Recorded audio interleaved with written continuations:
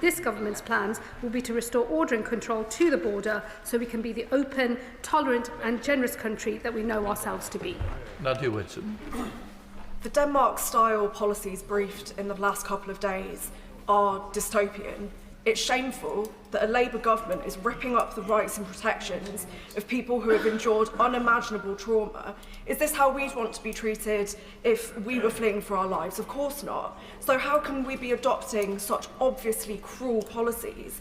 Is the Home Secretary proud that the government has sunk to such depths that it's now being praised by Tommy Robinson?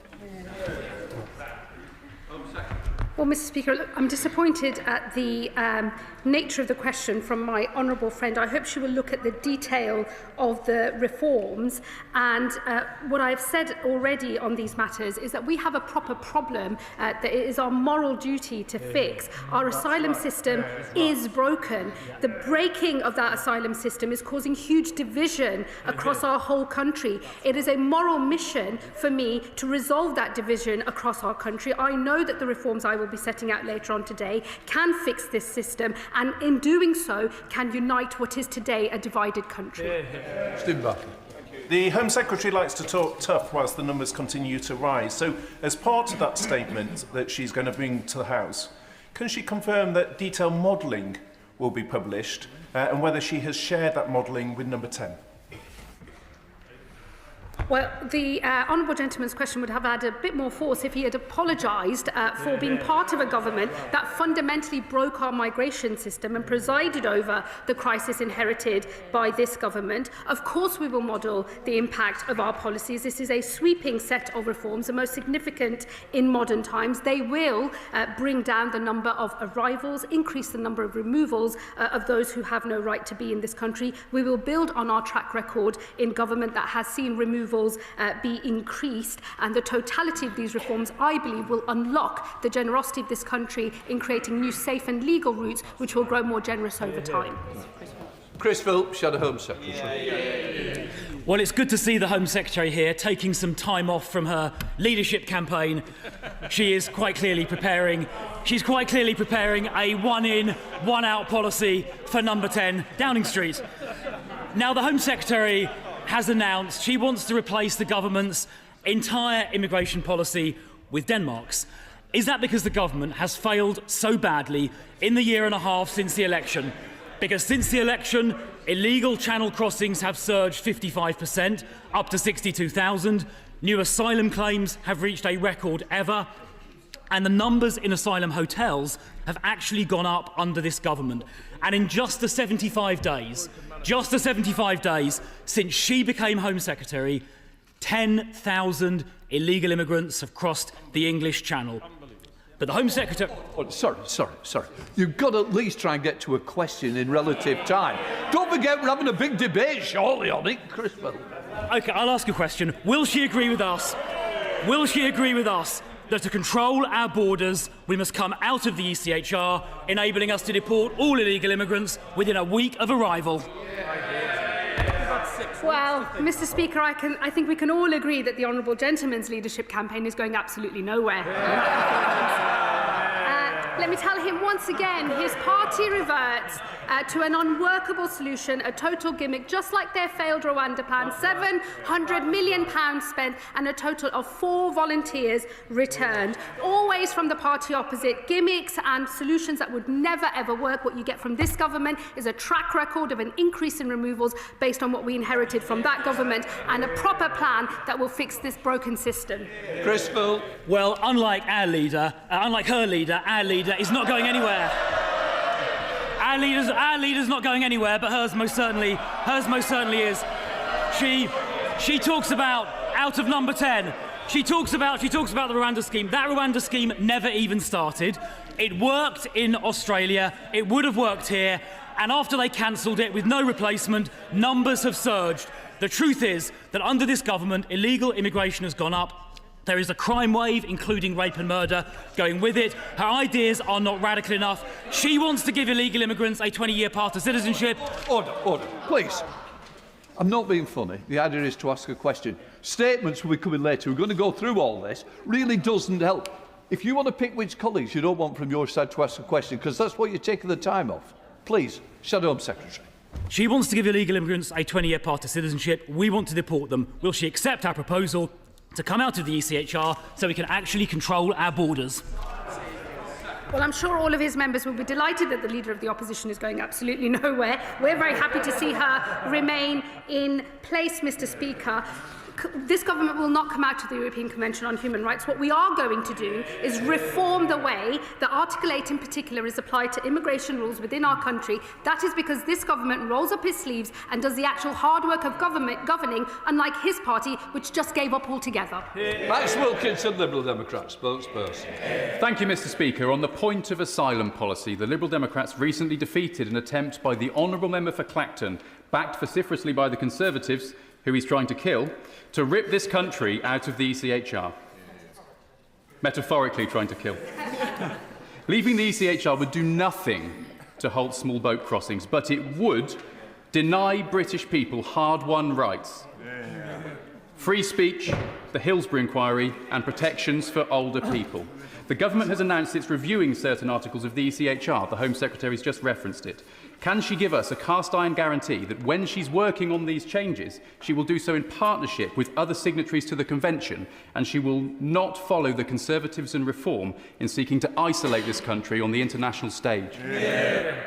Well, myself and the Prime Minister could not be clearer. We are not coming out of the European Convention on Human Rights. We are going to pursue reform, in particular of Article 8, which is a qualified right under the Convention, and I will set out the plans to do so later on today. And there is a conversation happening with our partners at the Council of Europe in relation to the application of Article 3. So there is a conversation that is already happening on reform of the European Convention, both here at home and the domestic legislation that we will pursue, but also at the Council of Europe itself. And that is the approach that this government will continue with.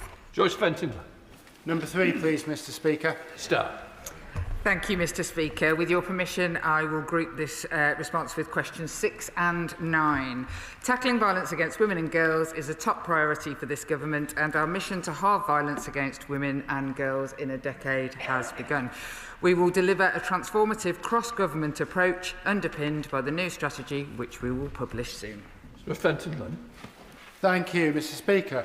Ending the presumption of parental contact in the family courts was a huge and long overdue step, worked hard for by campaigners. That presumption allowed post-separation abuse to often continue. Now, while the MOJ is leading on that, can the Minister tell me what the Home Office is doing to make sure that we properly police and enforce other ways of tackling post-separation abuse so it can't continue? I thank my honourable friend, and also I'd like to thank him and give special mention to him and the member for Penistone and Stockbridge, who worked so tirelessly since they arrived in this House, to join with some of us who have been trying to change the presumption of contact in domestic abuse cases for 11 years with no success from those opposite. I work very closely with the Victims Minister and the Minister for Courts, and we will be making sure that it is part of a package of security that is purely cross-government. Thank you, Mr. Speaker. My constituent contacted me because she had been drugged and violently raped by a man that she knew, who she had worked for as a nanny for his children. She describes this man as a high net worth individual. Despite providing detailed evidence to the police, she says ultimately it came down to her word against his, and she feels his financial standing and his influence meant that her case never went to the CPS. The Minister will know very well that only less than 4% of rape allegations actually result in summons or charge. So, Mr. Speaker, at which point are we going to stop talking about how unfair the system is and actually do something that means that poor constituents like mine get the justice that they deserve? I thank the honourable lady and would be happy to speak to her and her constituent about their particular case. It is one I have heard similarly with regard to high worth, high powerful rapists or alleged rapists. Look, undertaking a proper change to how our policing and our justice system works for rape victims, whether that's through Operation Soteria or other interventions such as the new policing centre for Vorg, to actually improve this across the country and not just see pockets of good practice, is a vitally important thing, and it is going to take time, but I am more than happy to work with her on this. The Singh Joseph. Thank you, Mr Speaker. I thank the Minister for her reply. The Minister will be aware of the important role played by specialists by and for organisations in supporting victims from minority communities and bringing crucial cultural awareness to the table. Sikh Women's Aid recently held an all-women's meeting in which they focused on the trauma and fear generated by recent racially aggravated attacks in the West Midlands, including in my constituency. So can the Minister outline what steps the Home Office is taking to ensure that specialist community support services, including by and for organisations such as Sikh Women's Aid, are properly resourced so that victims from all backgrounds, and whether that be white working class girls or Sikh women and girls, can receive culturally sensitive support? I thank my honourable friend, and we recognise the vital role of the specialist by and for services in providing tailored support to victims and survivors, and it has been my personal pleasure over many years to work alongside the brilliant women at Sikh Women's Aid who operate so furtively in our local area.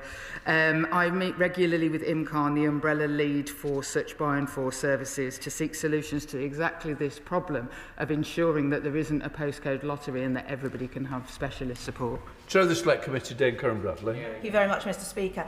I'm very much looking forward to the new Violence Against Women and Girls strategy, so I wonder whether the Minister could give a bit more of a clue as to when we might see it, and also will it include a single definition of violence against women and girls which is applied consistently across law enforcement and the Department? I thank the Honourable Lady, and I very much look forward to coming to her committee at the publication of it, no doubt, to discuss that. It is not for the Home Office to tell law enforcement exactly what the definition is in these regards, and obviously there is a definition of domestic abuse, of sexual violence in the law, but we will lay out clearly what we mean by violence against women and girls, and police operational matters will be being corralled, like I say, by the new centre, which has had £13 million investment to make sure that there is a standardised practice across the country to ensure that we are all working to the same hymn sheet. Thank you, Mr Speaker. The Government is right to have abolished the role of Police and Crime Commissioner. Liberal Democrats have been campaigning for that for some time. But many victims' organisations rely on the PCC core grant to fund violence against women initiatives. So will the Minister confirm that cash will not be lost by those organisations, including mine in Eastbourne, and that they will retain it after this reform? I absolutely can confirm that the part of the Police and Crime Commissioner's role of commissioning local victim services will be brought into new systems. It will not be that that money is gone from the centre, it is that how it will be given out. I can't say for certain that all organisations that currently have the money on the basis that they currently have it, because nobody could commit to that. That is the Commissioner's job, but we will be making sure that all victims commissioning, and look forward to the Violence Against Women and Girls strategy, because there will be a huge amount in that. Sarah Dye. Mr Speaker, my constituent Fiona from Milbourne Port is a victim of historical rape. With recent reporting highlighting the vile attitudes of some in regard to historical rape victims, Fiona told me her confidence in the judicial systems and the police have been well and truly knocked, as detectives tell her there is no starting point for their inquiries. So what steps is the Minister taking, along with Cabinet colleagues, to support historical victims of violence against women and girls? I thank the Honourable Lady, and there is absolutely no reason why historical cases shouldn't be brought forward and reviewed. And as part of the work following on from the Casey review, certainly in cases of historical child sexual abuse, the opening of no further action cases has absolutely been working at pace through Operation Beaconport. But more broadly, there are review systems, and I will send the information about the organisations that the Home Office works with, who work alongside the police, to look into the very review systems that might be needed for people whose cases, like yours and like the one earlier, where they haven't been picked up. Shadow Minister Katie Lamb. Thank you. Mr Speaker, in March this year, the then Permanent Secretary of the Home Office said the strategy to tackle violence against women and girls would be published before summer recess. In July, the Minister committed to September. My honourable friend, the member for Rutland and Stamford, wrote to the Minister 6 weeks ago to ask for an update and is yet to receive a response. We would all like to see progress in halving violence against women and girls. But commenting on the delay, the Domestic Abuse Commissioner, Dame Nicole Jacobs, said, "I fail to see where the momentum within government is coming from to ensure this commitment succeeds." What does the Minister make of the Domestic Abuse Commissioner's words, and can she please reiterate her commitment to publish the strategy before the end of the year? As somebody who meets with the Domestic Abuse Commissioner on a very, very regular basis, I can't say that I categorise that she would ever say that I didn't have the enthusiasm to make this work. But perhaps I am wrong, and I shall ask her what she meant by those comments. What I can absolutely say is that it will come. It will be out very soon, and what I would want to say is it will be out when it is the best it can be, but we don't need to wait for a piece of paper to start our action. So, I mean, Mr. Speaker, I won't take up too much time by the list of about 13 things that we have already changed in the last 18 months, such as Raneem's Law, such as a DAPO rollout, which for 4 years waited. Thank you. Helen Morgan. Number 4, please, Mr. Speaker. Minister. The government is increasing resources in neighbourhood policing teams and putting in place stronger measures to prevent farm theft and fly tipping. We're working closely with the NPCC to deliver their rural and wildlife crime strategy, which will be published imminently and will be a joined-up approach ensuring we're tackling crimes which have devastating consequences for our rural communities. Morgan. Thank you very much, Mr. Speaker. I thank the Minister for her answer, and there's no doubt that my constituents are concerned by crimes like equipment theft and wildlife crime, but they're also really worried about drug dealing taking place in broad daylight, in parks in our villages and in country lanes. And I wonder if the Minister could highlight what the government's drug strategy is to stop our young people being targeted by organised criminals, and also how we improve community policing in rural places so that those criminals don't have the confidence to target our young people so willingly. Thank her for the question. In terms of community policing, of course, we're putting 3,000 extra community police in our neighbourhoods by next April, and there will be a named officer that people can contact. In terms of the wider drugs problem, she's absolutely right to highlight it, and this government is putting in place, has put in place since we came into power, a very successful County Lines programme, which is targeting the lines where people are forced, often exploited, to take drugs across the country. I'm very happy to talk to her about it more. I've seen it for myself in action in Merseyside and the impact that it's having, but she's right to highlight what is a very deep problem, and we are absolutely determined to tackle it. Neil Duncan-Jordan. Thank you, Mr. Speaker. There were over 2,000 recorded wildlife crimes last year, but less than 50 resulted in convictions. I therefore welcome the government's commitment to consult on strengthening the Hunting Act. Can the Minister update the House on what discussions they've had with departmental colleagues to ensure effective enforcement of any forthcoming legislation? And will the Home Office consider making key wildlife offences, including fox hunting, notifiable crimes, so these crimes are recorded and prioritised by the police force?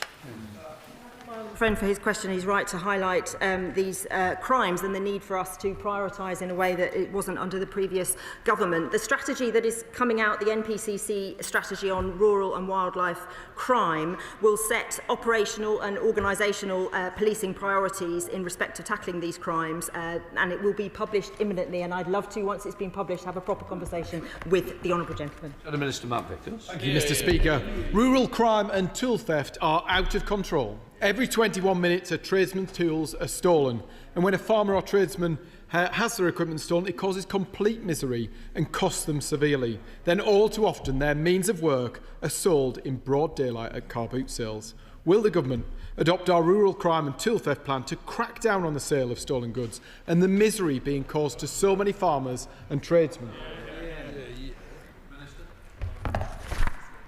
The honourable gentleman will know that we are committed to the implementation of the Equipment Theft Act and fully support the intentions. Indeed, it was brought forward by a member of his own party, and we support that, and we are working with colleagues across the policing landscape to make sure that we can do just that. But I won't take any lessons from the honourable gentleman who left crime in the state that it had no rural crime strategy, unlike this government, and whose record took our police away from our neighbourhoods. We will put them back. Mohammed Yazid. Mr. Speaker. Minister.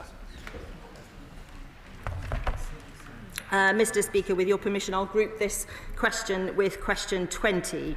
As part of the Neighbourhood Policing Guarantee, we have made £200 million available to police forces this financial year to kickstart the journey towards delivering 13,000 additional neighbourhood policing personnel. By April 2026, there will be 3,000 more neighbourhood police across England and Wales, strengthening police visibility and neighbourhood policing to help to deter, prevent and respond to crime. Mr. Speaker, I welcome the government decision to phase out police and crime commissioners with the savings reinvested into frontline policing. I also warmly welcome the recent grant for additional wardens to tackle antisocial behaviour hotspots. A partnership between the council, community groups and the police has reduced antisocial behaviour in Bedford Town Centre by nearly 15%. But much more still needs to be done.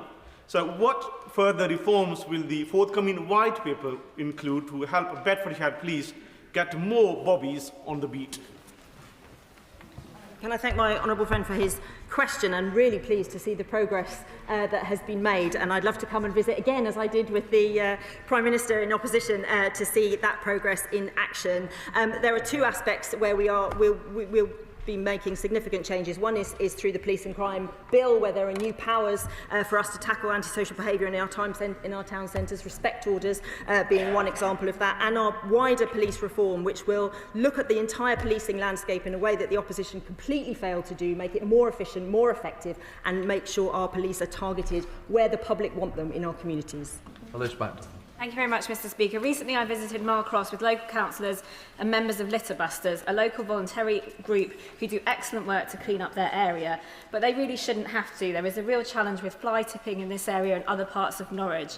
I welcome the pledge to increase neighbourhood police officers. Can the Minister assure me that they will have the powers and presence to be able to tackle fly tipping and advise on any other measures that could be taken to crack down on this, which blights so many neighbourhoods?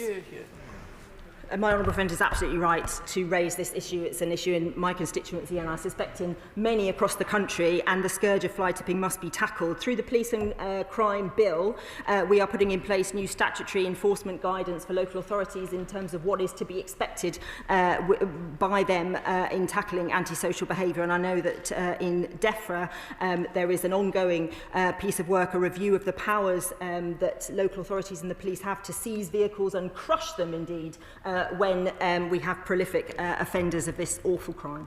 Louis French. Thank you, Mr. Speaker. Over 5,000 people in Bexley have signed my petition to stop Mayor Khan closing the overnight counter at Bexley Heath Police Station. So can the Minister tell us, who is to blame for the £260 million of funding cuts now facing the Met Police? Is it the Labour government or the Labour Mayor of London? Again, I'm not going to take any lessons from the honourable member in terms of their record on crime, where we saw shoplifting in the last 2 years of the Conservative government soar by 70% and street theft soar by 60% just in those last 2 years. The Mayor of London, of course, had a consultation, and that consultation has now concluded, and there are 7 fewer shop fronts that will be police officer counters that will be closing. He will save £7 million through that work. But I think it's important that we recognise the work of Sadiq Khan as the Mayor of London. The number of murders we heard recently is the lowest since records began. Harriet Baldwin. Thank you very much, Mr. Speaker. And one of the things that neighbourhood policing can tackle very effectively is the way in which spice-flavoured vapes to our young people, and I wondered if she could comment on that. I'm very happy to have a conversation with the Honourable Lady about what her experience of that is. Of course, the use of illegal vapes and the sale of vapes to under 18-year-olds is prolific and is being used as a main source of income from serious organised criminals. I know the Met Police particularly have done a huge operation recently to try and target not just the people who are buying the goods, but the people who are responsible for the serious organised crimes that are driving it. But very happy to talk to her further. John Minister Matt Vickers. Thank you, Mr. Speaker. Labour's very own Police and Crime Commissioner for Durham, Joy Allen, has said that this government has consistently demonstrated its complete lack of understanding for policing and community safety. Does the Minister think that she said that because they've cut police numbers by 1,316 since they came to power, or because crime is surging, or because senior police officers are warning that this government is creating a funding crisis? I would like to pay tribute to Joy Allen, who I know very well, who is a very good Police and Crime Commissioner, and I thank her for all the work that she has done. And I know that our announcement last week was a difficult one for Police and Crime Commissioners to hear, but we thank them for all the work that they do and they will continue to do for the next 2 years. What do the public want? The public want police in our neighbourhoods fighting crime. Did the Conservatives deliver that? No, they did not. Neighbourhood policing was slashed. PCSOs were halved. And what the Conservatives failed to do is tackle the fundamental problems that are needed to reform our policing. It is the most unreformed part of our public services. We will make, and the Home Secretary will make, the tough decisions in the coming weeks that will put policing on the right footing for the future. James Murdoch. Thank you, Mr. Speaker. The last government lost control of our borders, and the result was a ruinously expensive asylum system, using more than 400 hotels at a cost of nearly £9 million a day. We have acted to cut those costs, and now fewer than 200 hotels are in use. Our historic agreement with France is seeing small boat departures prevented, arrivals detained, and those with no right to be in the UK returned. And as the House knows, I will very shortly be making a longer statement setting out the additional steps to go further and faster in our asylum, in the reform of our asylum system. James Murdoch. Thank you, Mr. Speaker. Mr. Speaker, according to a recent National Audit Office report, £15.3 billion will be spent over the next 10 years on asylum accommodation alone. That money will be spent on people, in some instances, who will commit violent and sexual crimes against the British popular people that will make our skin crawl. What do we say to our residents and our voters and our taxpayers who feel like we're spending money on people who want nothing for us but harm? I would say to the honourable gentleman he should wait for the statement later on today, because the assumptions made by the National Audit Office in their projections are based on the current policy environment, and the current policy environment is about to very significantly change. Peter Lamb. Number 8, Mr. Speaker. Minister, welcome. Thank you, Mr. Speaker. The UK Visas and Immigration make millions of decisions every year about who has permission to visit or stay in the UK, protecting our borders and delivering excellent customer service across the globe. Where customers require a refund, Mr. Speaker, officials in UK VI ensure they are made as swiftly as possible. Peter Lamb. Thank you, Mr. Speaker. And can I thank the Minister for his response? I have several residents who have been waiting almost a year for a refund from the Home Office. Given the dramatic improvements that we've seen in asylum application processing in the last year, can I trust the Minister to put that same zeal into ensuring that other Home Office processes work just as efficiently? Thank the Honourable Member for his question. I'm aware of the, I think, 3 specific issues, and I reassure the member that we are looking at those and happy to talk offline in more detail. Jim Shannon. Thank you, Mr. Speaker. I thank the Minister for his answer. Minister, the costs for those who apply are significant and sometimes push them to the wall. Whenever it comes to government getting monies back from somebody who owes them, they're very zealous, as they should be. Can I just suggest that maybe for those they owe money to, let government be just as zealous on behalf of those people? Thank you. Thank the Honourable Member for his question, and of course we will be just as zealous with all receiving their refunds. Thank you, Mr. Speaker. Question number 10. Minister. Thank you, Mr. Speaker. The National Inquiry into Group-Based Child Sexual Exploitation and Abuse will mirror the Casey audit and therefore cover England and Wales. That said, all parts of the UK must work together to protect children and bring perpetrators to justice. We have committed to sharing relevant findings with devolved administrations and are considering how the inquiry's work may interact with devolved responsibilities in Scotland, including cross-area trafficking concerns.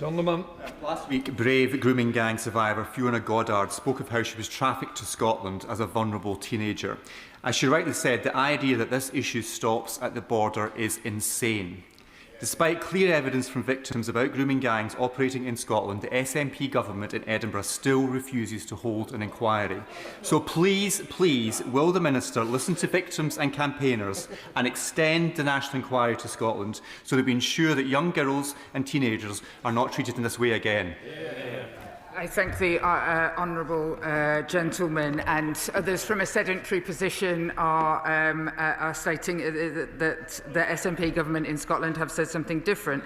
However, what I would say is that any information about people can be given into the inquiry if they have been, so in the example that he gave, that evidence can be given into the inquiry where people are trafficked out of the UK into Scotland. But police, justice, education, children's services and health are all devolved. And that is different to the system in England and Wales, where it's just policing and justice. So we have to make sure that we are working within frameworks where the recommendations can be fully taken, but we will work with all nations to make sure that the findings make things better in the future. Mr. Speaker. Minister. We are committed, Mr. Speaker, to delivering a stronger neighbourhood policing presence in communities across England and Wales. Every neighbourhood, including those in Redditch, now has named contactable officers dedicated to addressing issues facing their communities. West Mercia Police is using its share of the £200 million made available this financial year to grow its neighbourhood team by 51 full-time equivalent neighbourhood officers. Thank you, Mr. Speaker, and I thank the Minister for that answer and the extra £39 million given to West Mercia Police. But residents in Redditch have told me clearly that they want to be able to walk into their local police station and speak to an officer face to face. Does the Minister agree with me and the many hundreds of constituents who have already signed my petition that the new police station in Redditch should reinstate a public-facing front desk? As my honourable friend will know, it's a matter for the Chief Constable as to how these resources are spent, but we're clear that visible policing is essential to restoring public confidence in police, and we have invested £30 million since we came to power in new IT systems to make it easier for the public also to report crime, and that's why we're ensuring everyone has a named contactable neighbourhood officer that they can call on. Mike Wood. Number 12, Mr. Speaker. Minister.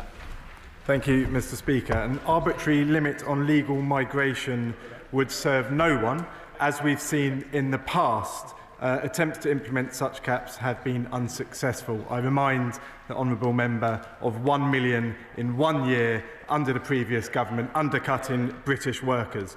Instead, this government has set out a plan to reduce net migration by restoring control to the immigration system, reducing our reliance on overseas labour and investing in domestic skills.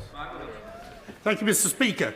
Does the Minister not recognise that an important step towards significantly reducing net migration would be to make it clear to all working in his department or handling migration that there is a number that everyone is working towards? And if that's the case, surely members of this House should be able to vote on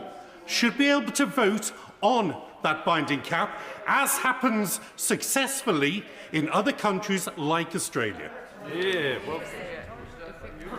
Thank you, Mr. Speaker. It's always amusing to be lectured about immigration by the opposite party. There are more sophisticated ways to address the issue of high net migration. This government is doing that by tackling the underlying causes of over-reliance on migrant labour by employers, alongside raising the bar on who can come to the UK and targeted visa restrictions. Alison Griffith. Number 13, please, Mr. Speaker. Mr. Speaker, as set out on multiple occasions in this House, no ministers, no special advisers played any role in the provision of evidence. The DPP has confirmed this publicly. Alison Griffith. Thank you, Mr. Speaker. Our judicial system is rightly rigorous and independent, and that's why the government's handling of intelligence central to national security and passing it to prosecutors matters so much. So as the Minister responsible for our state threats framework and domestic security, can the Home Secretary tell us when she was first alerted to concerns that crucial evidence hadn't been passed to the CPS? And does she agree that the public deserves a full and frank account of how 2 alleged Chinese spies were able to walk free? Well, Mr. Speaker, what I can say to the Honourable Lady is that this was an independent decision by the CPS. We have repeatedly made clear that there was absolutely no political interference in the evidence provided. This government is extremely disappointed with the outcome in this case, and remain concerned about the espionage threat posed to the UK, and we're working relentlessly to counter it. Number 14, Mr. Speaker. Minister. Thank you, Mr. Speaker. The government remains steadfast in its support for Hong Kongers in the UK and remains fully committed to the BNO route. We will consult on the earned settlement scheme shortly, and everyone will be welcome to participate. Thank you, Mr. Speaker. Reading is proud to be a town of many immigrant diasporas, including the Hong Kong BNOs who are seeking refuge here. Many of my immigrant constituents have lived in our community for years and work incredibly hard so that they can put down roots, much as my parents did when I was a child. So will the Minister acknowledge the contributions of immigrant families who enrich towns like mine when making policy about settlement periods? Thank you, Mr. Speaker. Absolutely, across the board, we recognise the contribution from migrant communities, and specifically the Hong Kong community. We are listening to their views about the route to settlement, and of course will continue to do so. Good evening, Moss. Mr. Speaker, the case for legal migration, the case for those genuinely seeking asylum is undermined by evidence that in Station Road in my constituency, businesses are exploiting migrants to carry out illegal trading, and businesses locally are shocked and frustrated that when police are raiding those premises, they remain open and continue trading. Will the government consider bringing forward legislation to provide for immediate closure of illegally trading shops? The honourable member for his question. Mr. Speaker, this is something we take extremely seriously in the Home Office. It's something that's out of control after the previous government left us with a broken system. That's why in just over a year and a half we've increased arrests by 50% and visits by 63%. That's the highest in British history, and will continue on that route. Murray. Home Secretary.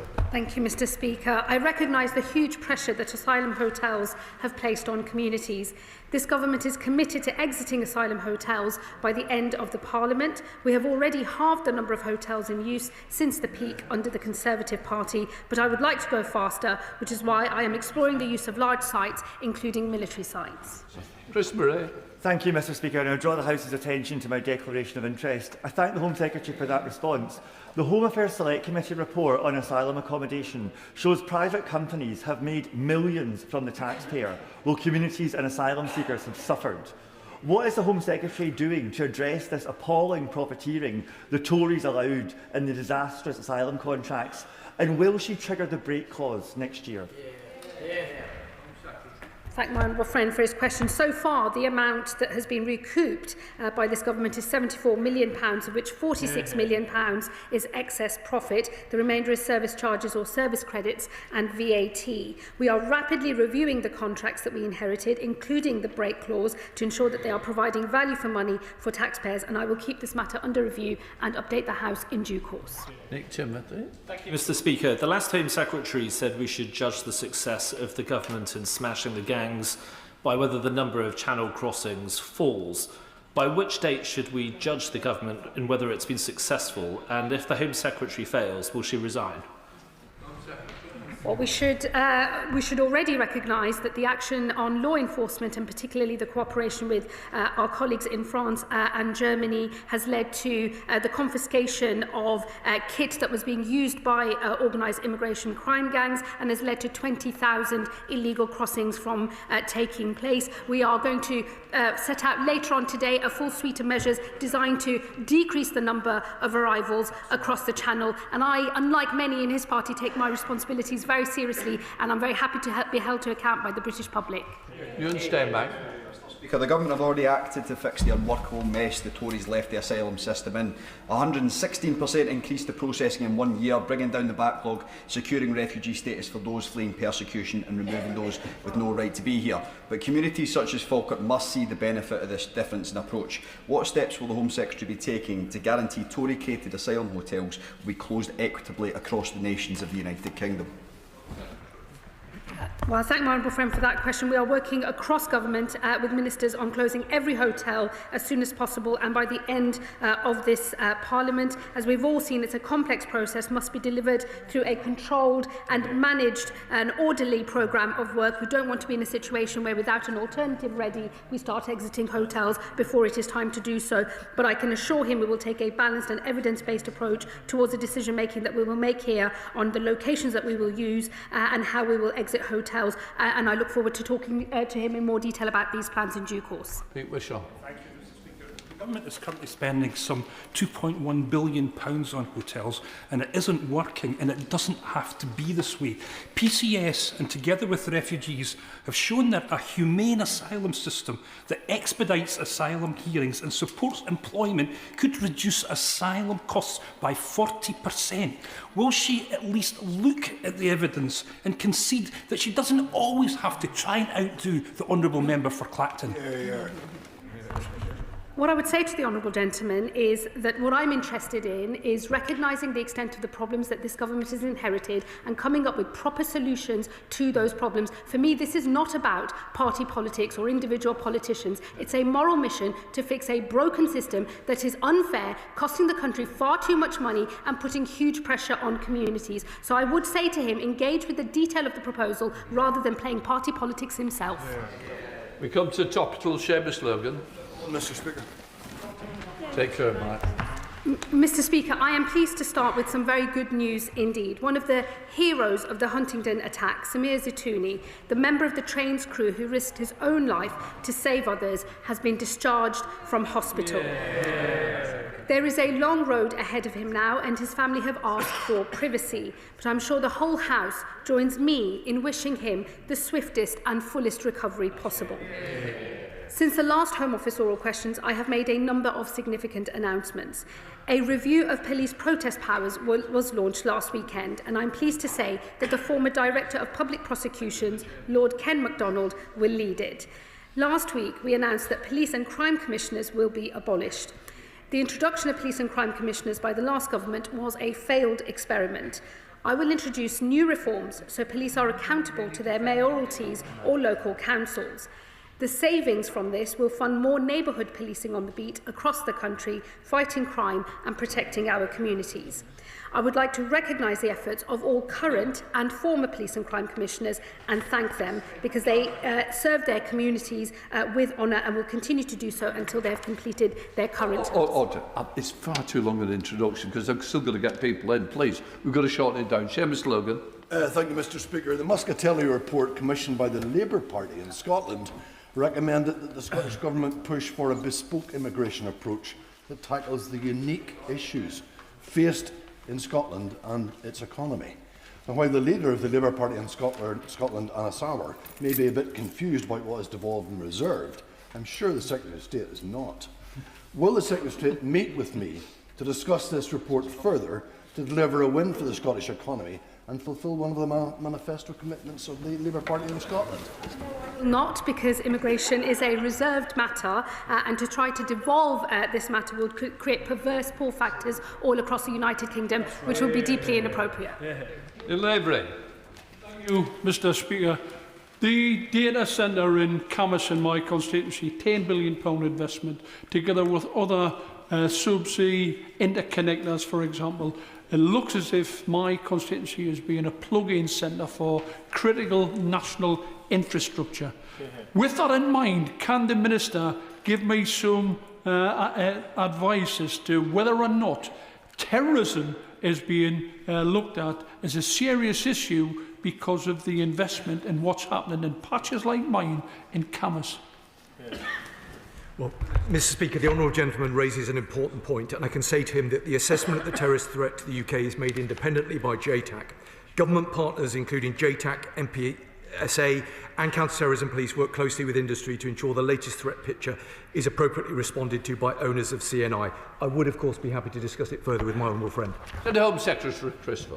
Thank you, Mr. Speaker. Last October, a Sudanese small boat illegal immigrant murdered 27-year-old Rhiannon White by stabbing her 23 times with a screwdriver. In September, an illegal immigrant from Egypt was jailed for brutally raping a young woman in Hyde Park. And just last week, an Iranian and 2 Egyptian small boat illegal immigrants were committed for trial for the rape of a 33-year-old woman on Brighton Beach.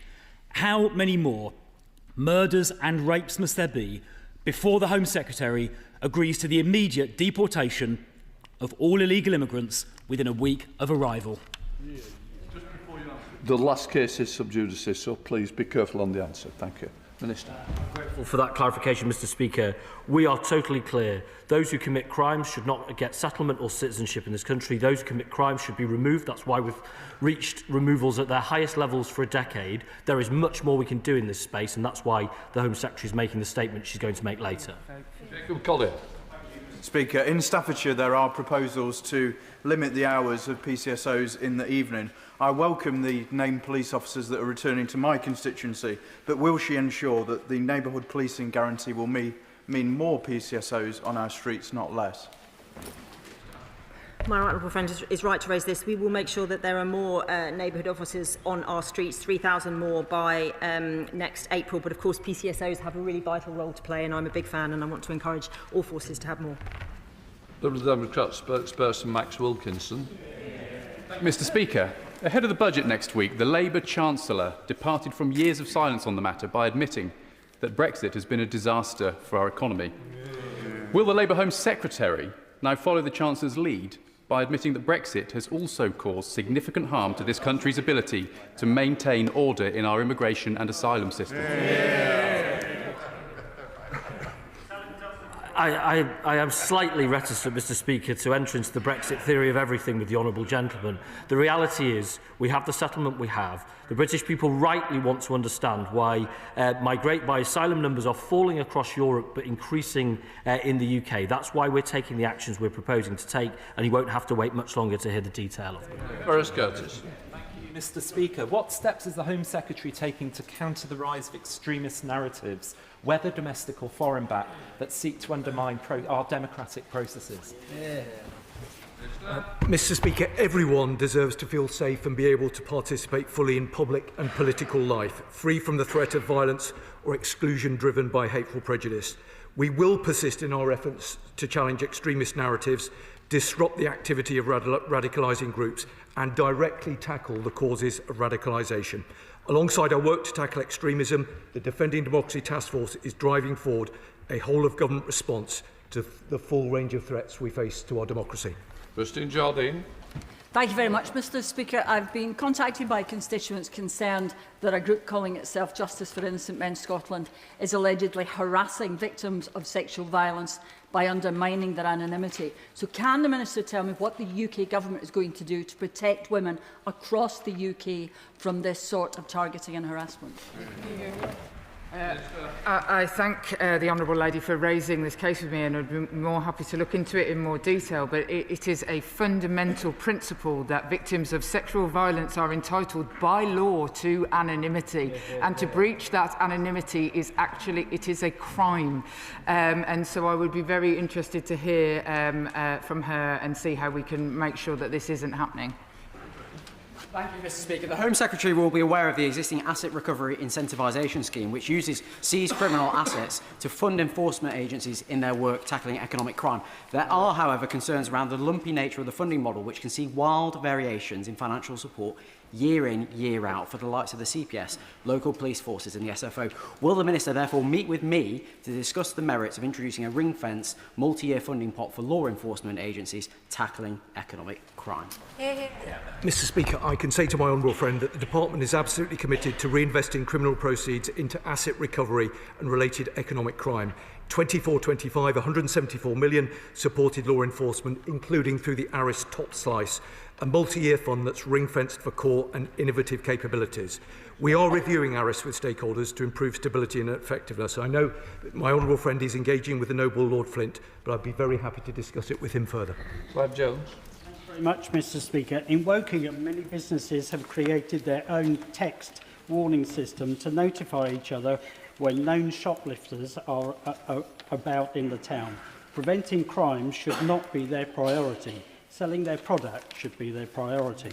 Will the government commit to reversing Conservative cuts to police officer numbers by increasing the number of police officers on the beat to tackle crime, ease residents' concern and protect high street businesses? The honourable gentleman points to a really awful crime that was very much overlooked by the previous government. We are changing the system where this £200 rule, where crimes wouldn't be investigated if they were less than 200, will be scrapped. We're bringing in the new offence, which my honourable friend championed for in opposition of assaults against shop workers. This needs a really targeted response. We know that a lot of local police are working really closely with the co-op group, with others, to make sure we target the prolific offenders who are responsible for the vast amount of this crime. Andy MacDonald. Speaker, the government has tabled an amendment to the Crime and Policing Bill, giving sweeping powers to impose conditions on public protests based on cumulative disruption.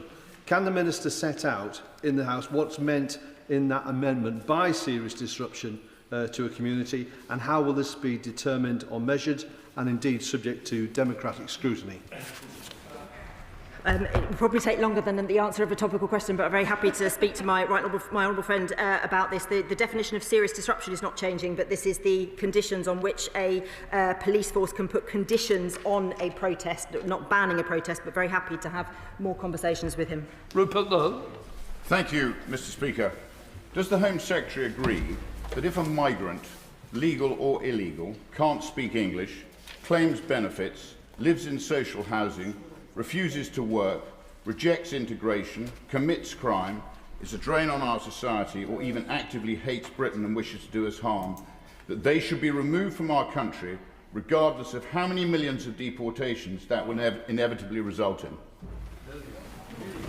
I'm sad that the honourable gentleman has a different characterisation to the one I have from my own community about those who seek refuge in this country, because that isn't my experience. We are clear that if individuals commit crime, there must of course be consequences for that, including their removal from this country. But as I say, the honourable gentleman won't have to wait much longer to hear what the Home Secretary has to say, but I can't recognise his characterisation. Boris. Thank you, Mr. Speaker. As a lifelong political activist and trades unionist, I value free speech and the right to protest.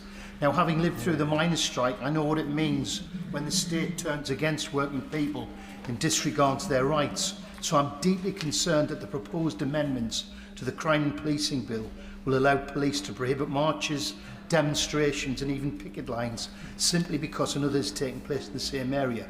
Can the Minister guarantee that this House will have sufficient time to debate and vote on these amendments? Can I thank my honourable friend? Just to be really clear, this isn't about stopping marches, it's about conditions, so the length of time, the geography of them, and of course the right to protest is one that we on this side of the House will always champion. Bradley Thomas. Thank you, Mr. Speaker. With the government looking to impose visa sanctions to tackle illegal migration, why did they vote against such measures as part of the Border Security Bill? And if Labour MPs won't swallow these plans, what will she do as a backup? Well, the honourable gentleman is in so many ways ahead of his time. In fact, no, I may well be the first person to accuse him of that. But he will have those opportunities to hear from the Home Secretary as to our plans with regards to visa sanctions. He just has to wait a little bit longer. Brenda Jess. Thank you, Mr. Speaker. Crimes committed by grooming gangs are amongst the most horrific imaginable, with their devastating impact felt by the victims for the rest of their lives.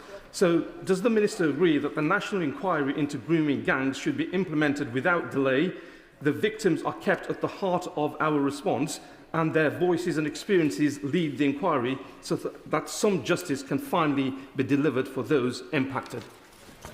I thank my honourable friend, and of course I agree entirely with him, and we are working urgently to establish the inquiry, and Baroness Casey is supporting this work, and she and I met with some of those that he is talking about very recently, and I look forward to updating the House. Peter Bedford.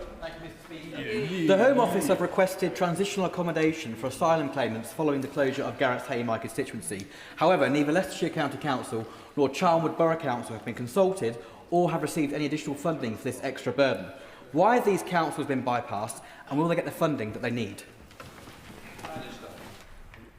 all local authorities get an extra payment of £1,200 when someone in the supported estate ends up in their local authority. So I can't quite understand the characterisation there. If I'm wrong on that point, I would be keen to meet with the honourable gentleman to understand it, because we appreciate that there is an impact on local communities. We want to make sure that people can live there as smoothly as possible, and we want to get that right. Jonathan Brash. Thank you, Mr. Speaker. Hartlepool Police do a magnificent job, but like the rest of the Cleveland Force area, they are hamstrung by a funding formula that is broken. The Victims' Core Grant sees £7 per crime in my constituency, and down the road in North Yorkshire, £19 per crime. This is unfair and unjust. Can the Minister please commit to fixing this fundamental unfairness? My honourable friend's right that for many years the opposition wanted to look at police funding formula and never did. The Home Secretary will be bringing forward our police reform white paper, which will set the context within which we will look at future funding, but the allocations for this year are being looked at as we speak, and I hear the honourable gentleman. Mira Wilson. Very much, Mr. Speaker. The Secretary of State will be aware that the Met Police have recently proposed to close or scale back the hours of operation of a number of police front counters across London. Some of these plans were recently scaled back, apparently in response to public feedback, but the Twickenham police front counter is still earmarked for closure, with only 15 people invited to an online meeting for that feedback. Does the Secretary of State agree with me that the Mayor of London and the Met Police have a duty to do a full public consultation on these plans? The Honourable Lady is right, there was a consultation. There are 7 fewer station front counters that are now going to be closed than were, but she is right that Twickenham is not one of those. I think we need to judge the police in London on their outcomes and the work that Sadiq Khan has done, with the lowest number of murders since record began. Fraser Nelson, that well-known socialist, writing just this week, look past the headlines, London is not a bad place to be, the city's winning the battle over violent crime. David. Thank you, Mr. Speaker. Mr. Speaker, last month across my constituency there was an increase in knife crime, and this wasn't necessarily carried out by younger people but by older people. And I know this is an area where the government is determined to crack down on knife crime. Can the government therefore say what more they are doing in this area to tackle knife crime? Can I thank my honourable friend? Of course, nationally we've taken 60,000 knives off the streets, and knife murders are down 18% and knife crime is down 5%. But of course, every single offence is one too many, and we will keep pushing both in terms of the policing response, but crucially the prevention response, so that we can work with our young people to stop them getting involved in crime in the first place. So Julian Lewis. It's often reported that a high proportion of people who enter the country illegally do so without any reliable identifying documentation. Can any minister say in percentage terms roughly what the proportions are of who has and who has not documentation amongst illegal immigration? I'll have to follow in writing with the specific percentages to the right honourable gentleman, but I would want to give him and the House assurance that at that front door, we are taking full biometric checks, we are checking them against European databases as well as our own databases to make sure we know who's here, and if there is any offending history, what that history is. Callum Anderson. Thank you, Mr. Speaker. Returning to rural crime, I wanted to take the opportunity to pay tribute to the work that the Thames Valley Police Rural Crime Task Force is providing rural communities and farmers in the Buckingham and Bletchley constituency. With regards to the national rural crime strategy itself, can the Minister set out some more detail about how it will complement the work that's already been done by local forces, and whether that strategy will be complemented by a long-term funding model? I am going to see Thames Valley Police on this exact subject very shortly, and will let him know, so perhaps he can come with me. Of course, the NPCC crime strategy will build on the work that's already been done in Thames Valley. Lee Anderson. Thank you, Mr. Speaker. One of the major pull factors for illegal migrants crossing the Channel is the fact that they can quite easily get a job. So does the Home Secretary still support an amnesty for all undocumented workers? That's not the position of the government. We are resolute in our attempts to tackle illegal working, which do act as a pull factor to this country. I would encourage colleagues, we have the Borders Bill returning to us on Wednesday. That, of course, contains really important provisions around the loopholes in the gig economy that can allow for substitution, that allows that space for illegal working. If we want to stop that, we should get that bill moving as quickly as we can. Lincoln Job. Thank you, Mr. Speaker. I understand that the Permanent Secretary at the Home Office has recently appointed a single official, senior official, responsible for asylum hotels. Please could the Home Secretary use her good offices to encourage that official to come to the Stanwell Hotel in my Spelthorne constituency so that they can see for themselves how inappropriate it is in the context of the village there and prioritise it for closure. Well, the honourable gentleman and I have had this conversation about Stanwell before, and he presses it with his characteristic vigour. I will say to him and his community, we have committed to closing these hotels in this Parliament. They won't be open a day longer than they have to be. When we are closing hotels, there will be a clear criteria as to why they were chosen, and he makes a lot of very good suggestions as to what grounds might be used. Adam. Okay, in recent years, there's been a real increase in racist attacks in this country, including on NHS staff, who have seen a rise of 55%. Also, very recently, 2 Sikh women were just not racially abused, they were also sexually abused. Does the Secretary of State fear that implementing asylum policies like those in Denmark will further exacerbate the situation and embolden those that will create hate amongst our streets?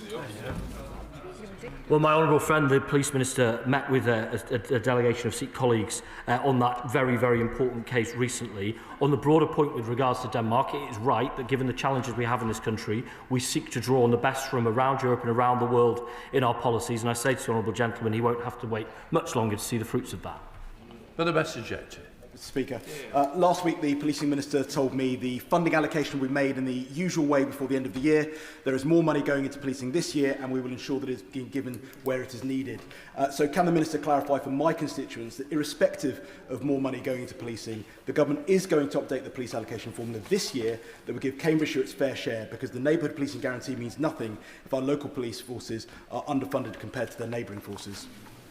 I wouldn't say that the neighbourhood guarantee with an extra £200 million means nothing. It means quite a substantial amount for all our communities across England and Wales, and the allocations will be decided in the usual way this year. Wendy Chamberlain.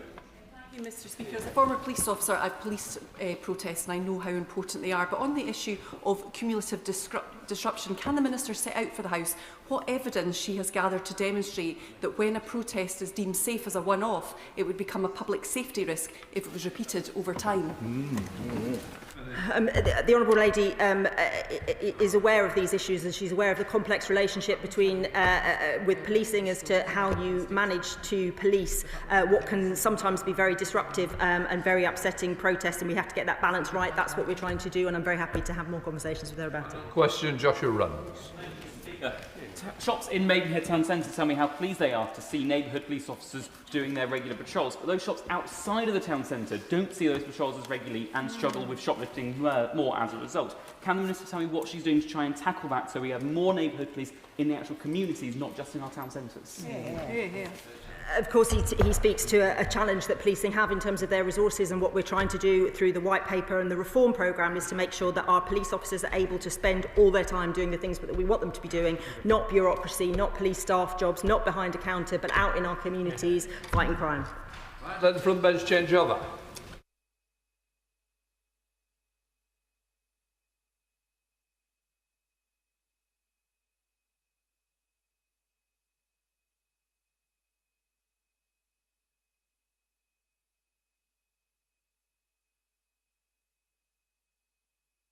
Right, we now come to the urgent question. Shadow Chancellor Sir Mel Stride. Thank you, Mr. Speaker. To ask the Chancellor of the Exchequer if she will make a statement on briefings to the press about the contents of the budget. Minister. Mr. Speaker, every minister in this government takes their obligations to this House very seriously. There has been much speculation, as is usual, ahead of a budget, but the Chancellor will come to this House on November the 26th and deliver a budget which will protect the NHS and public services. It will support growth, enabling businesses to create jobs and to innovate. It will support those struggling with the cost of living, protecting families from high inflation and interest rates. And it will get debt falling, because the less we spend on debt interest, the more we can spend on the priorities of working people. As you would rightly expect, Mr. Speaker, I am not going to comment on individual measures today. The Chancellor has asked the Office of Budget Responsibility to produce a forecast. The OBR and the Treasury exchange information throughout the forecast process, which is the usual practice that has been established over many years. The Chancellor will take decisions based on that forecast, and we will set out our fiscal plans at the budget next week in the usual way. the OBR is making an assessment of the productivity performance of the previous government. We will not allow the mistakes of the previous government to determine our country's future. That is why the budget next week will be guided by this government's values of fairness and opportunity and focused entirely on the priorities of the British people. Stability remains at the heart of our approach. By building more resilient public finances with the headroom to withstand global turbulence, we will give businesses the confidence to invest and leave government freer to act when the situation calls for it. We will continue to meet our ironclad fiscal rules, which allow the government to invest in homes, transport, energy security and infrastructure. Mr. Speaker, taking this action means we can continue to build a strong foundation for our economy, because that is the route to securing Britain's future. Thank you, Mr. Speaker. I think, given that response, the right honourable gentleman might try a bit of stand-up, actually, in his spare time. Mr. Speaker, the process around the budget is meant to be the most closely guarded secret in government. But in recent weeks, we have barely been able to pick up a newspaper without a fresh report of the latest policy movements. On the 6th of November, Mr. Speaker, the Times reported that the Chancellor had included increases in income tax rates in the measures sent to the OBR for scoring. Then last Thursday, the Financial Times revealed that those proposals had now been removed from the budget package. The Chancellor and her officials may think this is a game they are playing, but it has real-life consequences, impacting markets, as we saw on Friday. And more than that, Mr. Speaker, it shows an utter contempt for this House. In this place, questions about the budget are always met with the same answer. Decisions on tax will be announced at the budget. That is right and proper. But it becomes hollow and absurd when those same matters are being openly reported in the national media on a daily basis. The Chancellor even delivered a pre-budget address to the country, not in this House, Mr. Speaker, but in the Downing Street press room. So given the Chancellor has chosen not to come to the House today, can I ask the Minister, has the Chancellor or any Treasury Minister sanctioned any briefings to journalists of potential budget tax measures or the contents of the OBR's forecasts? Have any Treasury officials or special advisers conducted such briefings? Has the Chancellor or the Permanent Secretary launched an investigation into the source of the leaks? And can the Minister explain why the Chancellor seems to have confirmed that the OBR have downgraded their productivity forecasts before the budget has even taken place? Mr. Speaker, either the Chancellor has been knowingly allowing the budget process to be briefed out, or serious unauthorised leaks have occurred from her department. It has fuelled confusion and uncertainty, and it has disrespected this House. Minister, can I just say, it isn't normal for a budget to have been put in the press. It's the okey-cokey budget. 1 minute's in, next minute's out. I am very worried, like the previous government, which also had to be reprimanded for putting leaks out. It is not good policy. At one time, a minister would be resigning for anything that was released. So what I would say is this House should be sacrosanct in all decisions and should be heard here first. So please do pass on the message, Minister.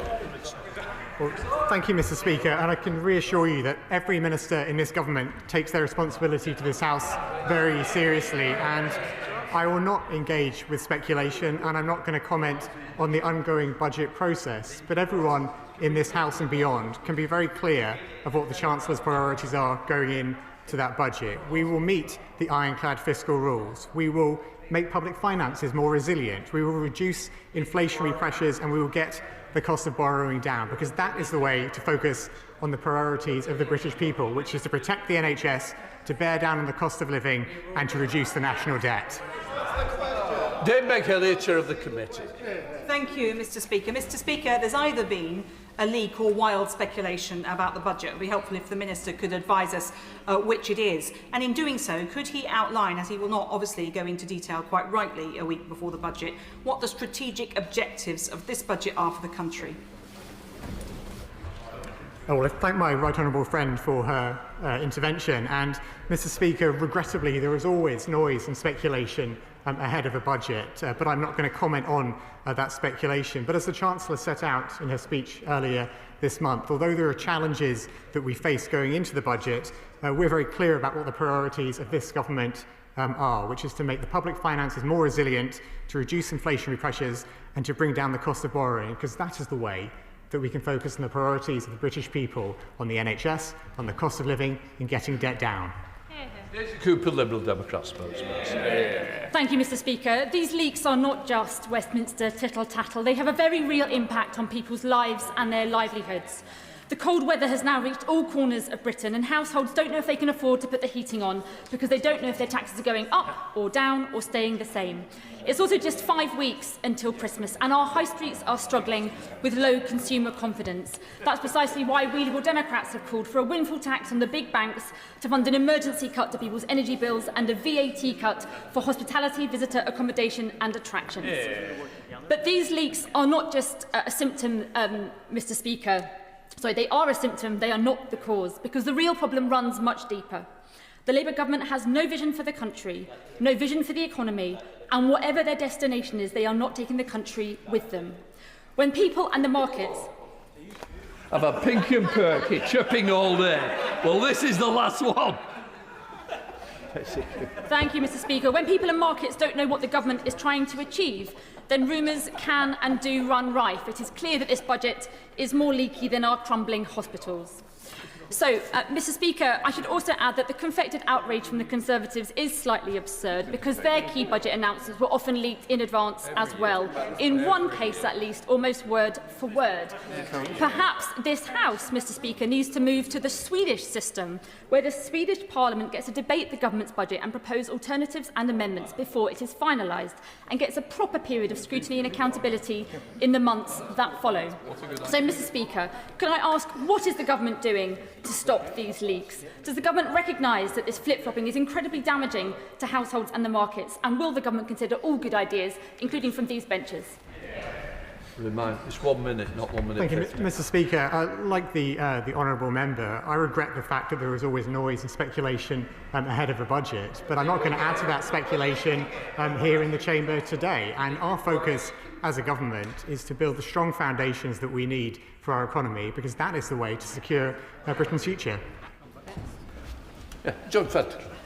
Thank you, Mr. Speaker. I'm often put in mind that scene in Casablanca where the official expresses surprise at gambling taking place in the casino, when I hear members opposite hearing the briefing might have taken place.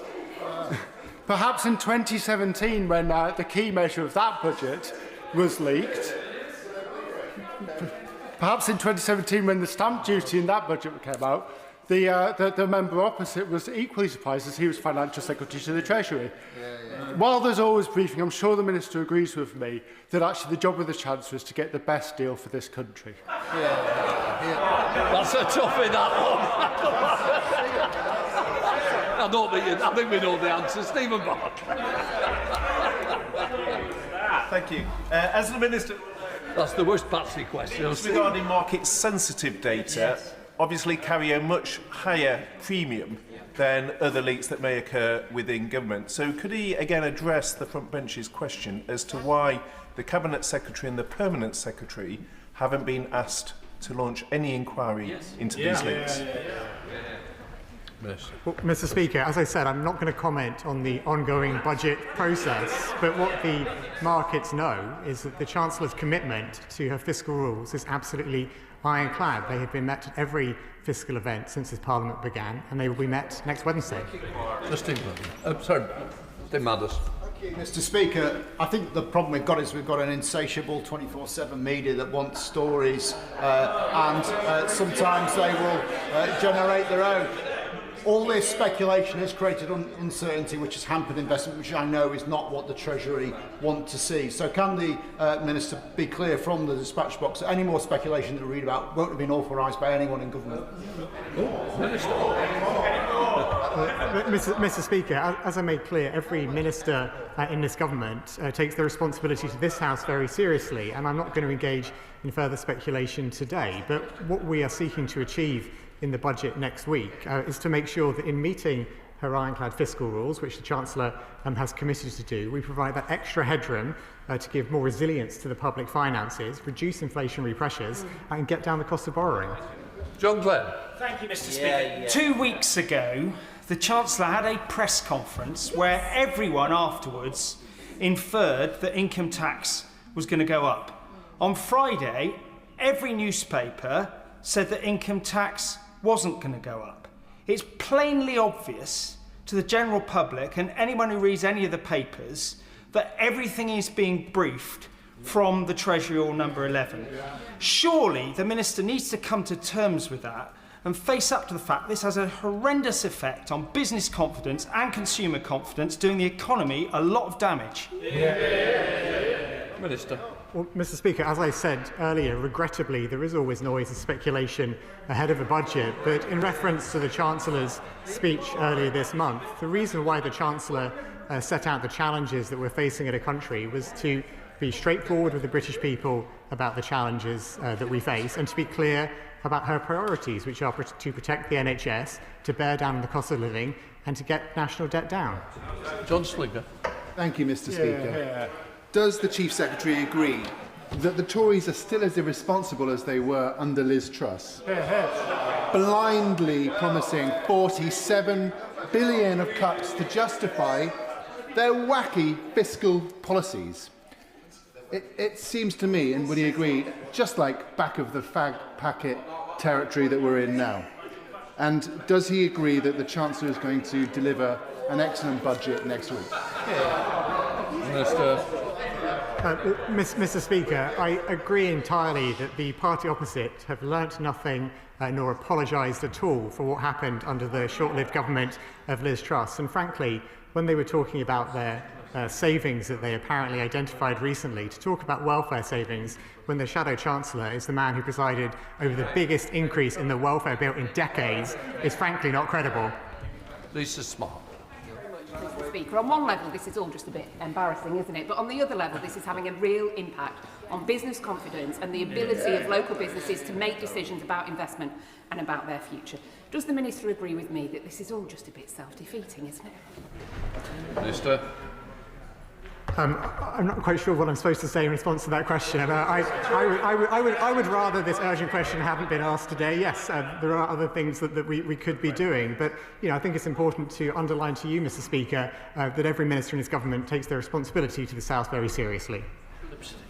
Thank you, Mr. Speaker. I'm astonished to see the opposite benches cheer and jeer as the Chief Secretary makes this statement. If I remember correctly, when we first took office after the election, we were told about how the opposite benches had mishandled the economy, mishandled Brexit, mishandled the pandemic, spent the reserves 3 times over, and promised money for sensitive schemes when they didn't have that money just to try and win the election. So could I ask the Chief Secretary if he could tell the House properly how decisions are made in the budget process and what we were left with when we first took office? Minister. Well, my honourable friend is absolutely right that our priority is to take the right decisions to provide stability and the secure foundations for the long-term future of this country. And it's true that we inherited a mess from the party opposite and indeed the OBR and are looking at the record of the previous government when it comes to productivity. But we've been clear that we're not going to repeat or we're not going to let the mistakes of the previous government determine this country's future. We'll take the right decisions for the future of this country. Then Harriet Baldwin. Thank you very much, Mr. Speaker. And this speculation was actually inflamed by the Chancellor herself giving a speech to the press conference. And surely one of the most damaging aspects of this speculation was that there might be an exit tax on wealthy people fleeing the country as a result of the speculation in the media. Speculation on an exit tax was only just ruled out, but many, many people have fled in the interim. There has been a real cost to the Exchequer from all of this speculation. So will the Minister confirm that there will be a leak inquiry? Well, Mr. Speaker, as I've made clear, I'm not going to comment on the ongoing budget process, and nor am I going to engage in speculation about budget measures. I note that this urgent question is around speculation, which I'm not engaging with. It's actually members opposite who seem to be fanning the speculation, so I would discourage them from doing that. Can I say, we have had leak inquiries previously where major statements are coming out. They may be contradicted within days, but they're obviously coming from somewhere. It is worthwhile thinking about. Lawrence Turner. Thank you very much, Mr. Speaker. The Minister said in his response that the Treasury and the OBR are exchanging information, but that did not happen in a period immediately before the last election when spending pressures were withheld from the OBR in a way that the Chair said may have broken the law. Will he confirm that that failure is being corrected for under this government?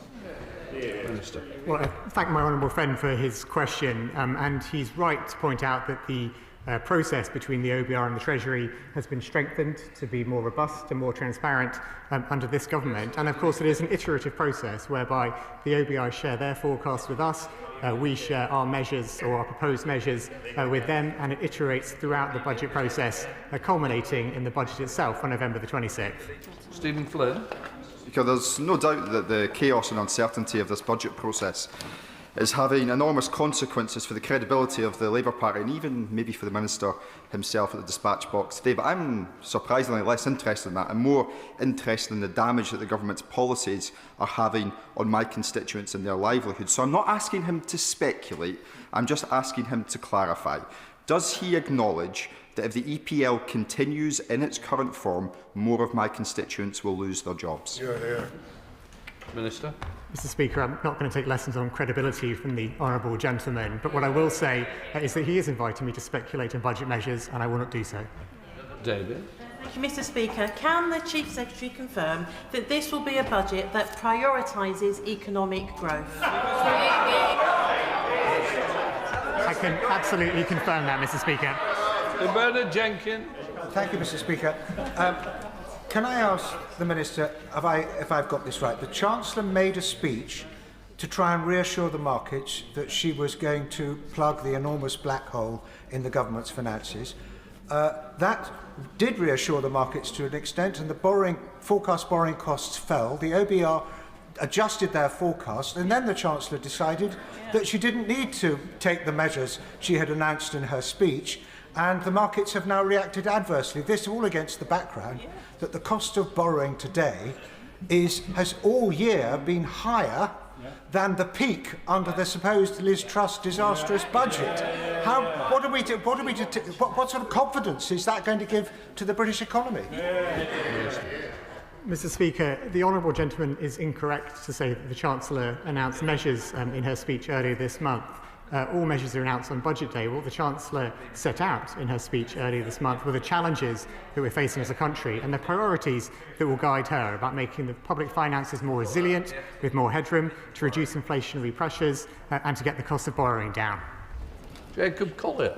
Thank you, Mr. Speaker. The Chief Secretary will be aware of the vital role that beer and pubs play in my constituency, the beer capital of Britain. So as the Chancellor finalises the budget, will she ensure that this sector, which is facing significant pressure, receives the support that it deserves to thrive and continue serving our communities? Well, Mr. Speaker, whilst I've made clear I won't speculate on what will be in the budget, I will note my honourable friend's passionate case for support for the pub sector, which is so important to all of us and all of our constituents. Andrew Mitchell. Sir Andrew. Mr. Speaker, does the Minister have any understanding at all of the impact of this incontinent briefing and leaking? Contradictory rumours about pensions, inheritance tax and housing, which is enraging so many of my constituents in the royal town of Sutton Coldfield. Does he not agree that normally an omnishambles happens once the budget speech has been delivered and not while it's still being crafted? Well, Mr. Speaker, as I've said earlier in my remarks today, there is always noise and speculation ahead of a budget, but I'm not going to engage in speculation about what the Chancellor is going to announce on November the 26th, because that is when she sets it all out. Chris Vance. Thank you, Mr. Speaker, and I promise the Chamber I won't repeat any of the stories about my mum's career in the HMRC. However, the Minister will know that tax evasion is something that I take very, very seriously. He will be aware that it costs the Treasury billions of pounds each year. So I appreciate he can't speculate what's going to be in the budget, but will he commit his department to be really looking seriously about how we tackle tax evasion with serious investment in the HMRC? Minister. Mr. Speaker, whilst my honourable friend is right that I can't speculate on the contents of the budget,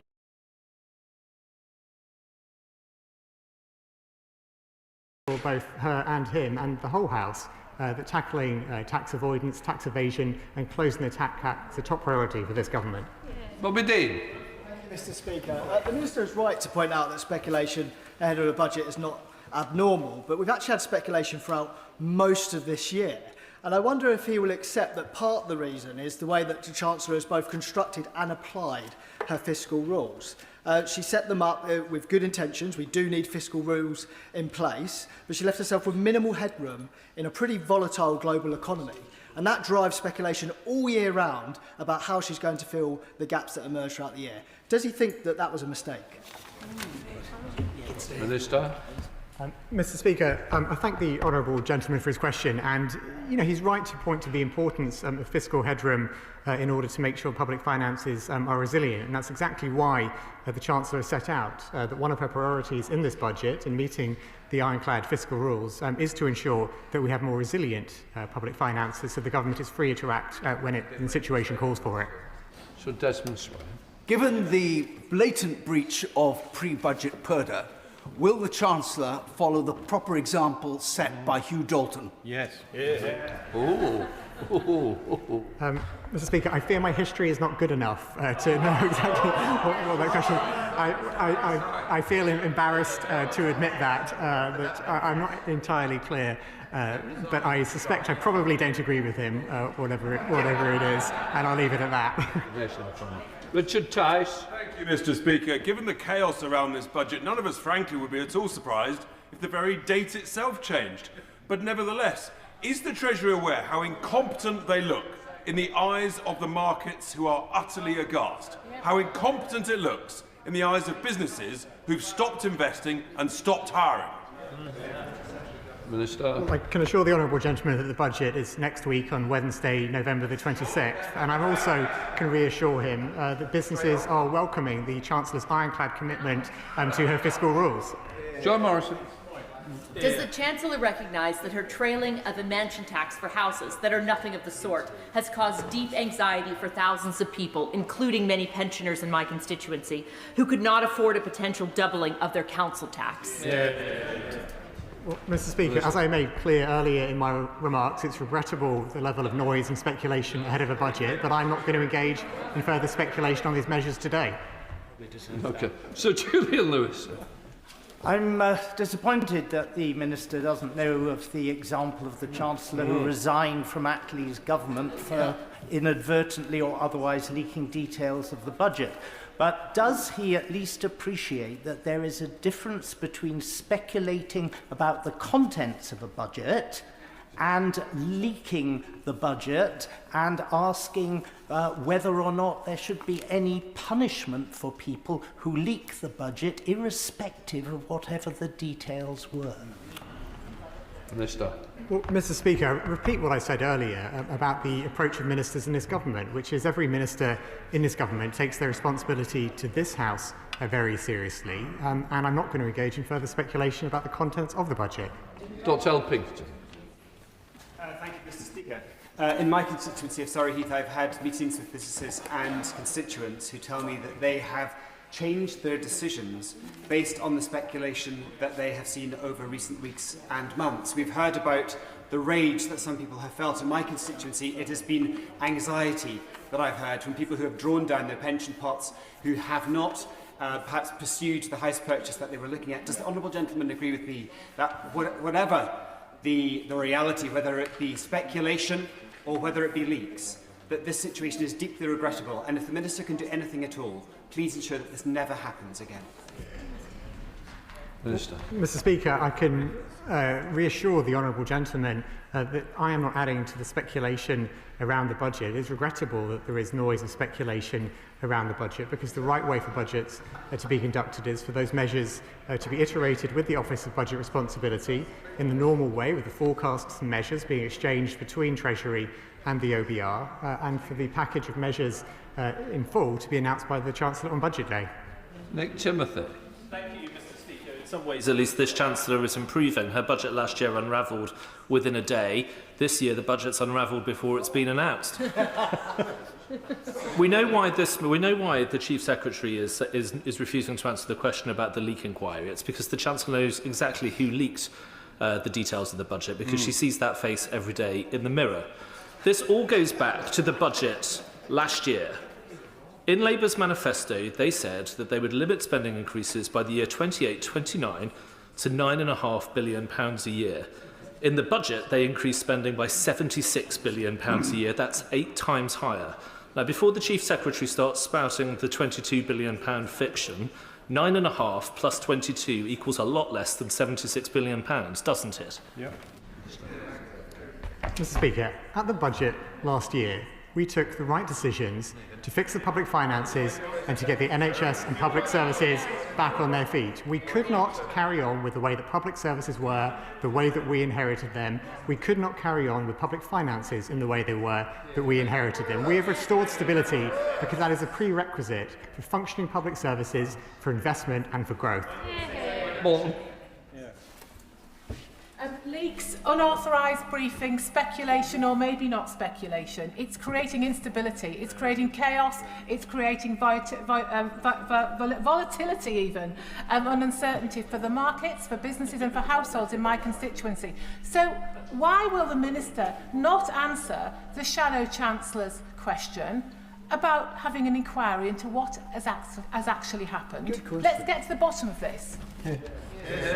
Well, Mr. Speaker, as I said, I'm not going to comment on the ongoing budget process, but in terms of stability that the Honourable Lady mentioned, stability is at the heart of our approach, which is why building more resilient public finances with the headroom to withstand global turbulence is so important in giving businesses that confidence to invest. Dr. Caroline Johnson. Thank you, Speaker. Mr. Speaker, there appears to have been a lot of speculation about this budget, and it seems to have been the same measures that have been speculated on by a number of different news sources, which is somewhat suspicious of a leak.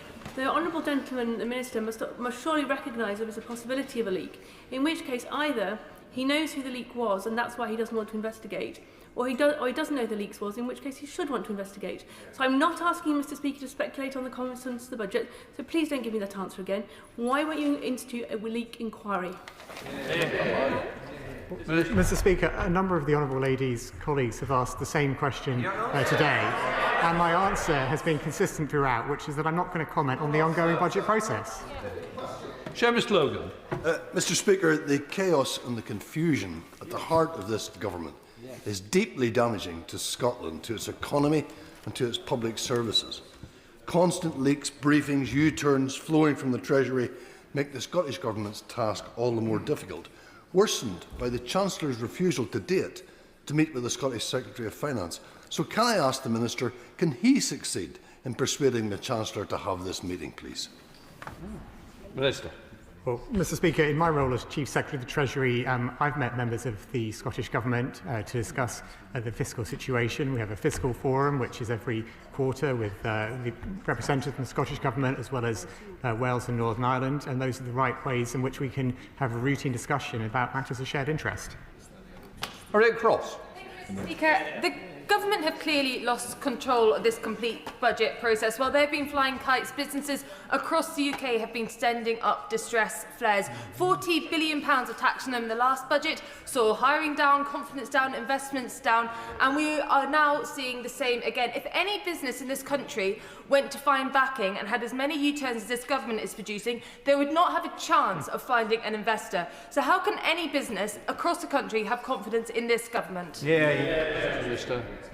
Mr. Speaker, businesses can have confidence in this government because when we say we're going to stick to our fiscal rules, we mean it. When we say we're going to have more headroom to make our economy and our public finances more resilient, we mean it. And when we say we're going to get national debt down, we mean it, unlike the party opposite when they were in government. Matt Wilkinson. Mark Wilkinson. Thank you, Mr. Speaker. I host a regular business forum with Cheltenham constituents, and what they tell me is that the late date of this budget has undermined their ability to make decisions. The speculation around it has undermined their ability to make decisions on investment. But also they note there's been nearly no speculation about any pro-business measures for someone who's trying to start a business or someone who's trying to grow a business. So might the Chief Secretary of the Treasury take this opportunity to speculate on something that might be useful for the SMEs and larger businesses in my constituency? Minister. Well, Mr. Speaker, whilst the honourable gentleman wouldn't expect me to speculate on details, I can reassure him that our budget will support growth by enabling businesses to create jobs, to innovate, to invest and to grow. Luke Evans. Thank you, Mr. Speaker. This urgent question is about budget press briefings.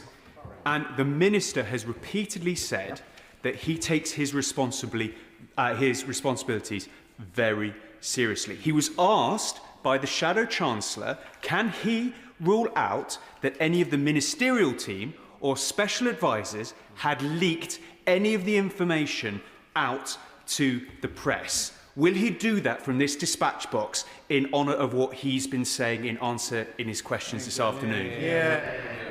Mr. Speaker, I didn't just say that I take my responsibility to this House very seriously. I said that every minister in this government takes their responsibility to this House very seriously. But I'm not going to engage in further speculation ahead of budget. Peter Bedford. Thank you, Mr. Speaker. In the last year, a record £70 billion has been withdrawn from pension schemes through the tax-free lump sum as a result of the fear driven from the uncertainty over the last number of months. Does the Minister understand that constant leaks and policy kite flying is leading to this adverse effect on pensioners' savings? Minister. Well, Mr. Speaker, as I've said earlier in my remarks today, regrettably there is always noise and speculation ahead of the budget, but I'm not going to contribute to all that speculation. Joshua Reynolds. When I speak with businesses in Maidenhead, they tell me the one bit of speculation they want to hear at the moment, what they want to see in the budget, is for the Chancellor just to leave them alone. That is such an outrageous thing to have to think, because they know what they think the Chancellor is going to be doing. But given the damage that's been caused by our current Brexit deal, does the Minister understand that a way that we could look to generate £25 billion a year for our economy would be to negotiate a new EU-UK customs union? It's very simple. Minister. Well, Mr. Speaker, the honourable gentleman will be aware of our red lines as a government for not rejoining the customs union. But I can also reassure him that in approaching this budget, the Chancellor's commitment to her fiscal rules will make sure we prioritise having extra resilience in terms of headroom. We'll make sure that we reduce inflationary pressures and make sure we get the cost of borrowing down. It's completed with Jim Shell. Mr. Speaker, last week it was the VAT to increase, next week it's not. Pensions increases featured, then they're not. Income tax to feature, then it's not, and then it is again. The one thing that we're sure is that retailers face £7 billion in extra costs from the 2024 budget. Employers responded by increasing prices and slashing jobs. How is government and the Chancellor going to breathe life into our high street and not sound the death knell for struggling small businesses, as there's a very real fear this budget will bring a very different kind of Black Friday for businesses throughout this UK in the form of closing down sales, which can never ever be allowed to happen? Thank you. Minister. Well, Mr. Speaker, it doesn't count as me engaging in speculation to assure the honourable gentleman that we will set out, as already we have pre-announced, we will set out our new business rates multipliers at the budget, which will have a permanently lower business rates for retail, hospitality and leisure businesses to help high streets across the country. That's a really important measure for us to take to support those businesses. But more widely, this fits, Mr. Speaker, within the economic stability that we will provide, which is so important for businesses. And that's why, as well as meeting the ironclad fiscal rules, it's so important that we make sure the public finances are more resilient, that we reduce inflationary pressures and that we get the cost of borrowing down. We'll let the front benches change over.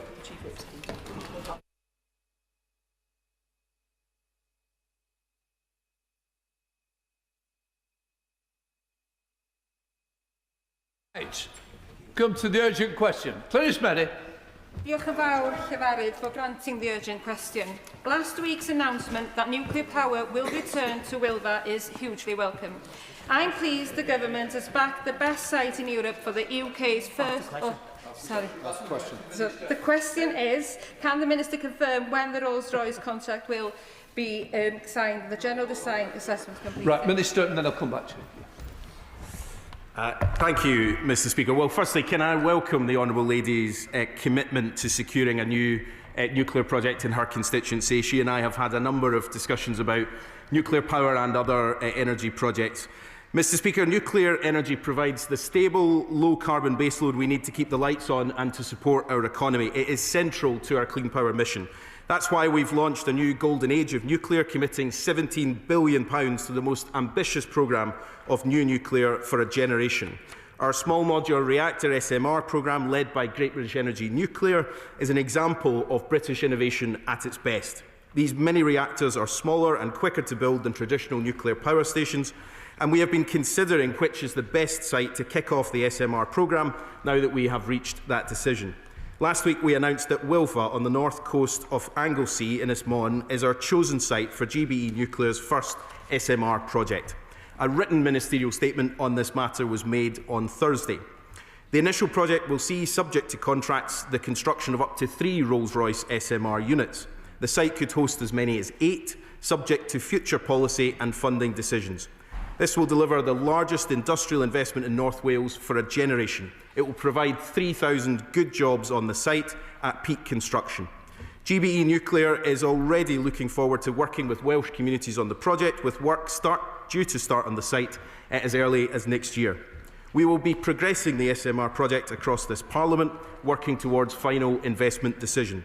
Meanwhile, large-scale nuclear power stations will also continue to make a vital contribution in our homegrown clean energy mix, complementing these SMRs.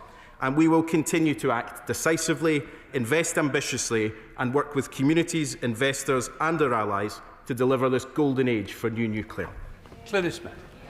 And thank you for that, and I will get my next urgent question over properly. I am pleased that the Government has backed the site in Wilbur, and as I have mentioned Wilbur several times in this chamber, Wilbur is recognised as the best site in Europe.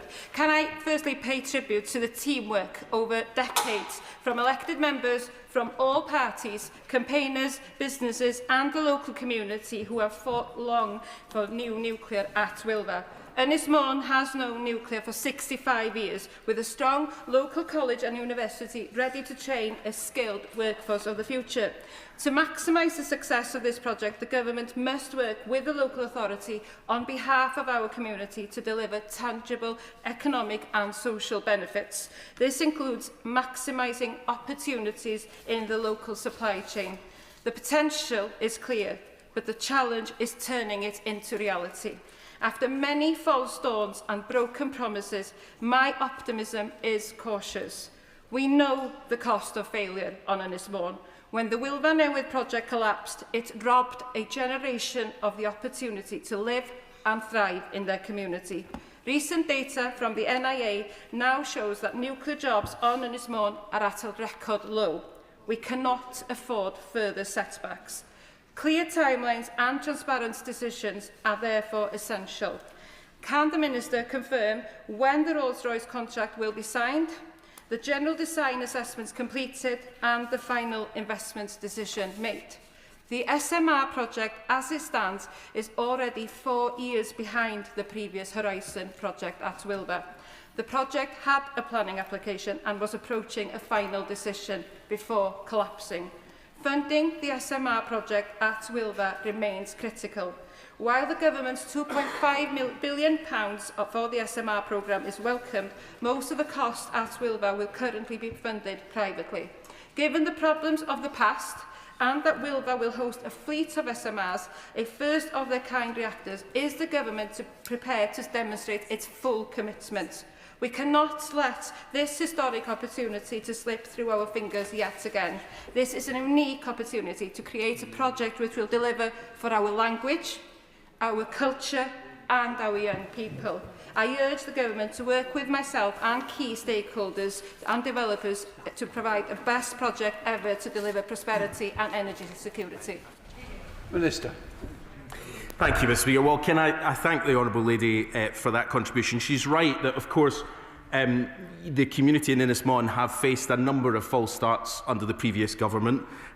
This is a historic opportunity, a huge moment with this project moving forward with tangible timelines in place now, and the 2.5 billion that she references, and of course Rolls-Royce taking forward this initial 3 SMRs, but with the potential for more in the future. People will start to see jobs very soon. We expect there'll be work on the site as early as next year, and as I say, there'll be 3,000 jobs on site in the construction phase at its peak. I do want to join her in paying tribute to all those who have worked on this project over a great many years. There have been a lot of false starts, a lot of disappointment, but I think last week was a huge moment to recognise the potential for the site being realised with this next generation of nuclear. But I actually think also, Mr Speaker, for the UK to see SMRs move forward after years of them being talked about to the actually moving forward, and with that the huge investment that comes into the social and economic fabric of communities like the Honourable Ladies.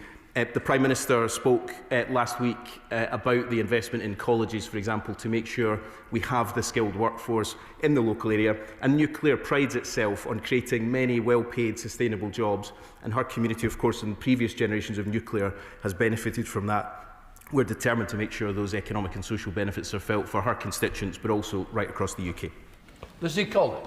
Thank you, Mr Speaker. My constituency of Morecambe and Loonsdale hosts Heysham 1 and 2 nuclear power station, providing the most clean energy of any UK constituency. So obviously I'm keen that Heysham continues to be part of our golden nuclear future. So does the Minister join me in eagerly awaiting the report of the regulatory review, particularly on the outdated semi-urban population density criteria?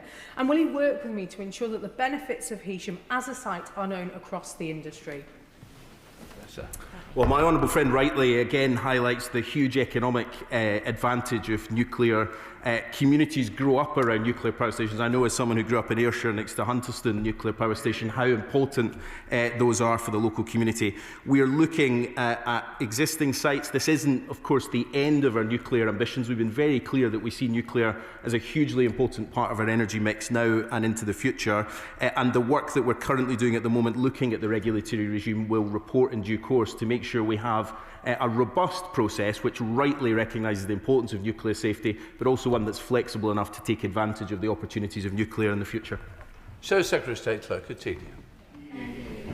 Speaker, it's no secret that I'm a fan of new nuclear in this country, so I welcome the progress on SMRs.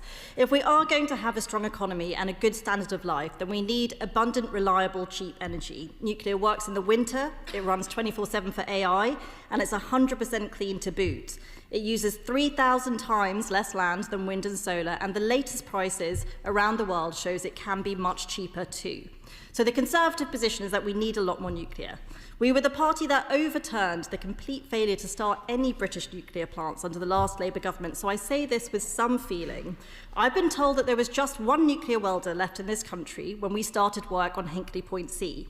We invested in the supply chain and skills, which had completely withered under the previous government, but now the most important thing is to keep building.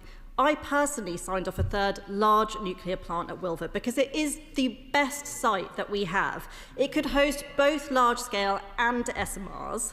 So by ruling out large-scale at Wilver and ditching the 24-gigawatt target, are they calling time on new large-scale nuclear? That's what it looks like to the rest of the country. That would be a huge mistake, and it is the same mistake they made the last time they were in power. If we want cheap energy and growth in this country, then when it comes to nuclear, we need to build, build, build. The Minister talked about power generation from SMRs, but he's talking about power in the 2030s, but industry are being told 2042 at the earliest. Is that really the best they can do? Who is right? Now, we have plans to make nuclear build much cheaper. In fact, we laid radical amendments to their planning bill to cut environmental red tape. They voted against it, but the Nuclear Regulatory Task Force will report soon. Can they confirm they will consider our proposals when they do? And lastly, would he agree with me that it is fundamentally absurd for the Green Party to talk about clean power in this country whilst having a policy to dismantle Britain's nuclear power plants? Well, Mr. Speaker, let me start at the end, because it is nice in this place we have a a rare moment of consensus now and again. And I would add, of course, our friends in the Scottish National Party, and I'm not quite sure about Plaid Cymru. Some of them support nuclear, some of them don't, even though we're building in Wales. She's right to say that the bedrock of a clean power system has to be nuclear, and it's also an economic opportunity, as we all know. So I welcome that brief bit of consensus. But of course, she talks about build, build, build. Actually, all the party opposite did was consult, consult, consult. Because she talks about signing off new nuclear. None of it's been built. It's easy to sign off things, but there was no money committed to it, not a penny of funding committed by the previous government. So I would just say, on one of the biggest days for our domestic nuclear industry in a very long time, it was remarkable to hear opposition spokespeople last week talk down the sector. They talked big for 14 years, but built very, very little. Not a single new nuclear project was complete in their entire time in office. And that's because they didn't put any funding into delivering it. We've committed almost £20 billion of real money to build real projects, because we're ambitious about our nuclear future, we're ambitious about Sizewell C, we're ambitious about this SMR programme, and we haven't ruled out any future gigascale projects, but our ambition is matched by funding to actually deliver these. Wilfa was the absolute best site on offer, and that's why we've been really clear. We chose it to host this most important flagship project of this United Kingdom. We're delivering jobs and investment in Wales, and we're delivering the next generation of nuclear after many, many, many years of disappointment by the party opposite. Will Crichton. Thank you, Madam Deputy Speaker. I am grateful. Madam Deputy Speaker, Scotland's Deputy First Minister Kate Forbes told the SNP conference that her government would not allow Labour to turn Scotland into a nuclear playground.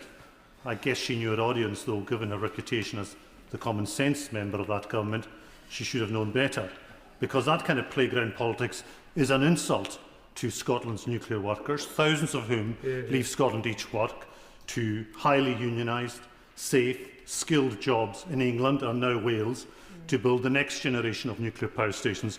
Does the Minister agree with me that Scotland could have these jobs? Dounreay could have these jobs, Torness in East Lothian could have these jobs, Hunterston and my friend's constituency could have these jobs, if it wasn't for the Dr. No's of the SNP and their outdated opposition to nuclear power. Well, I can't help but notice that none of the SNP MPs are in the House for this statement on nuclear, so they're not defending that ideological objection that they seem to have. But my honourable friend, not surprisingly, is absolutely right to highlight the playground politics of Scotland's government at the moment, which is holding back investment right across the country, but also the energy security that's necessary. And what we know from nuclear power stations across Scotland is that they have delivered generations of well-paid, skilled jobs, sustainable jobs. I met in Torness just recently people who have started out as an apprentice and are there 20, 30 years later working in the nuclear industry. There will be jobs in Scotland in the supply chain from the SMR programme and from Sizewell C, but it is a great shame that the Scottish National Party is holding back the full potential of Scotland to be part of this nuclear story. And I hope that the people of Scotland will vote for a different government in May so that we can get on with delivering the jobs and investment in communities right across Scotland. Liberal Democrat spokesperson Charlie Maynard. Thank you, Madam Deputy Speaker. New small modular reactors do have real potential to help reduce our reliance on foreign gas and bring down energy bills, as well as bring a welcome boost to jobs and investment in Anglesey. SMRs should be where the focus is when it comes to nuclear, not so much on big, expensive nuclear power stations that cost multiples more and take far longer to build. So while we're pleased to see these SMRs coming forward as a part of a mix of cost-effective and safe decarbonised power generation, will the government please confirm they will also maintain focus on boosting wind and solar power generation in order to bring down everyone's energy bills? And will my honourable friend for Thornbury and Yate has also been working closely with constituents who will now be disappointed with the alternative site of Oldbury has not gone forward. So can the Minister also clarify what the future now is for that site? Yeah, well, can I thank the honourable gentleman? He's right to say how important this next generation of nuclear is, but alongside other technologies. And I think we've been really clear. Our clean power mission is about wind, it's about solar, it's about storage, but it's also about nuclear. And I think that combination is how we deliver our energy security, get off the volatility of fossil fuels, but also create thousands of jobs across the country. We need all of that. He's right to highlight the Oldbury site, which is also a hugely important nuclear site and owned by Great British Energy Nuclear as well. We continue to look at the future potential for Oldbury, but also for other sites. projects. This isn't the limit of our ambition as a government on nuclear, it's the next stage of that. Wilva was judged as the best possible site for the SMR programme. It's our flagship programme, and right that we put that on the best possible site, but we are ambitious about the future of nuclear as well, and Great British Energy Nuclear is looking at a range of sites across the UK, including Oldbury, and also including sites in Scotland for the future of what nuclear projects might be. Charlotte Nichols. Thank you, Madam Deputy Speaker. While this announcement is a welcome step forward for the SMR programme and for the community on Anglesey after suffering many broken promises and false starts, it is abundantly clear that the UK will not meet our future clean energy needs without further gigawatt-scale plants alongside SMRs and AMRs. To that end, with Wilfa having been widely considered one of, if not the best, sites in the UK for a full gigawatt-scale reactor, does the Minister grasp the urgency in setting out the roadmap the wider nuclear industry needs for future gigawatt sites beyond Sizewell C? Well, Madam Deputy Speaker, can I start by saying my honourable friend is a huge champion of the nuclear industry, and I've learned a huge amount from her in my time in this post, and I'm sure the whole nuclear industry is grateful for the work that she does on the APPG and in other activities throughout the House to make sure that these issues are always top of the agenda. Look, what I would say is Great British Energy Nuclear has been charged with driving forward our ambition for nuclear. The SMR programme is a key part of that. So too is Hinkley Point C and Sizewell C, but also looking at what future potential we need as well. What is clear is that our energy needs as a country are only going to increase in the coming years, and therefore we will be looking at what the future of that energy mix looks like, that mix of renewables with nuclear. And so the Secretary of State has charged Great British Energy Nuclear to look at what more projects there'll be. I take her point around a route map to give some certainty to what that looks like, and I'm sure the Nuclear Minister, my noble friend Lord Valence, will have heard that comment, and also Great British Energy Nuclear, and I'm sure they will work with her on that. Graham Stewart. Madam Deputy Speaker, like the Shadow Secretary of State, I welcome the announcement of moving forward on SMRs, but like his extremely knowledgeable honourable friend, I'm concerned about gigawatt scale. Wilfa is truly the best site for a gigawatt scale nuclear development. It's also, when you build in that way, you create a lot of jobs in North Wales, whereas bringing in a modular, pre-made SMR will do less so. Why was the decision made to put SMRs and Wilfa, when Wilfa is practically unique in its attributes for large-scale giga nuclear production, and there are many sites that could host SMRs? Please could you explain that to the House, because I'm genuinely don't know the answer. I'm grateful for a genuine question in the House of Commons. I always appreciate it. Look, as I've said earlier on, the decision was made that Wilva was the best possible site for SMRs. This is a hugely important project for us, starting with 3 SMR units, but with the potential at Wilva to increase that, which is a huge opportunity that the Wilva site has. He's right to say it would also have hosted gigascale, but the challenge for us was, after a great many years of Wilva being promised lots of things, actually the option on the table was a project with funding right now and with a clear pathway to delivery on a really important site that will deliver the outcomes we need as a country, or potentially future wait for another spending review where we might make a decision about future nuclear. We are ambitious about what the future of gigascale nuclear would look like, but right now funding has been confirmed for SMRs, and it was right that Wilva, with its significantly important as a site, but also with a skilled workforce, takes advantage of that after what has been a significant amount of time of being promised things, but not delivered. As I've said, we haven't said that this is a limit of our nuclear ambitions, but we'll say more in due course about what future sites might look like, and Great British Energy Nuclear is looking at those now. Steve Rice. Madam Deputy Speaker, can I welcome the announcement of the new SMRs at Wilfa? This is British innovation we can be proud of, leading to decarbonisation of our electricity grid and helping to combat climate change. This is exactly the sort of policy that my constituents in Exeter want to see from this government. Does the Minister agree with me that supply chains at Wilfa and at Sizewell C will benefit businesses, workers across the entire of the United Kingdom alongside the local areas that they are based? Minister.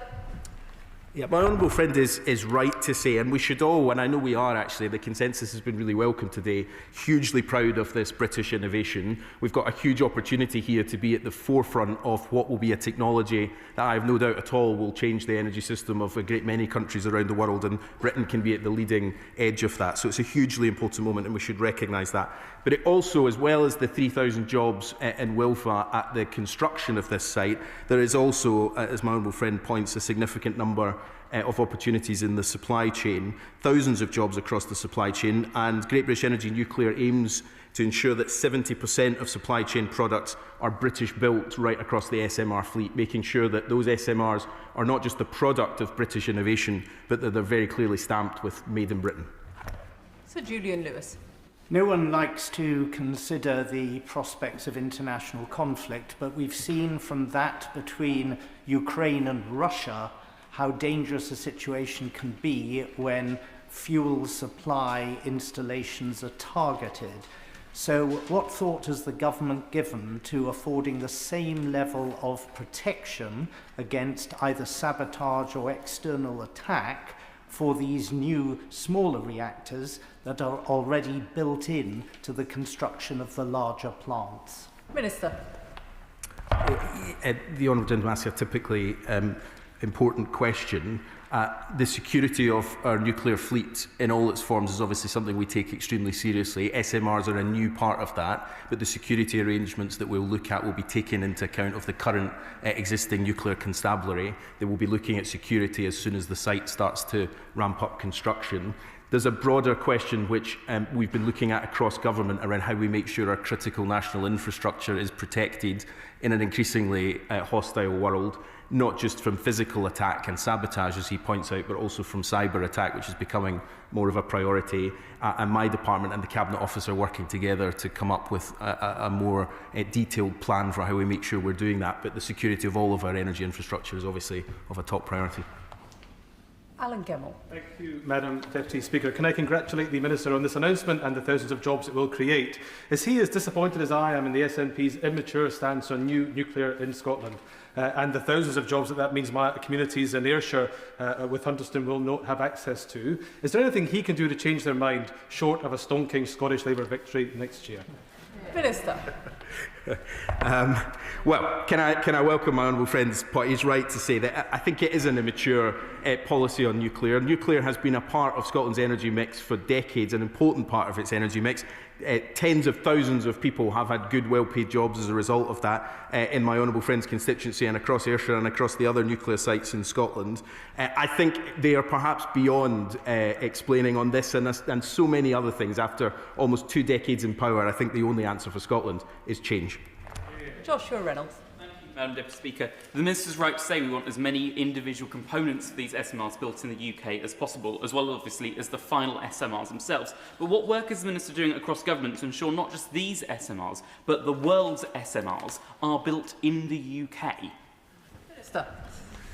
I think it's a hugely important question, and this is why I say that this is a really significant moment for British innovation, because we are now moving forward quickly to make sure that we are at the forefront of this innovation so that other countries that are already looking to the Rolls-Royce designs can benefit from these as well, but made in Britain. And of course, the aim of SMRs that's different from gigascale nuclear is that we get to a point where the replicability of them is such that we can produce for the export market the SMR technology as well. That's important for our allies across the world who want nuclear to be part of their energy mix, but it's hugely important economic opportunity for this country as well. Tom Hayes. Thank you, Madam Deputy Speaker. David Cameron sent Wilver to the wall. George Osborne begged the Chinese to invest, and we're still unpicking that mistake. And then you have the situation where Theresa May nearly kills off Hinkley Point C, and with it Sizewell C, and that's the first 9 years of the 14 years of Conservative government. It actually gets worse. So with Labour, you have plans getting off the ground to end our reliance on dictators like Putin, and it is to be commended. Can I ask the Minister to set out how we will build our nuclear future in all parts of the UK, and may I make a particular recommendation for Dorset? Because we have Windthorpe, which could be a really big part of our nuclear future. Minister. Well, I have to say, Madam Deputy Speaker, I was rather expecting every question today to be, could an SMR be built in my constituency? That my honourable friend is the first, so he wins a prize for that. Look, he makes the point, and I won't labour it, but we had a lot of promises and a lot of big talk from the government on nuclear, but very little actually delivered. And the truth is there was no money put forward for any of these things. It's easy to sign and say we want to deliver something, but without actually putting any money forward, nothing is going to happen. We've committed to almost £20 billion of funding to make Britain's new golden age of nuclear a reality, and that is what will deliver jobs in his constituency and right across the country. But we are ambitious about the future of SMRs. They are able to be sited in a great many more places than traditional nuclear. We've asked Great British Energy Nuclear to look at the range of sites that are possible right across the United Kingdom, not just those sites that were traditionally designated for nuclear projects. That opens up huge opportunity for the energy mix of the future, and of course for jobs and investment and training right across the supply chains as well. James Wild. Thank you, Madam Deputy Speaker. And in the spirit of consensus, which untypically the Energy Minister just moved away from, I join in welcome this announcement. I was advising the then Energy Minister when the Hinkley contract was signed and when the Horizon project was proceeding before Hitachi withdrew. So I'm keen to see development at Wilfer and beyond. Can the Minister confirm what tangible steps are being taken to accelerate approval of Rolls-Royce's design and other SMR designs, and by how much? And when does he expect the first SMR to be operational at Wilfer? Minister. Well, I thank him for that, and I genuinely say that I think with all the debates we have about our energy mix at the moment, nuclear may be a point of general consensus, and that is important for the industry, in fact, so I welcome his comments.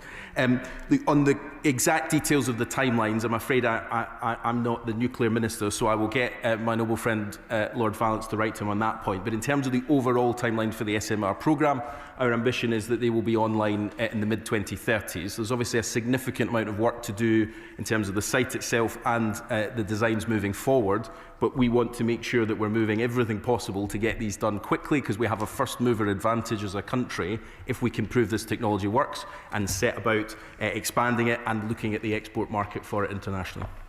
David Baines. Thank you very much, Madam Deputy Speaker. I strongly welcome this. Nuclear is a growing sector. Just on Friday in Haydock, in my constituency, I helped to officially open Delkia as new HQ. They're a company that's relatively new that does a lot of work in this sector. Can the Minister assure me and small businesses and medium-sized businesses like Delkia in my constituency that they'll benefit from this growth supported by this government? Minister. Yeah, my honourable friend makes a really important point. This is the investment in these projects is felt in communities right across the country, in his constituency, but in small businesses right across the country. And also through those opportunities, of course, it's creating apprenticeships and opportunities for young people to set out in their careers in the energy industry. So, as I said earlier, Great British Energy Nuclear's ambition is that 70% of the supply chain products that will build these SMRs will be built in Britain. That's a hugely important investment right across our economy. Of course, 70% might not be the ceiling of our ambition, but this is an opportunity for communities, for businesses, to come forward and say we can help build this innovative, hugely important part of our future energy mix, and we're really excited about the opportunities that presents. Liz Saville-Roberts. And I welcome this announcement. Plaid Cymru supports new nuclear at Wilfer unequivocally, as well, of course, as at Trasfynydd. Last week's statement also announced AI growth zones with 2 sites in North West Wales, one at Holyhead and the other at Trasfynydd. Could you please provide further information on the infrastructure therefore required in Trasfynydd, especially in relation to data centres and energy supply? Well, I'm grateful to hear the Honourable Lady's support for nuclear. I think as a party, Plaid Cymru has different views on this, but I'm glad to hear her support for new nuclear. There is... The AI growth zones are all about us trying to designate an area for data centres, which is important for our future economic development, but in a way that allows us to plan strategically how power will get to it and what the transmission infrastructure is required, and also to give confidence that there will be infrastructure in place so that data centres know that is a site that they can invest in, which brings forward significant amounts of private investment. If there are specific questions she has about the infrastructure, I'm very happy to speak to her outside of the House. Catherine Atkinson. Thank you, Madam Deputy Speaker. There will be good, well-paying jobs at Rolls-Royce in Derby to get these reactors built, which won't just benefit those doing them, but will also power up the local economy too, putting money in the tills of shops, restaurants and pubs. and there's huge pride in knowing the crucial roles being played in powering Britain with clean energy. Can the Minister tell us more about the work being done to maximise the extra jobs and prosperity that will be delivered in Derby, Warrington, Wilfer and other sites as a result of this Labour government's investment in this historic project? Minister. Well, I thank my honourable friend for the question, and she's right to point out the wider impact that investment has, not just in the nuclear supply chains, but in the investment in local communities that drives forward. Nuclear tends to have much more sustainable, well-paid, trade unionised jobs than other parts of our energy system, and that does mean that there are wider economic benefits for those who work in the nuclear industry. We want to see a great many more jobs in nuclear right across the country. We should be hugely proud that Rolls-Royce is taking forward this project in the UK, hugely innovative project. The UK at the forefront of this new technology, a technology that will change the future energy system for the UK and across the world, and we're really proud that those will be built in Britain. Sarah Pochin. Thank you, Madam Deputy Speaker. Reform UK believe in investing in nuclear energy and welcome this news for the North West region, which will bring jobs and growth, including in my constituency of Runcorn and Helsby. We're told that the Wilfer SMR will start producing power mid-2030s, but given the procurement process is through the Great British Energy / Nuclear Company, a publicly owned government company, how can the Secretary of State or the Minister, I beg your pardon, assure us that this will not turn into another HS2 with spiralling costs and missed deadlines? Well, first of all, let me say, when I said there was a moment of consensus in the House, I didn't for a second assume that reform might be part of that consensus, but I welcome that finally on taking a serious position on the country's energy security, and I welcome that. Look, we are committed to delivering this SMR programme as quickly as possible. It's important for our energy security and for our energy mix, but it's also important to make sure we're delivering the SMR programme as quickly on an international level as possible. Great British Energy Nuclear is an expert company that was set up, in fact, by the previous government to make sure that we're steering through these projects with expertise right at the heart of it, with a board that are nuclear experts. That remains an important part at the heart of this. It's in their interests and in all of our interests for these projects to move forward as quickly as possible. Alex Barros-Curtis. Thank you very much, Madam Deputy Speaker. Can I welcome this brilliant announcement for Wilfer, delivering after 14 years of failure by the previous Conservative government for the people of North Wales. And I join the commendation of the stakeholders who've helped deliver this, including the Honourable Member for Ynys Môn, the Welsh Office, my colleagues in the Welsh Office, and the brilliant North Wales Welsh Labour MPs that we have who've been arguing vociferously for this. This will be central to cutting energy costs and honouring our green energy commitments. So will the Minister assure me that this is just the sign of more great things to come for Wales from this UK Labour government? Minister. Well, I thank my honourable friend, and can I repeat my thanks to all those across the House, in fact, who have been involved in these projects over many years, but in particular in recent months to colleagues in the Welsh Government and to Labour MPs from Wales who have been campaigning on this, and indeed to the Honourable Lady for Ynys Môn who has campaigned on this issue as well. It's right to say that there are jobs coming from this project in Ynys Môn, but that there are wider jobs coming from the energy transition right across Wales, from our investment in the transmission infrastructure, to our investment in renewables projects, to the Celtic Sea and all the jobs that go with it, delivered by this government's commitment to clean power, not just to delivering the energy system of the future, but the jobs that go with it, an industrial strategy that creates jobs in Wales after 14 years of a lack of industrial policy leading to job losses across the country. This is the beginning of great things for Wales, leading the way in this, and I know with their expertise, with their skill, with their commitment to this, they'll do a fantastic job and make this country proud. Jim Shannon. Madam Deputy Speaker, can I thank the Honourable Lady for Ynys Môn for the UQ today and for giving us the opportunity to participate. The Minister will know right away that I absolutely welcome the UK's first modular reactor nuclear power station, recognising the strong heritage, nuclear heritage and expertise of that in Wales. It is imperative, of course, that we all share that we have the same capacity in Northern Ireland without reliance on an all-island network. Will government commit to working with the Legislative Assembly to create a similar project in Northern Ireland and provide power to homes and businesses throughout the area that I represent and indeed right across Northern Ireland? Thank you very much.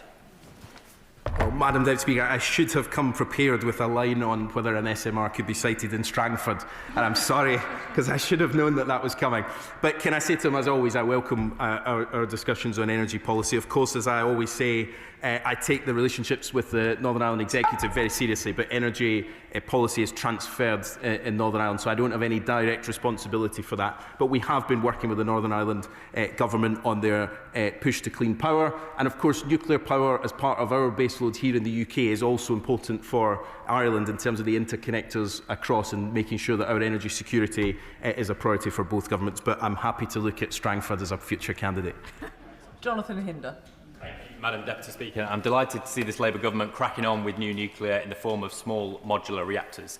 When the Rolls-Royce site in Barnoldswick in my constituency was saved from closure during the pandemic, there was a specific reference to future SMR manufacturing work mentioned in the dispute resolution agreement negotiated by my own trade union, Unite. Now, I know this government is committed to creating clean jobs in all parts of the country, so with that in mind, will he and relevant ministers impress upon Rolls-Royce SMR that some of the jobs created by this must come to Barnoldswick? Well, Madam Deputy Speaker, it would be wrong for me to say that I'm fully briefed on the particular issues of that settlement, but I'm happy to take away the issue and to write to him. But I would say that Rolls-Royce winning this contract is a hugely important moment for British innovation. There will be thousands of jobs in the supply chains from this project felt in constituencies up and down this country. Jonathan Brash. Thank you, Madam Deputy Speaker. Of course, I welcome this announcement about small modular reactors. But thanks to the landmark deal done back in September, Hartlepool is now going to lead the world in advanced modular reactors. £12 billion of economic input, 2,500 jobs powering 1.5 million homes. Critical now is the pace of getting that project started. So can the Minister tell me what this government can do to ensure that the regulatory alignment is in place to make sure we can get spades in the ground as soon as humanly possible?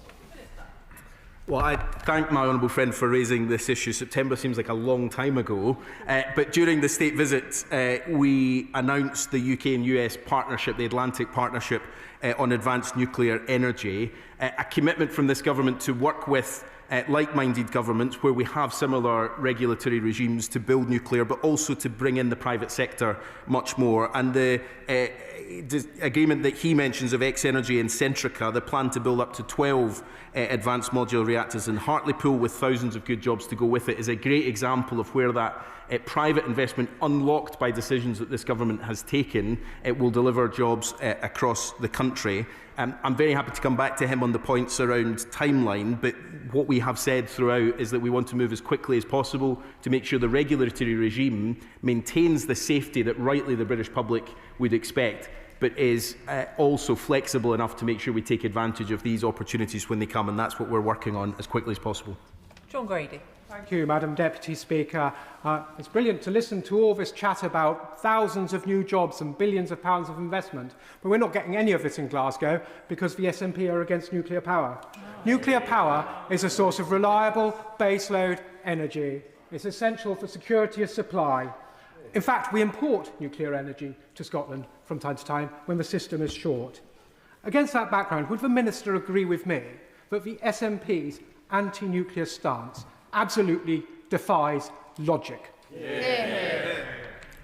Well, of course I agree with my honourable friend. Like so much of SNP policy, it defies logic, but particularly this one. And I would just say, actually, his constituents in Glasgow and constituents across Scotland will benefit from supply chain jobs from the SMR project and from the work we're doing in Hinkley Point C and Sizewell C, but they're not benefiting anywhere near as much as they could be if we were building these projects in Scotland. It is an economically stupid idea to ideologically block new nuclear in Scotland, but it is also a real challenge to Scotland's energy security. For more than half of the last few weeks, nuclear has been providing the electricity in Scotland. Renewables is hugely important, of course it is, but it has to be balanced with storage and with nuclear. Only when we get that balance right do we deliver secure, clean, homegrown power. You need both parts of it, and the SNP is missing half of it and missing in action as usual.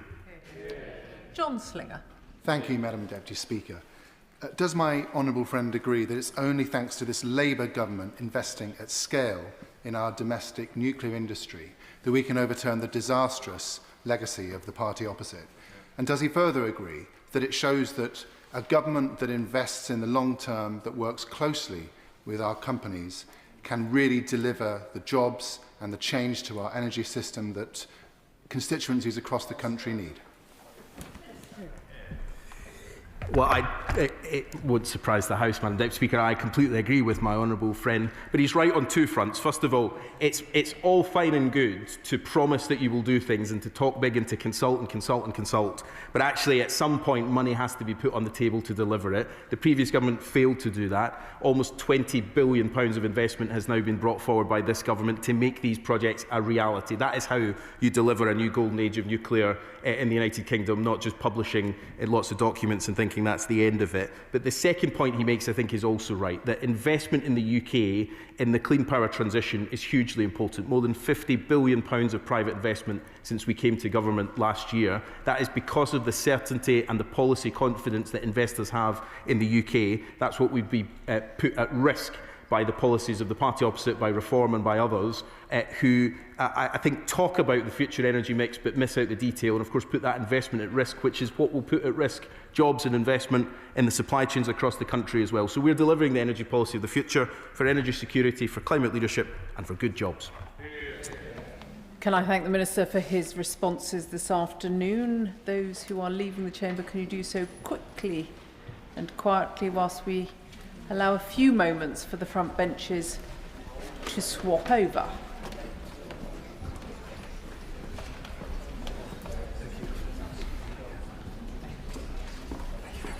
Which brings us to an urgent question on illegal waste dumping and organised crime. Callum Miller. Thank you, Madam Deputy Speaker. To ask the Secretary of State for Environment, Food and Rural Affairs what assessment he has made of the adequacy of the powers, funding and staffing of the Environment Agency to tackle the work and impact of organised criminal gangs illegally dumping huge quantities of waste in the countryside. Thank you, Madam Deputy Speaker. And to first convey apologies from the Minister for Nature. She would have loved to have been here for this question, but is currently attending COP30 in Brazil. So in her absence, I will be doing my absolute best to answer all of the questions from members of the House on this important issue.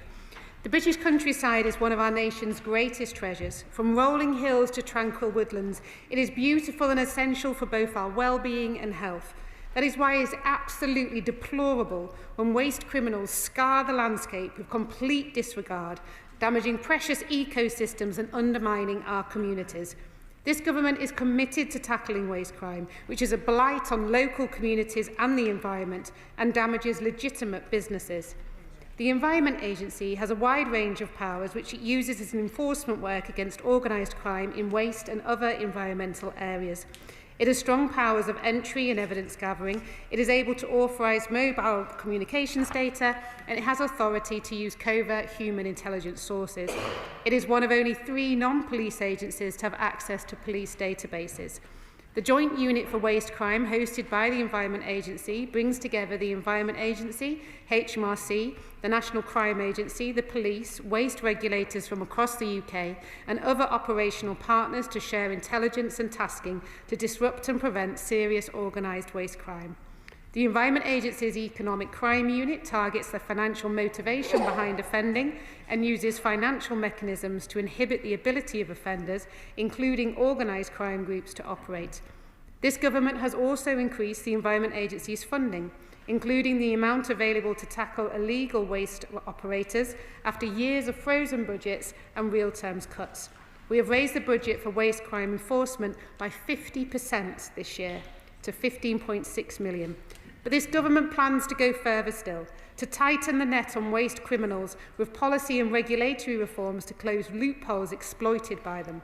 We are fundamentally reforming the waste carriers, brokers and dealers system, tightening waste permit exemptions and introducing digital waste tracking.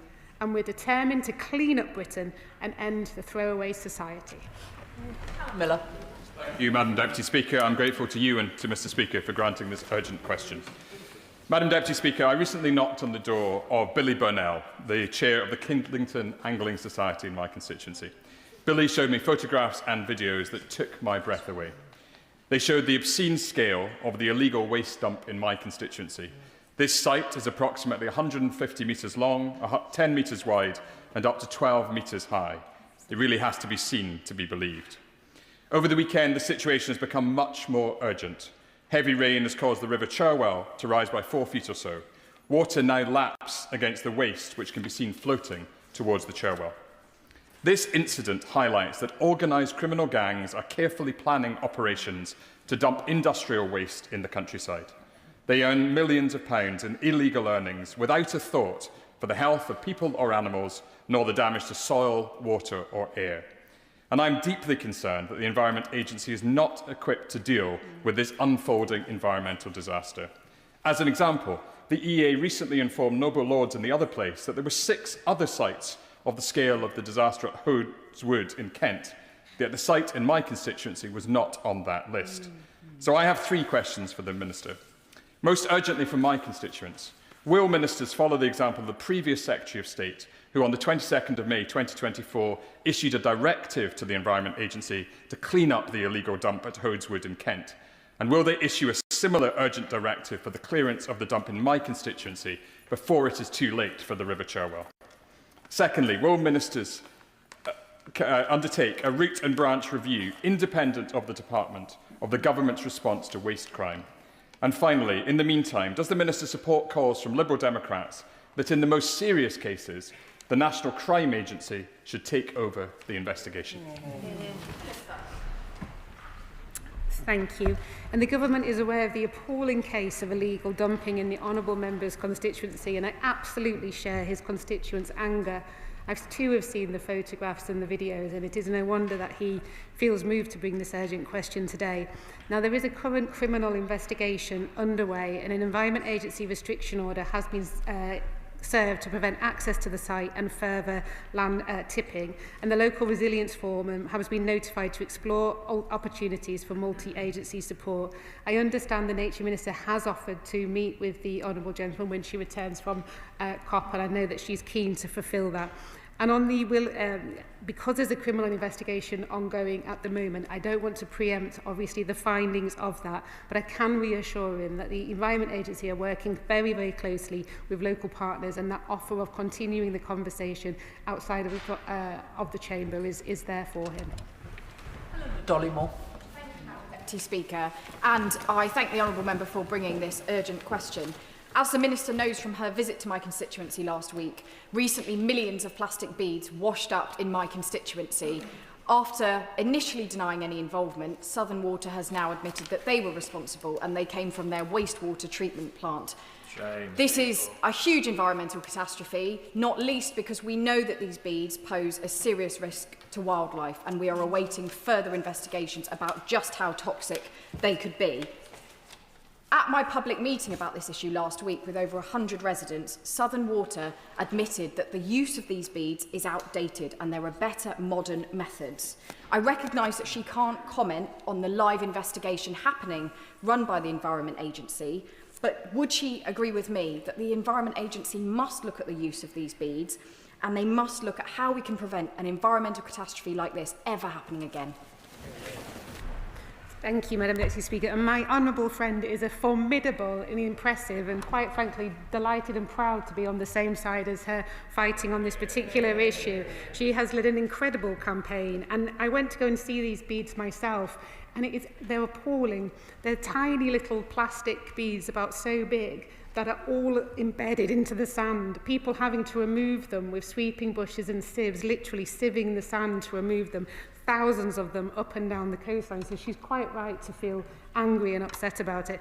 And as for the use of the beads being outdated, I'm going to be writing to all of the water companies to ask them who are still using these beads. If they're still using them, what other mitigations are in place to prevent them further ones possibly escaping, and if they are still using them and they've put mitigations in place, what are their plans to sort of look at alternative methods instead? Because I agree with her, we do not want this happening anywhere else. Shadow Minister Dr Neil Hudson. Thank you, Madam Deputy Speaker. Firstly, my thoughts are with those affected by the floods and the impacts of Storm Claudia. We cannot overstate the mental health impacts from these events, and I pay tribute to the emergency teams and volunteers for the work that they do when we need them most. Members across this House will all have incidents in their constituencies where fly tippers dump waste, and sadly we too have seen serious cases in my constituency of Epping Forest. These incidents are a blight on communities, and the shameless people who do it should be punished to the full extent of the law. The member for Bicester and Woodstock is right to raise the shocking illegal waste dump in his constituency, which has waste stacked over 10 metres high, and the effects that will unfold on the environment, ecology and wildlife are positively frightening. The Labour's government action so far on dumping and fly tipping has been somewhat lacklustre, despite the fact that 36 of the 50 local authorities with the highest fly tipping rates, a staggering 72%, are Labour controlled. So can I ask the Minister, what are the government doing to help join up police forces to tackle this? And with huge catastrophic dumps, as we are discussing today in Oxfordshire, what support is the government giving the EA and the local authority? And will they work cross-government with the Home Office, Cabinet Office and MHCLG to tackle this? What analysis of reform are they proposing to the Environment Agency? Would they consider a review as we have proposed? And with police numbers dropping under Labour, how are they proposing that rural and indeed urban police forces tackle fly tipping more effectively? And with regard to this particular catastrophic Oxfordshire case, is the government conducting an assessment of the potential public health and environmental impacts from this horrific waste dump? Thank you. I will point out to the honourable gentleman that it is this government that increased funding by 50% for waste enforcement by the Environment Agency after it had been frozen for years under the previous government. But not only are we increasing the funding to the Environment Agency, but they're also going much further. They're reforming the carrier broker deal regime, moving from the regulation of waste management and transport from light touch system into environmental permitting. We're doing waste permit exemption reforms to change those rules, digital waste tracking so we can actually see where the waste ends up, and packaging extender producer responsibility to look at reducing the amount of pollution, things that need to go into waste system as well, and simpler recycling reform. My honourable friend, the Nature Minister, has been working hard ever since being elected to deal with the legacy that she inherited of problems in the waste environment. Jessica Morden. Madam Deputy Speaker, Newport Council is really prioritising tackling waste crime and fly tipping, and we've seen a drop in incidents this year as we see more fixed penalty notices handed out. Much of the waste is, as others have said, dumped by rogue traders posing as legitimate businesses using false number plates often. Can the Minister remind the House some of the tools that the police and local authorities have already, and what more can Welsh and UK governments do working together to help Newport Council? I congratulate my honourable friend and her council for the work that they're doing on dealing with legal waste. And as well as all of those announcements I gave in response to the honourable gentleman opposite, we also announced further when it comes to fly tipping, crushing vehicles. We're carrying out currently a review of council powers to seize and crush vehicles of fly tippers. And we want to see the councils working with the police and use the latest technologies such as drones to help catch fly tippers and crush more vehicles, and providing guidance on what we can do further in the new year. Liberal Democrat spokesperson Sarah Dyke. Thank you, Madam Deputy Speaker. Waste crime on an industrial scale is blighting rural communities across the country, costing the UK economy £1 billion a year. And it's even been described as the new narcotics from the former CEO of the Environment Agency. The Environment Agency needs the resources to both investigate the criminal activity leading to the waste dumping and prevent environmental damage and toxic runoff, not just one or the other.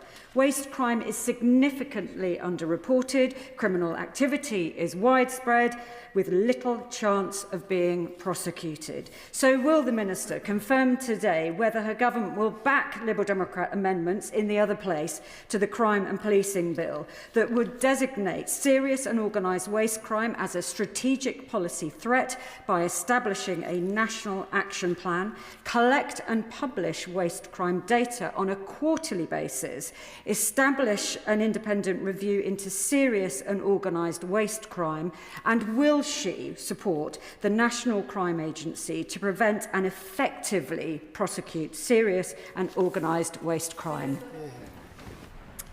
Thank you. And again, I share the Honourable Lady's anger at what's happening in our beautiful countryside when we see these more and more evidence of illegal dumping.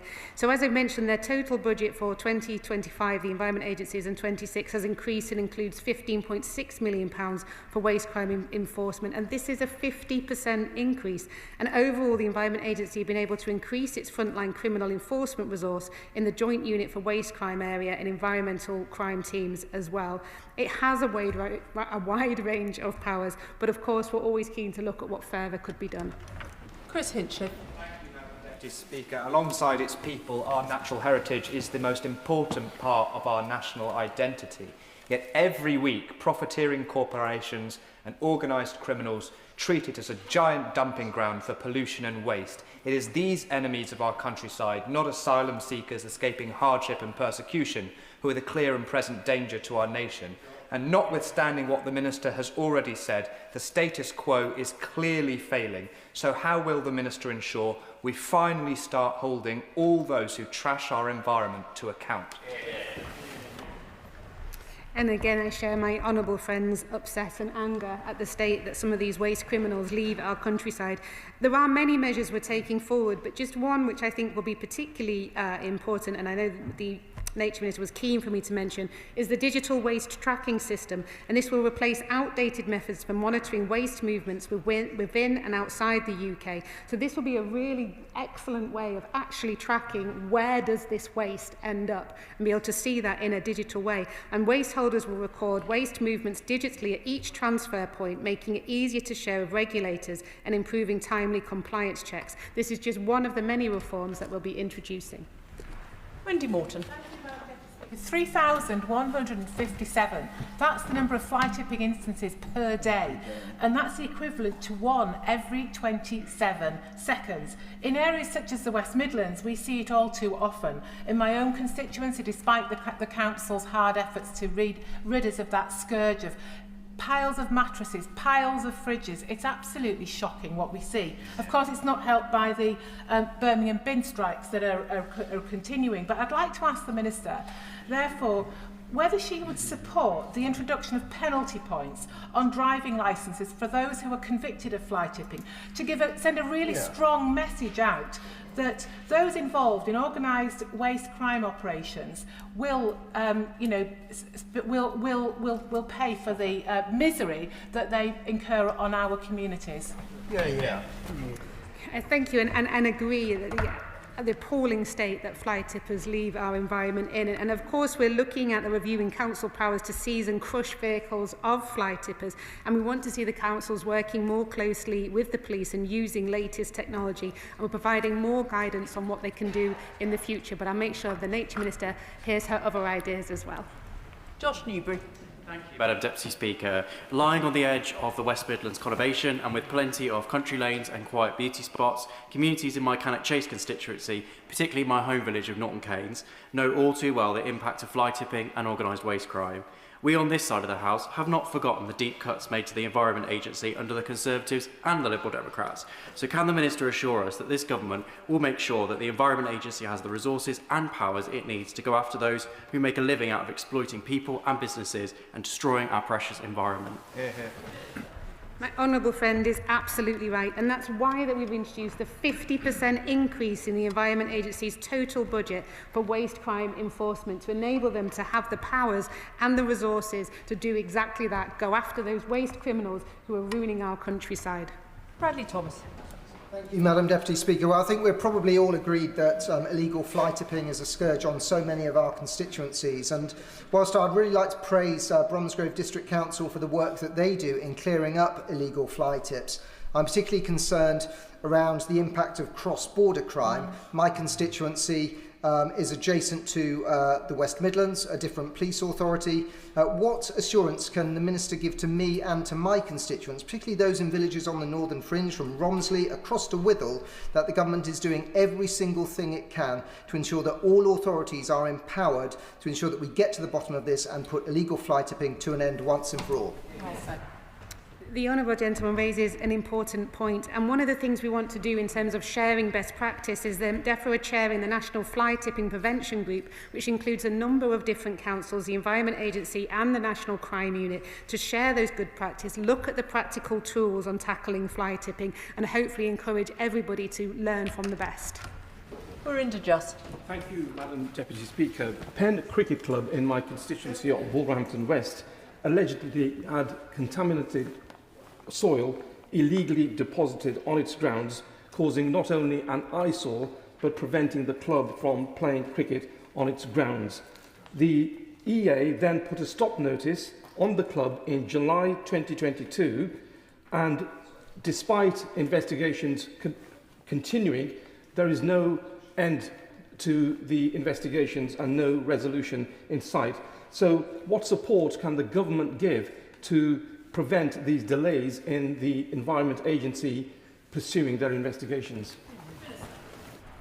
I thank my honourable friend for his question, and we certainly don't want to get in the way of a good game of cricket. I know the weather does that enough, but we certainly don't want our regulators to do that. I think probably in the best case in this particular incident is that if he writes to the Minister with more information, and I'll see that she's able to meet with him to discuss it. Vicky Slade. Mr. Speaker, I'm sure we were all shocked to see the images from my honourable friend's constituency of Bicester and Woodstock, but rural police offices are the worst funded in the country, with Dorset being rock bottom, made much worse by the amount of additional visitors that we welcome, with 25 million day visitors and many millions of staying holidaymakers. That makes it really hard for them to work on this sort of countryside crime. So what's her department doing to work with colleagues in the Home Office to look at how rurality is properly considered, and will she work with them to include organised waste crime as a strategic priority for the National Crime Agency? Yeah.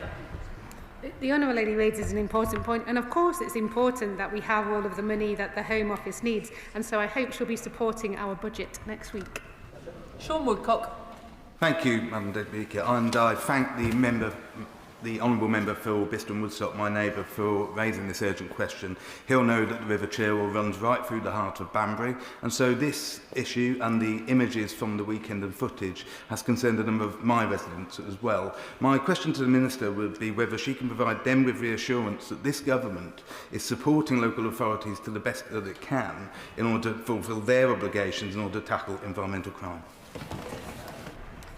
My honourable friend raises an important point, and it is appalling when you see the pictures of how that pollution is right next to the river, and very, very concerning as well. I mean, obviously, criminal investigations ongoing, work is happening on the ground. The Environment Agency are working closely with all of the local partners. But my honourable friend is right. We do need to make sure that this is joined up across all of the different authorities, and I can assure him that that's happening, and also offer him the similar meeting so he can have more detail in what's happening in this particular case.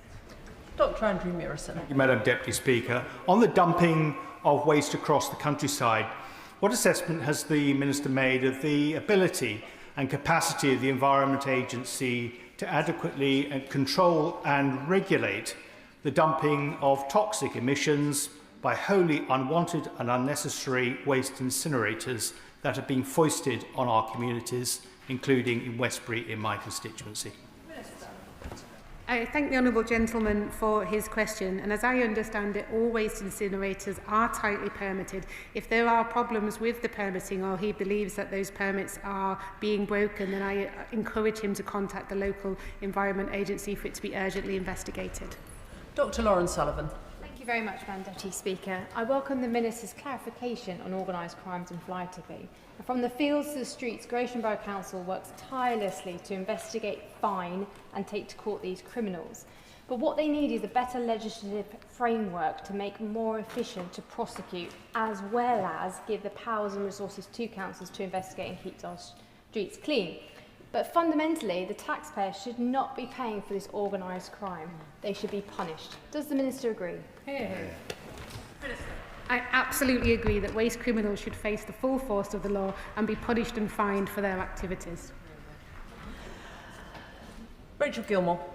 Thank you, Madam Deputy Speaker. It's not just my opinion that Tiverton and Minehead is the most beautiful constituency in the country. It contains Exmoor National Park, the Brenton Hills, the Blackdown Hills and the Quantock Hills, all of which are areas of outstanding natural beauty.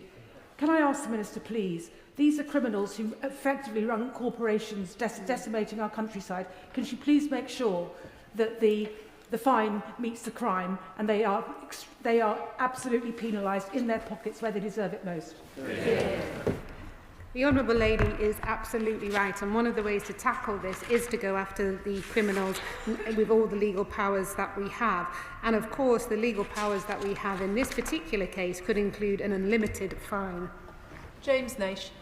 Thank you, Madam Deputy Speaker. There were 868 cases of fly tipping in 2023-24 in my constituency of Rushcliffe, but particularly we saw a rise in on-street fly tipping, and in fact in Nottingham there were over 30,000 incidents of fly tipping within the urban space. Can I ask the Minister what work will be done to help bolster the power of local authorities to make sure both urban and rural fly tipping is addressed? My honourable friend raises an important point, and it's appalling to see waste dumped along the streets in urban environments as much as it is in rural ones. And we're seeking powers in the Police and Crime and Policing Bill to provide statutory enforcement guidance to increase consistency across the country in how fly tippers, wherever they may be, are dealt with. Katie Lamb. Thank you, Madam Deputy Speaker. Hodes Wood, mentioned earlier by the Honourable Member for Bicester and Woodstock, is a patch of semi-ancient bluebell woodland in my constituency where criminal gangs have dumped 30,000 tonnes of waste. This took about 6 months to fell ancient trees and bring in lorry after lorry. My constituents are really concerned that something like this might happen again. Over that whole period of time, the criminals weren't stopped or apprehended. Has the Minister and the Secretary of State come to an understanding of who is responsible in those scenarios for stopping it from happening, and met with the Environment Agency, the police and the local authorities to make sure that criminals will be stopped in the act if they do this in future? Minister. The Honourable Lady raises an important and serious case, and I know that the Nature Minister has been having many meetings about it. It is the location of a live investigation at the moment, so I won't say too much about that, but she's quite right in terms of lessons need to be learned and the criminals need to be brought to justice for the damage that they've done, and I'm grateful to her for raising this, and of course when there's any further information she will be contacted with an update. Kevin McKenna. Thank you, Madam Deputy Speaker.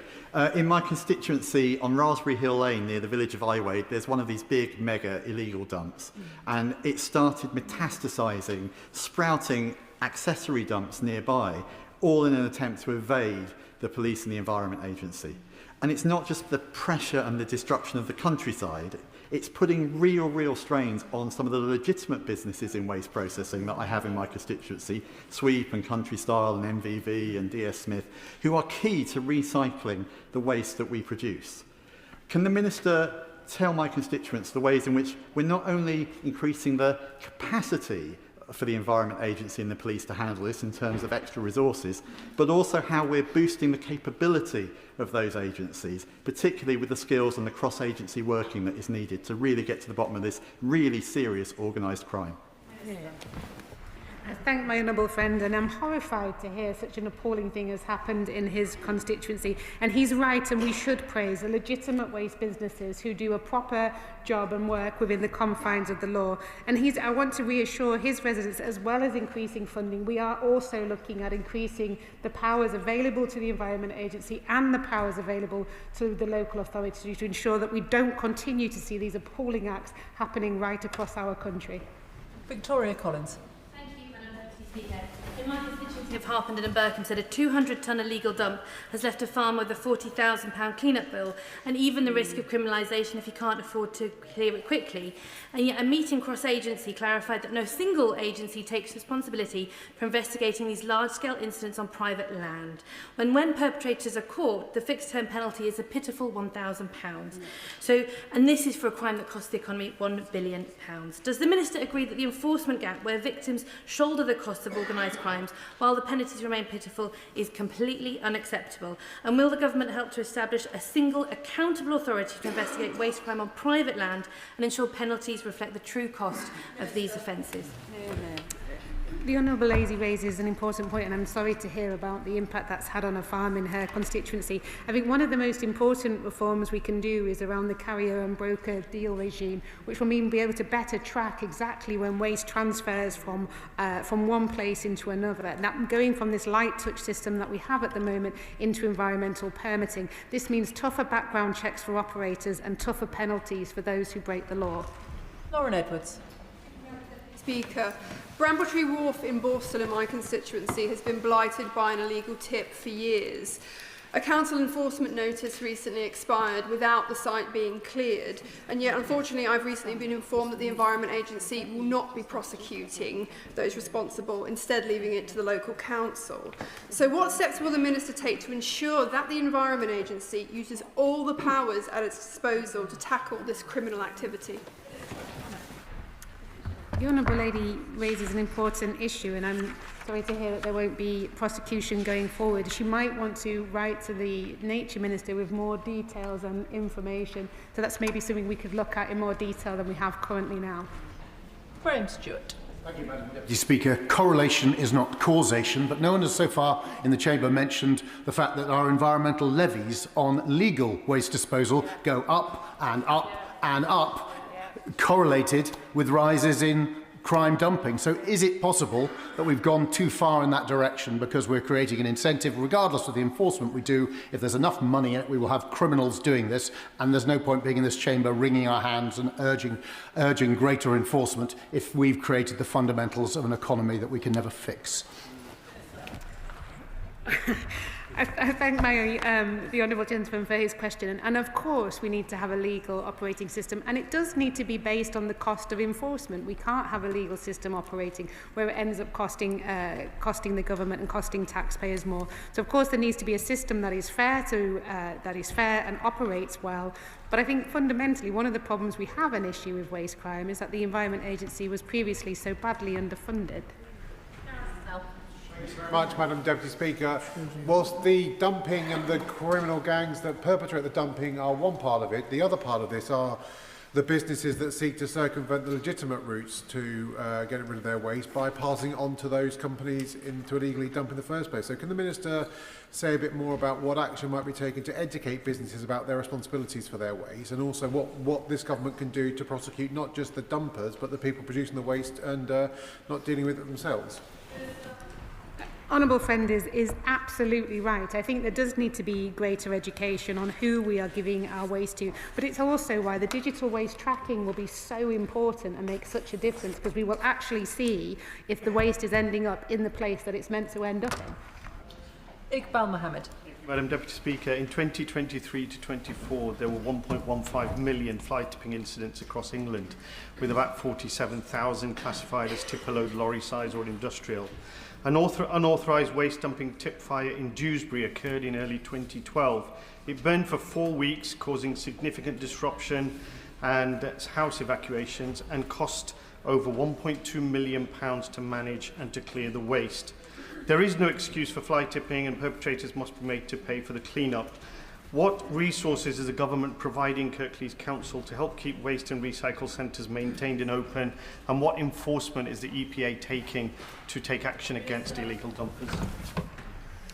The Honourable Gentleman raises an important issue, and of course this is why, as I've already mentioned, we have the National Fly Tipping Prevention Group, which is looking at sharing best practice, so different local authorities coming together to share best practice and look at how we're tackling this right across the country, because it's unfortunately an issue that seems to be everywhere at the moment. John Slinger. Thank you, Madam Deputy Speaker. I commend the government's action in this space. A contact of mine who used to work in environmental health tells me there's a misplaced perception that in our covert surveillance regulation, the Regulation of Investigatory Powers Act, directed surveillance prohibits surveillance of fly tipping hotspots, yet surveillance of a place is not directed surveillance. The statutory code of practice makes this clear with in-practice examples, but it simply needs updating to give fly tip surveillance examples. That could liberate the enforcement agencies to catch far more criminals and produce a much-needed deterrent. Could my honourable friend look into this? I thank my honourable friend for his question. Now, the Environment Agency is able to authorise mobile communications data and the authority to use covert human intelligence sources. But of course, if there's more that can be done, I urge him to write to the Nature Minister with further details and maybe even request a meeting with her. Bobby Dean. Deputy Speaker, residents in the Woodcut area of my constituency have been living with the misery of being opposite an illegal waste dump for years, and despite all the photographic and video evidence that they produce, nobody seems to be able to shut the site down. So can the Minister look into what level of proof is required in order to take action? Because it seems obvious to everybody that what's going on is wrong, but nobody seems to be able to put an end to it. Yeah. I thank the honourable gentleman for his question, and of course I urge him in the first instance to request a meeting with the local Environment Agency area director to have a look at asking that question about what further evidence is required to enable them to seek a prosecution in this matter. Then of course, if he's not satisfied with that after having that meeting, then to write into the Nature Minister. Sir John Joseph. Thank you, Madam Deputy Speaker. It took 4 years before statutory bodies did anything from it was originally reported about Horswood near my constituency.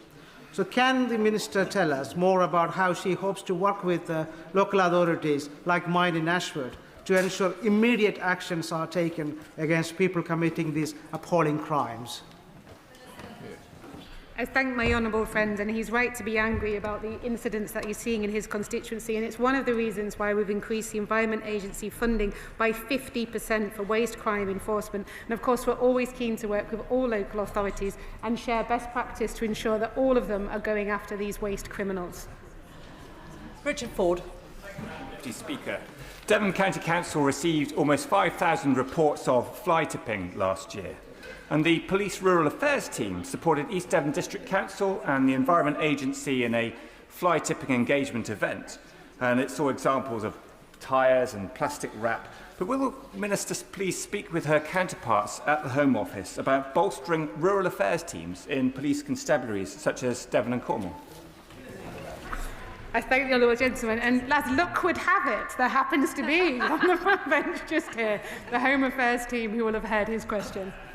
Steve Race. Madam Deputy Speaker, residents next raised with me the appalling fly tipping in the glorious countryside around our city, particularly in Stoke Woods within my constituency. It's rarely individuals, as we've heard. This is about dodgy operators, cowboy operators that are ruining our countryside. I'm pleased that the government is cracking down on them, but we've got to break the business model. Can the Minister set out how the Department is working across government to tackle the financial incentives of waste crime, which would also help to support the many legitimate, responsible waste companies that do exist? I thank my honourable friend, and he's quite right to highlight there are legitimate companies out there, but they're also waste criminals. And that's why the Environment Agency has launched its Economic Crime Unit, which targets the financial motivation behind offending and using financial mechanisms to inhibit the ability of offenders, including organised crime groups, to operate. Ayub Khan.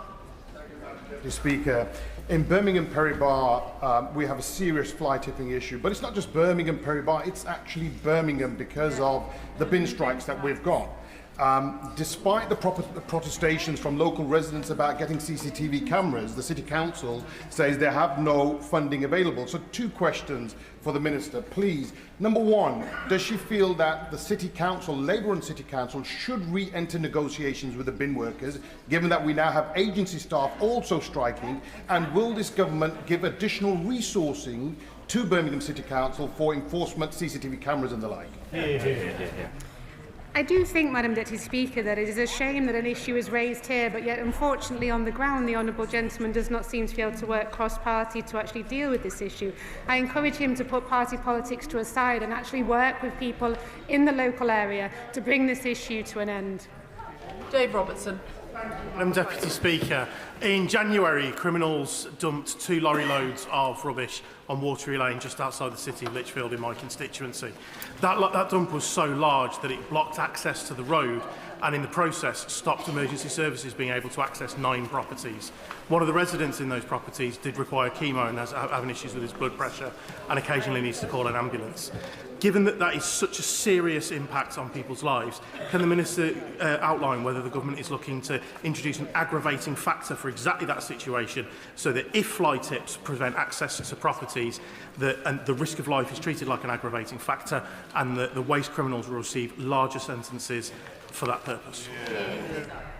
I thank my honourable friend, and I'm so sorry to hear about the issue that he's raised with his constituents. It's shocking that they were unable to access the treatment they need because of the appalling waste criminals. And I am sure that we will go after the waste criminals with every power we have to ensure that they are brought to justice for all of their crimes. Adam. Speaker, fly tipping is a national scourge, we all agree with that. But in addition to causing dismay, it causes a lot of disunity between communities. But furthermore, according to the 2018 report, it cost us £392 million to clear up fly tipping. So will the Minister agree to give more resources to our local councils to fund enforcement measures like cameras and implement a policy of zero tolerance, prosecuting offenders and imposing custodial sentences on those that break the law? He was right to mention that the issue that he's having in his constituency and, of course, the need for more powers. But he also requests more funding, Madam Deputy Speaker, which is why I'm sure he'll be supporting our budget next week. Izzy Collins. Thank you, Madam Deputy Speaker. My constituents are quite rightly appalled by fly tipping. It's a particular problem in the west end of Morecambe, but also affects the beautiful countryside in my area. So can the Minister tell me what action the government is taking to tackle this appalling crime? Thank my honourable friend, and fly tipping is a serious crime. It does blight local communities. It blights our beautiful countryside, as well as we've heard our urban environments. And dealing with it does cost taxpayers and businesses a huge amount of money. So we're supporting councils to seize and crush vehicles of fly tippers. We're forcing fly tippers to clear up their own mess and taking steps to provide statutory fly tipping enforcement guidance to help councils make full and proper use of their enforcement powers. Jim Shannon. Mr. Speaker, can I thank the Minister very much for her answers. I think nobody in this House doubts the Honourable Lady's commitment to addressing this issue, and we very much welcome that and thank her for it. The discovery of the Mowboy illegal dump in Londonderry in 2013 revealed an enormous operation involving criminals who buried vast amounts of waste and showed the scale of the problem and the finance available. It is clear that the Northern Ireland Environmental Agency in Northern Ireland is historically underfunded and cannot investigate thoroughly reports of incidents which lead to more environmental waste crime. Indeed, cross-border organised crime and illegal waste being dumped in Northern Ireland. So can I ask the Minister this question? It is a devolved matter, but will the Minister commit to discussion and to liaise with the Northern Ireland Assembly and how better to work together for the investigatory bodies for these crimes throughout the United Kingdom of Great Britain and Northern Ireland? Thank you. I thank my honourable friend for, as always, raising an important issue for his constituents, and I am sure that the Nature Minister is regularly meeting with the Northern Ireland Assembly and that she can get back to you and update you on those conversations. David Williams. Thank you, Madam Deputy Speaker. In Stoke-on-Trent, under the leadership of Councillors Wazir and Ashworth, we've had the successful IDIOT campaign. That stands for illegal dumping in our towns. As a result, we've seen the numbers of fines go up and the amount of fly tipping is reducing too. Now, would the Minister agree with me that the IDIOT campaign is an aptly titled name for such a campaign? I thank my honourable friend. I mean, there are many things that we could call idiot campaigns perhaps in here, but let's not get diverted into discussing those. But I pay full tribute to his local council for the work they're doing on tackling this hugely important issue, and full credit to him for raising it in here. Can I thank the Minister for her answers this afternoon? If any members are planning to leave, could they do so quickly and quietly? Let's give them the front benches a couple of moments to swap over. Before I call the Home Secretary to make her statement, I'm sorry that once again Mr. Speaker has asked me to remind ministers of the requirement in the government's own ministerial code that major new policy announcements should be made in this House in the first instance and not to the media. This afternoon's statement has already been the subject of very extensive media coverage, both over the weekend and this morning, including a lot of policy detail. honourable and right honourable members on the government benches were very quick to criticise ministers in the previous government for this kind of behaviour, but the Home Office seems to have a particular problem with making media announcements before ministers come to make statements to the House. I know that the committee chaired by the honourable member for North Dorset is looking at this matter, and I look forward to reading their recommendations. Statement: Asylum Policy, the Home Secretary. Thank you very much, Madam Deputy Speaker. With your permission, I will make a statement about how we restore order and control to our borders. I do so as this government publishes the most significant reform to our migration system in modern times. This country will always offer sanctuary to those fleeing danger. But we must also acknowledge that the world has changed, and our asylum system has not changed with it. Our world is a more volatile and more mobile place. Huge numbers are on the move. While some are refugees, others are economic migrants seeking to use and abuse our asylum system. And even genuine refugees are passing through other safe countries, searching for the most attractive place to seek refuge. The burden that has fallen on this country has been heavy. 400,000 have sought asylum here in the last 4 years. Over 100,000 people now live in asylum accommodation, and over half of refugees remain on benefits 8 years after they have arrived. To the British public who foot the bill, the system feels out of control and unfair. It feels that way because it is. The pace and scale of change has destabilised communities. It is making our country a more divided place. There will never be a justification for the violence and racism of a minority. But if we fail to deal with this crisis, we will draw more people down a path that starts with anger and ends in hatred. I have no doubt about who we really are in this country. We are open, tolerant, and generous. But the public rightly expect that we can determine who enters this country and who must leave. To maintain the generosity that allows us to provide sanctuary, we must restore order and control. Rather than deal substantively with this problem, the last Conservative government wasted precious years and £700 million on their failed Rwanda plan, with the lamentable result of just 4 volunteers removed from the country. As a result, they left us with the grotesque chaos of asylum seekers housed in hotels, shuttled around in taxis, with the taxpayer footing the bill. My predecessor as Home Secretary picked up this dreadful inheritance and rebuilt the foundations of a collapsed asylum system. Decision-making has been restored, with a backlog now 18% lower than when we entered office. Removals have increased, reaching nearly 50,000 under this government. Immigration enforcement has hit record levels, with over 8,000 arrests in the last year. The Border Security Bill is progressing through Parliament, and my predecessor struck a historic agreement with the French, which means small boat arrivals can now be sent back to France.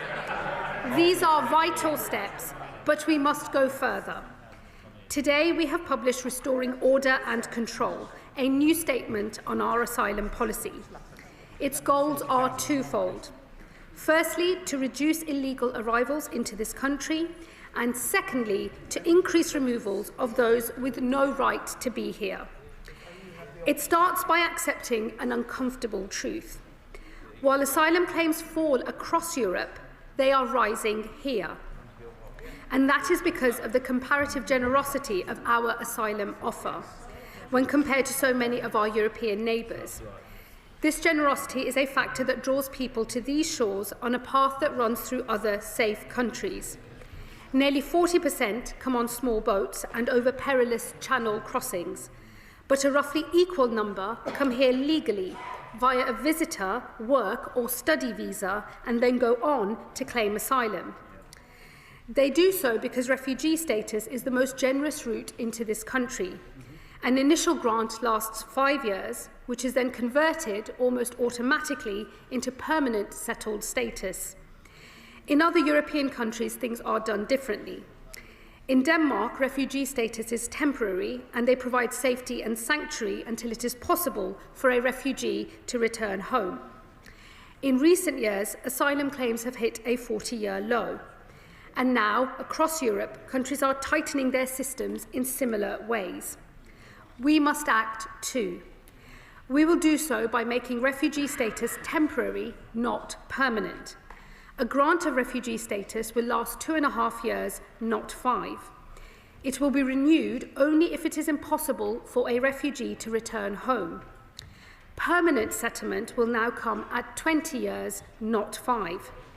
I know this country welcomes people who contribute, and for those who want to stay and are willing and able to, we will create a new work and study visa route solely for refugees, with a quicker path to permanent settlement. To encourage refugees into work, we will also consult on removing benefits for those who are able to work but choose not to. Outside of the most exceptional circumstances, family reunion will not be possible, with a refugee only able to bring family over if they have joined a work and study route and if qualifying tests are met. While over 50,000 were granted refugee status in the last year, more than 100,000 claimants and failed asylum seekers remain in taxpayer-funded accommodation. And we know that criminal gangs use the prospect of free bed and board to promote their small boat crossings. We have already announced that we will empty asylum hotels by the end of the Parliament, and we are exploring a number of large military sites as an alternative. We will now also remove the 2005 legislation that created a duty to support asylum seekers, reverting to a legal power to do so instead. While we will continue to support those who play by the rules, those who do not, be that through criminality or antisocial behaviour, can have their support removed. We will also remove our duty to support those who have a right to work. It is right that those who do receive support pay for it if they can. So those with income or assets will have to contribute to the cost of their stay. This will end the absurdity that we currently experience, where an asylum seeker receiving £800 each month from his family and who had recently acquired an Audi was receiving free housing at the taxpayer's expense, and the courts judged that we could do nothing about it. Mr. Speaker, these measures are designed to tackle the pull factors that draw people into this country. But reducing the number of arrivals is just half of the story. We must also enforce our rules and remove those who have no right to be here. This will mean restarting removals to countries where they have been paused. In recent months, we have begun voluntary removal of failed asylum seekers to Syria once again. However, there are still many failed asylum seekers here from Syria, most of whom fled a regime that has since been toppled. Other countries are planning to enforce removals, and we will follow suit. Where a failed asylum seeker cannot be returned home, we will also continue to explore the possibility of return hubs, with negotiations ongoing. We must remove those who have failed asylum claims, regardless of who they are. Today, we are not removing family groups, even when we know that their home country is perfectly safe. There are, for instance, around 700 Albanian families living in taxpayer-funded accommodation, having failed their asylum claims. This is true despite an existing returns agreement, and that Albania is a signatory to the European Convention on Human Rights. So we will now begin the removal of families. Where possible, we will encourage a voluntary return, but where an enforced return is necessary, that is what we will do. Where the barrier to a return is not the individual, nor the UK government, but the receiving country, we will take action. I can announce today that we have told Angola, the Democratic Republic of the Congo, and Namibia that if they do not comply with international rules and norms, we will impose visa penalties on them. And I am sending a wider message here. Unless other countries heed this lesson, further sanctions will follow. Much of the delay in our removals, however, comes from the sclerotic nature of our own system. In March of this year, the appeals backlog stood at 51,000 cases. This government has already increased judicial sitting days, but reform is required. So we will create a new appeals body staffed by professional independent adjudicators. And we will ensure there is early legal representation available to advise claimants and ensure their issues are properly considered. Cases with a low chance of success will be fast-tracked, and claimants will have just one opportunity to claim and one to appeal, ending the merry-go-round of claims and appeals that frustrate so many removals. While some barriers to removal are the result of process, others are substantive issues related to the law itself. There is no doubt that the expanded interpretation of parts of the European Convention on Human Rights has contributed. This is particularly true of Article 8, the right to a family life. The courts have adopted an ever-expanding interpretation of this right, and as a result, many people have been allowed to come to this country when they would otherwise have had no right to. And we have been unable to remove others when the case for doing so seems overwhelming. This includes cases like an arsonist sentenced to 5 years in prison, whose deportation was blocked on the grounds that his relationship with his sibling may suffer. And more than half of those detained are now delaying or blocking their removal by raising a last-minute rights claim. Article 8 is a qualified right. That means we are not prevented from removing individuals or refusing an application to move to the UK if it is in the public interest. To narrow Article 8 rights, we will therefore make 3 important changes in both domestic law and our immigration rules. Firstly, we will define what exactly a family is, narrowing this down to parents and their children. Secondly, we will define the public interest test so the default becomes a removal or refusal, with Article 8 rights only permissible in the most exceptional circumstances. Thirdly, we will tighten where Article 8 claims can be heard, ensuring only those who are living in the UK can lodge a claim rather than their family members overseas, and that all claims are heard first by the Home Office and not in a courtroom. We will also pursue international reform of a second element of the European Convention, the application of Article 3, the prohibition on torture and inhuman, degrading treatment or punishment. We will never return anyone to be tortured in their home country. But the definition of degrading treatment has expanded into the realm of the ridiculous. Today we have criminals we seek to deport, but discover we cannot because the prisons in their home country have cells that are deemed too small, or even mental health provision that is not as good as our own. As Article 3 is an absolute right, a public interest test cannot be applied. For that reason, we are seeking reform at the Council of Europe, and we do so alongside international partners who have raised similar concerns. But it is not just international law that binds us. According to data from 2022, over 40% of those detained for removal claimed they were modern-day slaves.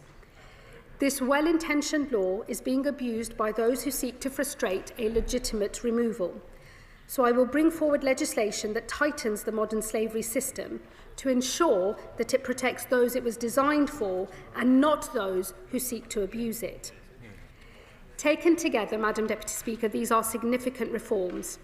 They are designed to ensure our asylum system is fit for the modern world and that we retain public consent for the very idea of providing refuge. We will always be a country that offers protection to those fleeing peril, just as we did in recent years when Ukraine was invaded, when Afghanistan was evacuated, and when we repatriated Hong Kongers. For that reason, as order and control is restored, we will open new, capped, safe and legal routes into this country. These will make sponsorship the primary means by which we resettle refugees, with voluntary and community organisations given greater involvement to both receive refugees and support them. working within caps set by government. We will also create a new route for displaced students to study in the UK and another for skilled refugees to work here. And of course, we will always remain flexible to new crises across the world as they happen. I know the British people do not want to close the doors, but until we restore order and control, those who seek to divide us will grow stronger. It is our job as a Labour government to unite where there is division. So we must now build an asylum system for the world as it is, one that restores order and control, one that opens safe and legal routes to those fleeing danger across the world, and one that sustains our commitment to providing refuge for this generation and those to come. I know the country we are. We are open, tolerant, and generous. We are the Greater Britain that those on this side of the House believe in, not the littler England that some would wish we would become.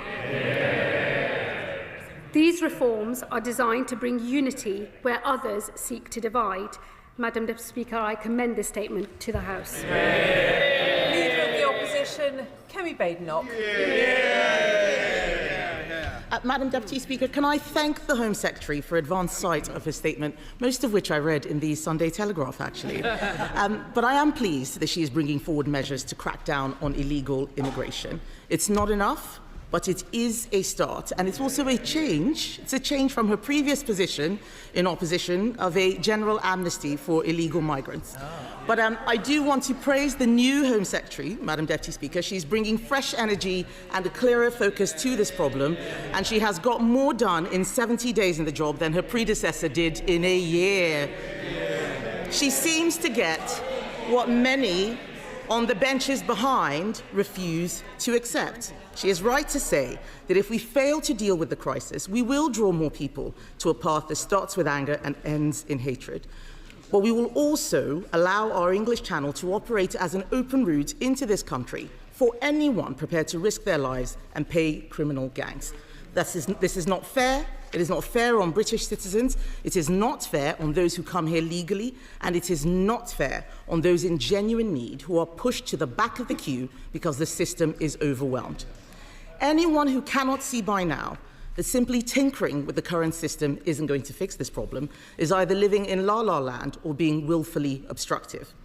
It is a shame that it has taken Labour a year in office to realise there is a borders crisis. Yes.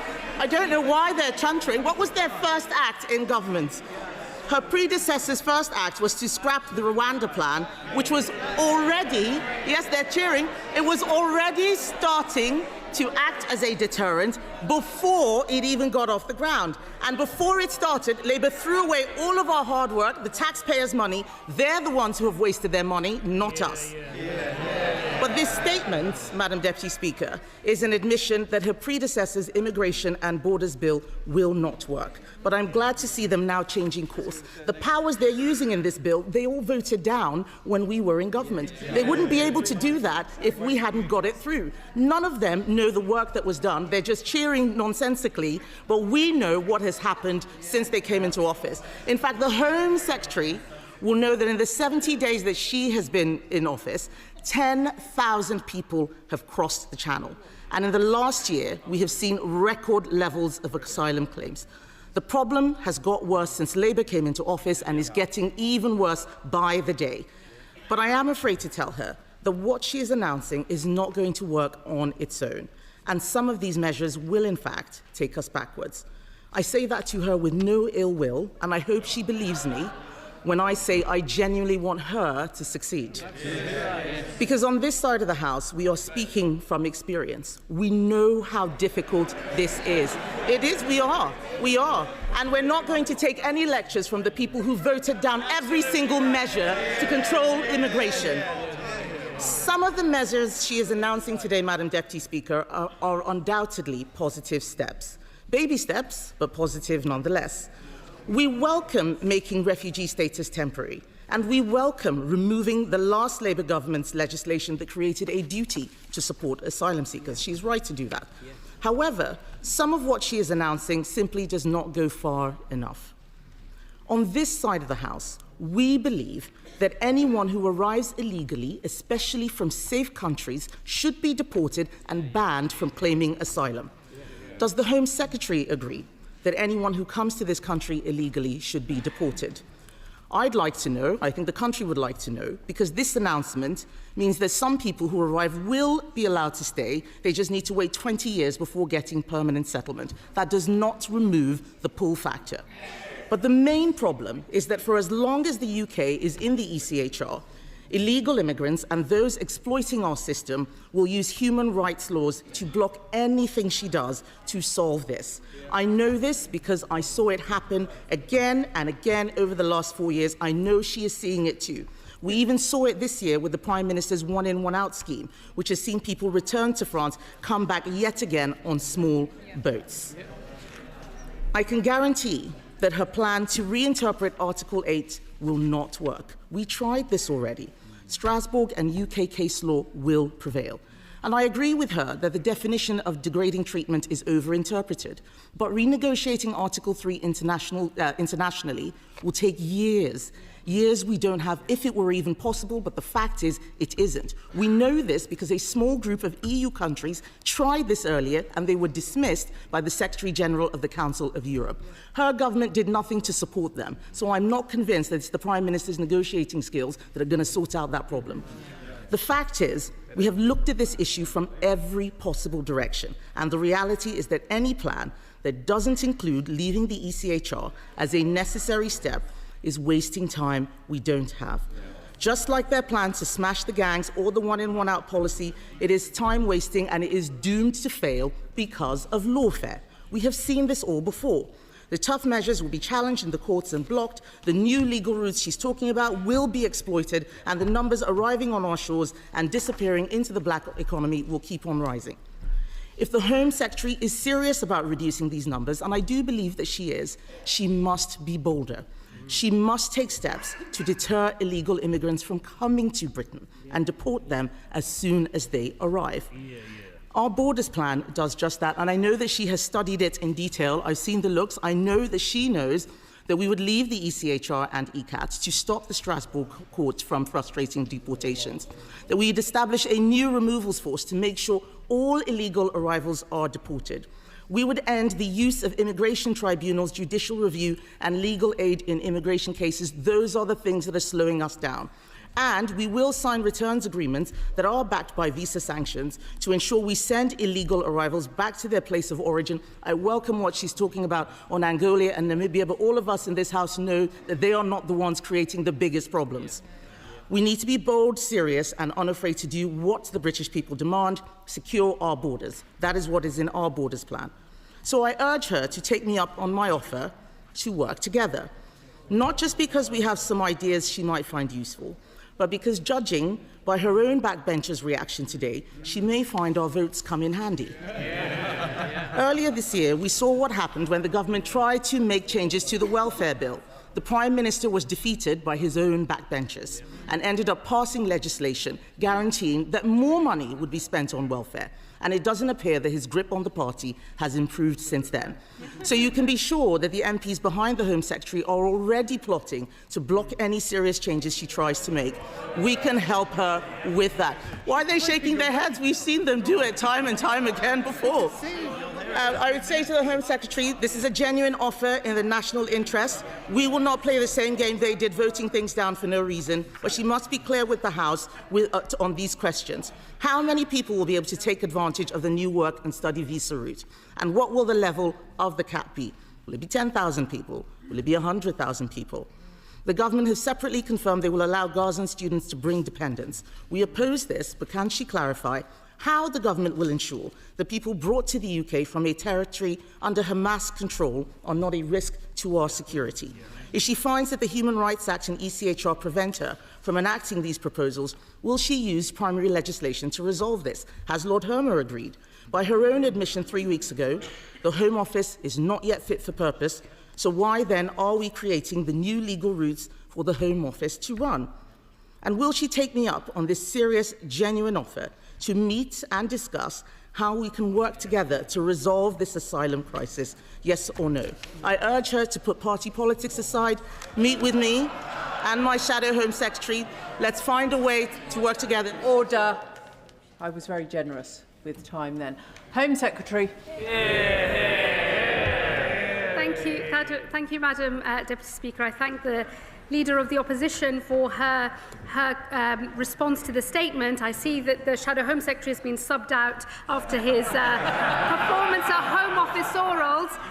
But whether it's the Shadow Home Secretary or the Leader of the Opposition herself, I'm very happy to take on the Conservative Party any day of the week. And let me start by saying we will not be taking any lessons from those opposite on how to run an effective migration system or indeed an asylum system, because I'm afraid to say to the Leader of the Opposition, she knows that her party in government gave up on governing altogether.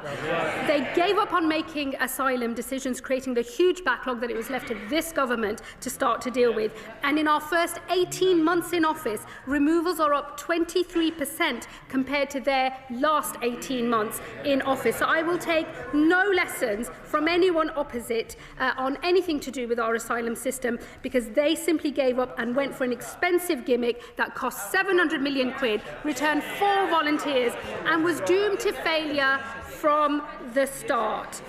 I will also say, Madam Deputy Speaker, the Leader of the Opposition had rather a lot to say about the European Convention on Human Rights.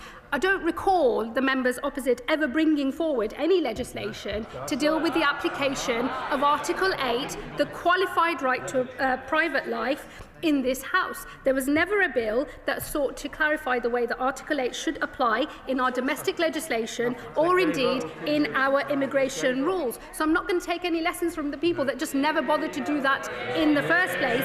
It is this government that is rolling up our sleeves, dealing with the detailed, substantive issues that we face and thinking of proper, workable solutions to those matters.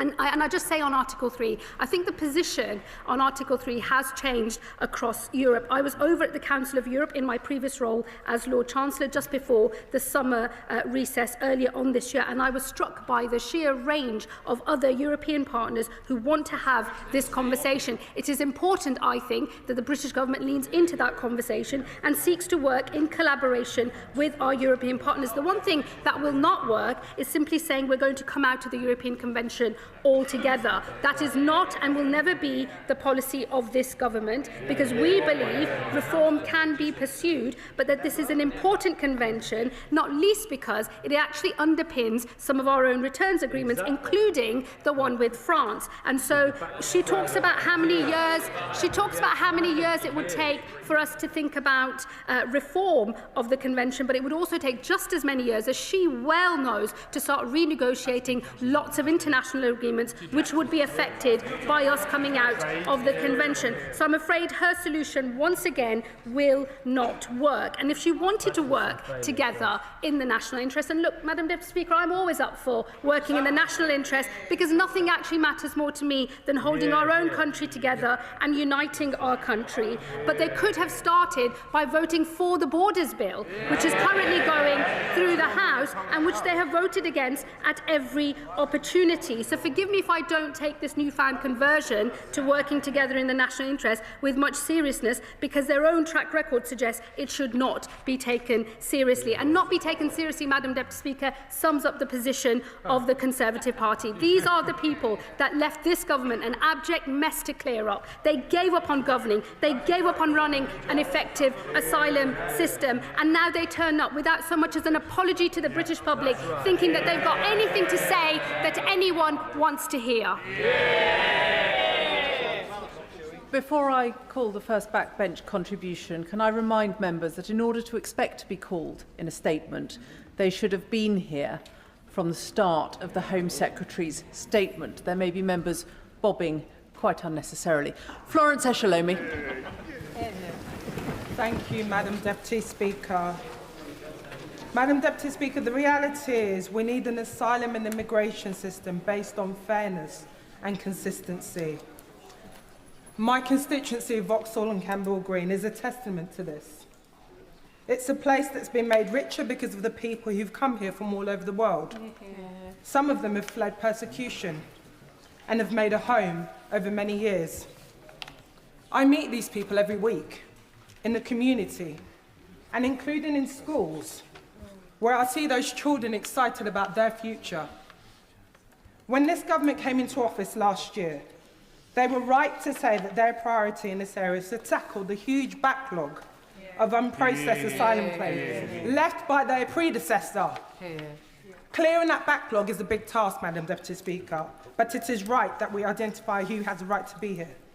But by introducing more assessments of those who've been here for many years, making new judgments on safety of a country will take considerable resources. So is the Home Secretary confident that these changes will not have an unintentional consequence and actually make it harder to achieve her goal?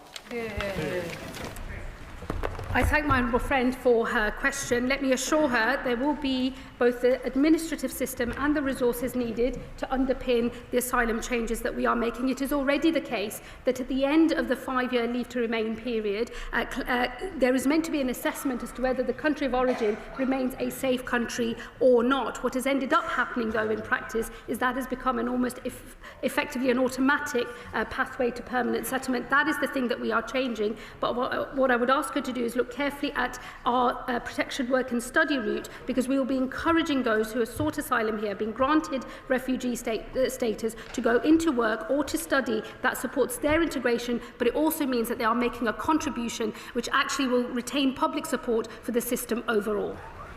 Liberal Democrat spokesperson Max Wilkinson. Thank you, Madam Deputy Speaker. It is right that the government is looking for ways to bring order to the asylum system. It was left in total disarray by the Conservatives. Sadly, the government has been too slow to act. Britain has a long and proud history of responding with compassion to people fleeing unimaginable horrors. That should continue in a way that is fair and sustainable. So we welcome some of what the Home Secretary has said on that score. But what is not helpful is the Home Secretary claiming that the country is being torn apart by immigration. Acknowledging the challenges facing our nation is one thing, but stoking division by using immoderate language is quite another. I will, however, welcome news about safe and legal routes. This is something the Liberal Democrats have called for some time, since they were scrapped by the Conservatives, leading to more small boat crossings. But we do have some concerns about the far-reaching detail behind these proposals, which seems to be missing. The Home Secretary is revoking the legal duty to provide asylum seekers with accommodation and says asylum seekers should support themselves and contribute to our society. But she is still banning them from working so they can support themselves, contributing to our society. That makes no sense at all. She relies a lot on Denmark as an example. Denmark lets asylum seekers work after 6 months. So will she. And can she guarantee that the burden to house asylum seekers won't fall on already struggling local councils? And can she guarantee that we won't see a whole-scale transfer of asylum seekers from hotels to the streets? And if the Minister for Border Security and Asylum announced to the media asylum seekers could have jewellery confiscated, is the Home Secretary doing this to raise money or to deter people? And either way, does she acknowledge that many British people will see it as unnecessary and cruel? State-sponsored robbery will certainly not fix a system that costs taxpayers £6 million every day in hotel bills. If the government plans to keep its promise to end hotel use, it must also process the claims of the 90,000 backlog of asylum seekers. Something the Liberal Democrats have a plan to do within 6 months using Nightingale-style processing centres. Does the Home Secretary seriously believe that an overstretched Home Office, which has yet to clear the existing backlog, can also undertake reviews of every refugee's status every 2.5 years? The UK must continue to lead international efforts to manage large migratory flows, and because the flow of people comes from Europe, she will need to work with the EU on a solution. The Oxford Migration Observatory has identified a clear Brexit effect. That means people refused asylum in the EU now make a second attempt here, a consequence of the Brexit delivered by the Conservatives and the honourable member for Clacton 2. The Minister refused to answer earlier whether Brexit has harmed our immigration and asylum system. So I'll ask the Home Secretary now, does she think that Brexit has made it easier or more difficult for this country to control its borders and asylum system? And does she think reductions in overseas development spending will reduce or increase migratory flows? We've already made it very clear that we think leaving the ECHR will make no difference to securing our borders and will tear hard-won rights away from British people. It's encouraging that the Home Secretary has said that is not part of the government's plan. Finally, we urge the government to tread carefully, to act with fairness, to act with efficiency, and to act with compassion for local communities in the UK who want this resolved, but also for asylum seekers too. Thank you, Madam Deputy Speaker. I have to say to the honourable gentleman, I wish I had the privilege of walking around this country and not seeing the division that the issue of migration and asylum system is creating across this country. Unlike him, unfortunately, I am the one that is regularly called a fucking packy and told to go back home. It is I who knows through my personal experience and that of my constituents just how divisive the issue of asylum has become in our country. And I do say to him, I wish it were possible to say that there isn't a problem here, that there's nothing to see and that it is all, in fact, just extremist, right-wing talking points. But this system is broken and it is incumbent on all members of Parliament to acknowledge how badly broken the system is and to make it a moral mission to fix this system so that it stops creating the division that we all see. And I do say to him, I do not think it is acceptable or appropriate for people in this place to not acknowledge the real experience of those who sit outside of this House. We are supposed to be in here to reflect that experience in this House, and I hope that he will approach the debates that we will no doubt have on all of these measures in that spirit. He also accused this government of being too slow to act. I do have to say to him, removals of those who have no right to be in our country are up by 23% in the first 18 months of this Labour government compared to the last 18 months of that former Tory government. That is a government that is getting on with the job. We have made 11,000 enforcement raids, 8,000 arrests, and over 1,000 people with no right to be in this country as a result of those raids have been removed from this country. This is a government that has been getting on with the job, and this is just the next phase of our work as we deal with the broken migration system that we inherited from those opposite. He said that he thought that whilst people who are waiting on their claim should be given the right to work, I think he knows that would be a huge pull factor and increase the number of channel crossings rather than decrease them.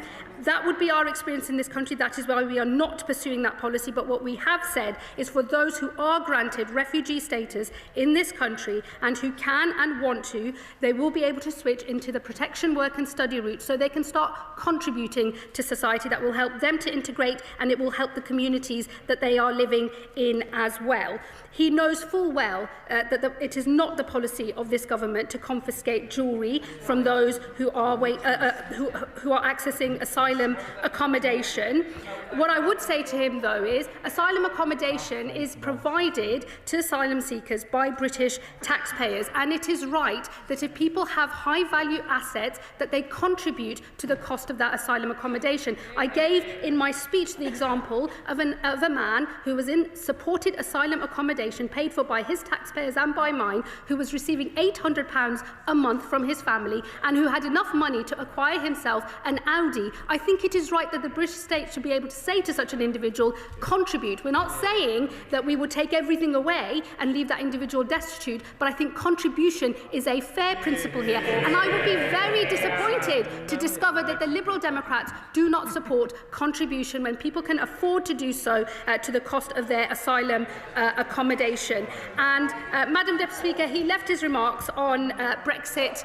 I don't have any more to say about that. I'm living in the world as it is today. If he has things to say, I'm sure the House will continue to hear about them. The Home Secretary should know that language that is not acceptable in this House does not become acceptable if it is attributed to others. She might like to apologise for the language used. I apologise, Madam Deputy Speaker. I did not mean any discourtesy. I was merely reflecting the truth of words that are used to me. And I think we all appreciate that. But please, can I urge members to keep their language acceptable in the House? Graham Stringer. Thank you, Madam Deputy Speaker. Can I start by saying I fully support the Home Secretary in a statement today. It is a fundamental duty of government to protect our borders and to know who is coming into this country, which we have not known for some time.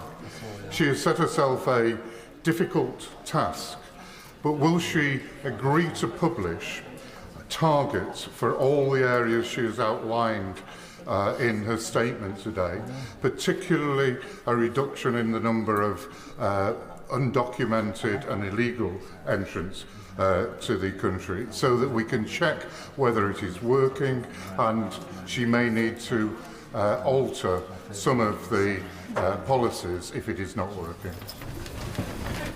Thank my honourable friend for his question. What we won't do is set arbitrary targets or caps.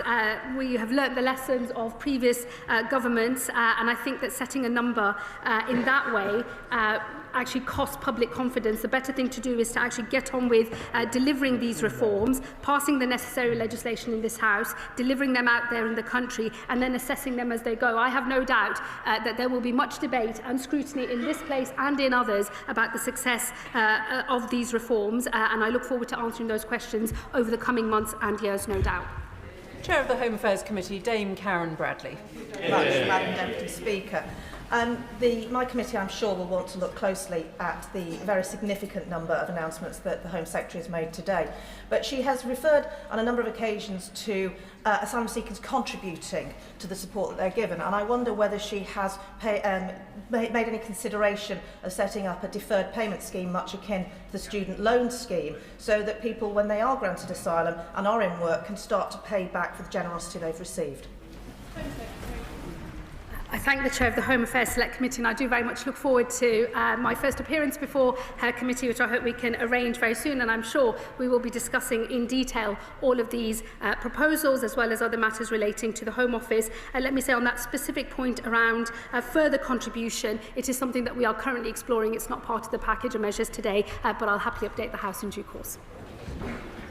Joe White. Well, thank you, Madam Deputy Speaker. Can I thank the Home Secretary for her statement? Would the Home Secretary agree with me that enforcing the immigration rules, including removals, is in the public interest? Could the Home Secretary provide greater detail on the action the government will take to balance public interest against individual rights? Well, I thank my honourable friend for her question.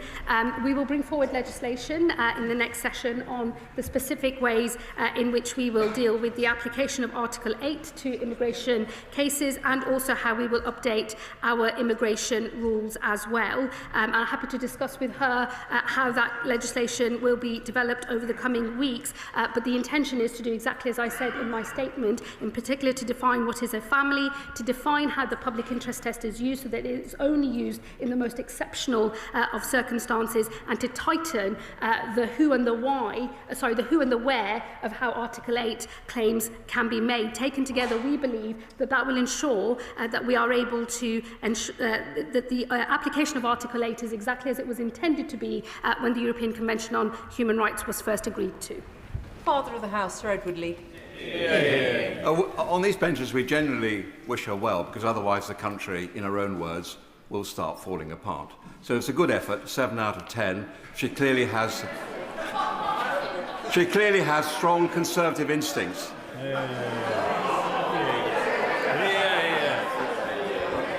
But does she fear that such is the misery in many of these countries that they're not really worried about how long they have to wait for their asylum claim to be processed? And does she fear that unless we do arrest and detain and deport people very quickly, then this problem will just go on and on and on? So she mentioned return hubs. Could you say a bit more about that? And could you have an open mind about schemes such as Rwanda? On Rwanda, no. I think on the substance of what he says, he can't be right, because claims are down in Europe and up here. What I would say to him instead is I hope that he will approach the debate that we're having with an open mind, ditch the failed policies of his party, and maybe consider more workable solutions from this side of the House instead. Lewis Atkinson.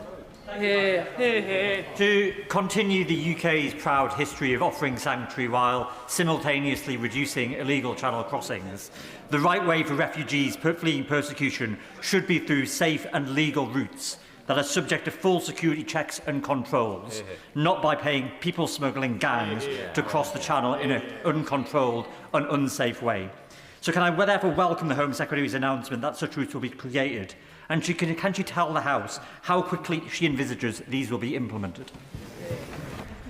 I thank my honourable friend. Safe and legal routes are absolutely the way that we should be seeking to bring people into our country, and not through the people smuggling route in the north of France and over the Channel. And it is an explicit policy choice that I have made to disincentivise people coming through that route and paying thousands of pounds as they do so to organised immigration criminals, and will privilege those who come through our safe and legal routes. As we get order and control into the system that we have inherited, these safe and legal routes will become more generous over time. They will start modest, the numbers will be in the low hundreds, but they will grow, and we want them to grow because we want people fleeing sanctuary to be able to find safe harbour here in this country, and we make we are absolutely proud of that position as a government. This route will grow over time. I hope people across the House will support that, but I think we have to get order and control into our system first.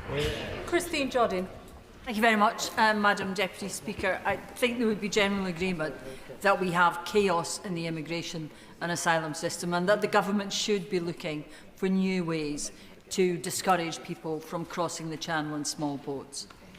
But in what she says today, is there a danger that those people that we do actually need to come to this country legally, with the skills that we need to fill the employment gap, to keep our NHS working and to work in the social care sector, will actually look at this country now and say, no, I don't want to go there, and that there is a danger in this policy that that will happen?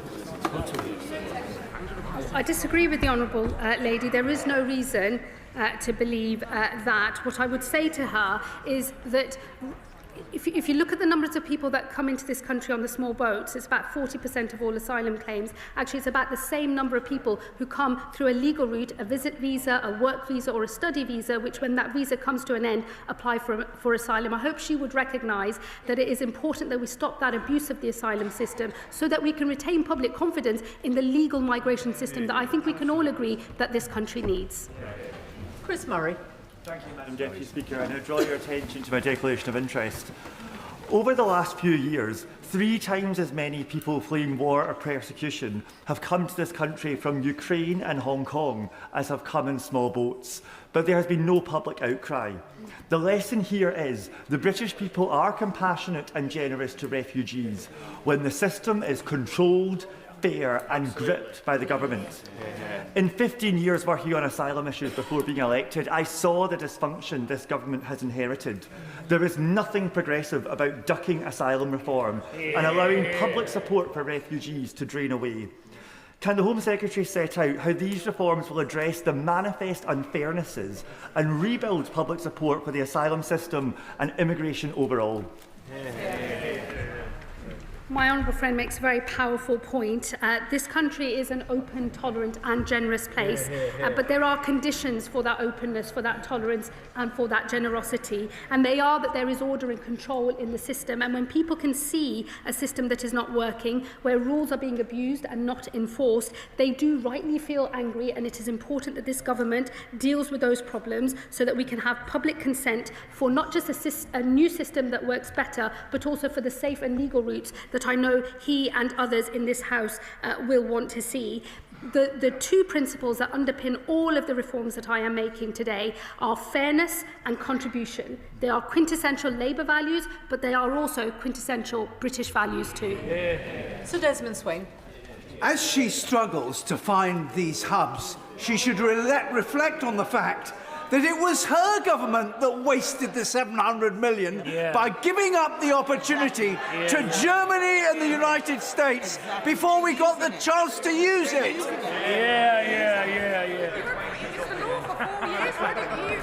Apologies, Madam Deputy Speaker. In all the finger wagging, I sort of missed the question. But I think it was something about Rwanda, which I think we can all agree was a totally failed scheme and a waste of money. There are good ongoing negotiations going in relation to return hubs. I very much hope we can update the House in due course. Sarah Owen. Thank you, Madam Deputy Speaker. I hope that we could all agree that a strong immigration system doesn't have to be a cruel one. When the Tories painted over murals for refugee children, the numbers of small boat crossings still went up. When they threatened deportations to Rwanda, guess what? The crossings still went up. So what evidence does the Secretary of State have that taking personal belongings, such as jewellery from refugees, and selling it off actually works as a deterrent? Isn't a focus on the new plans outlined on the safe and legal routes a much better use of all of our time?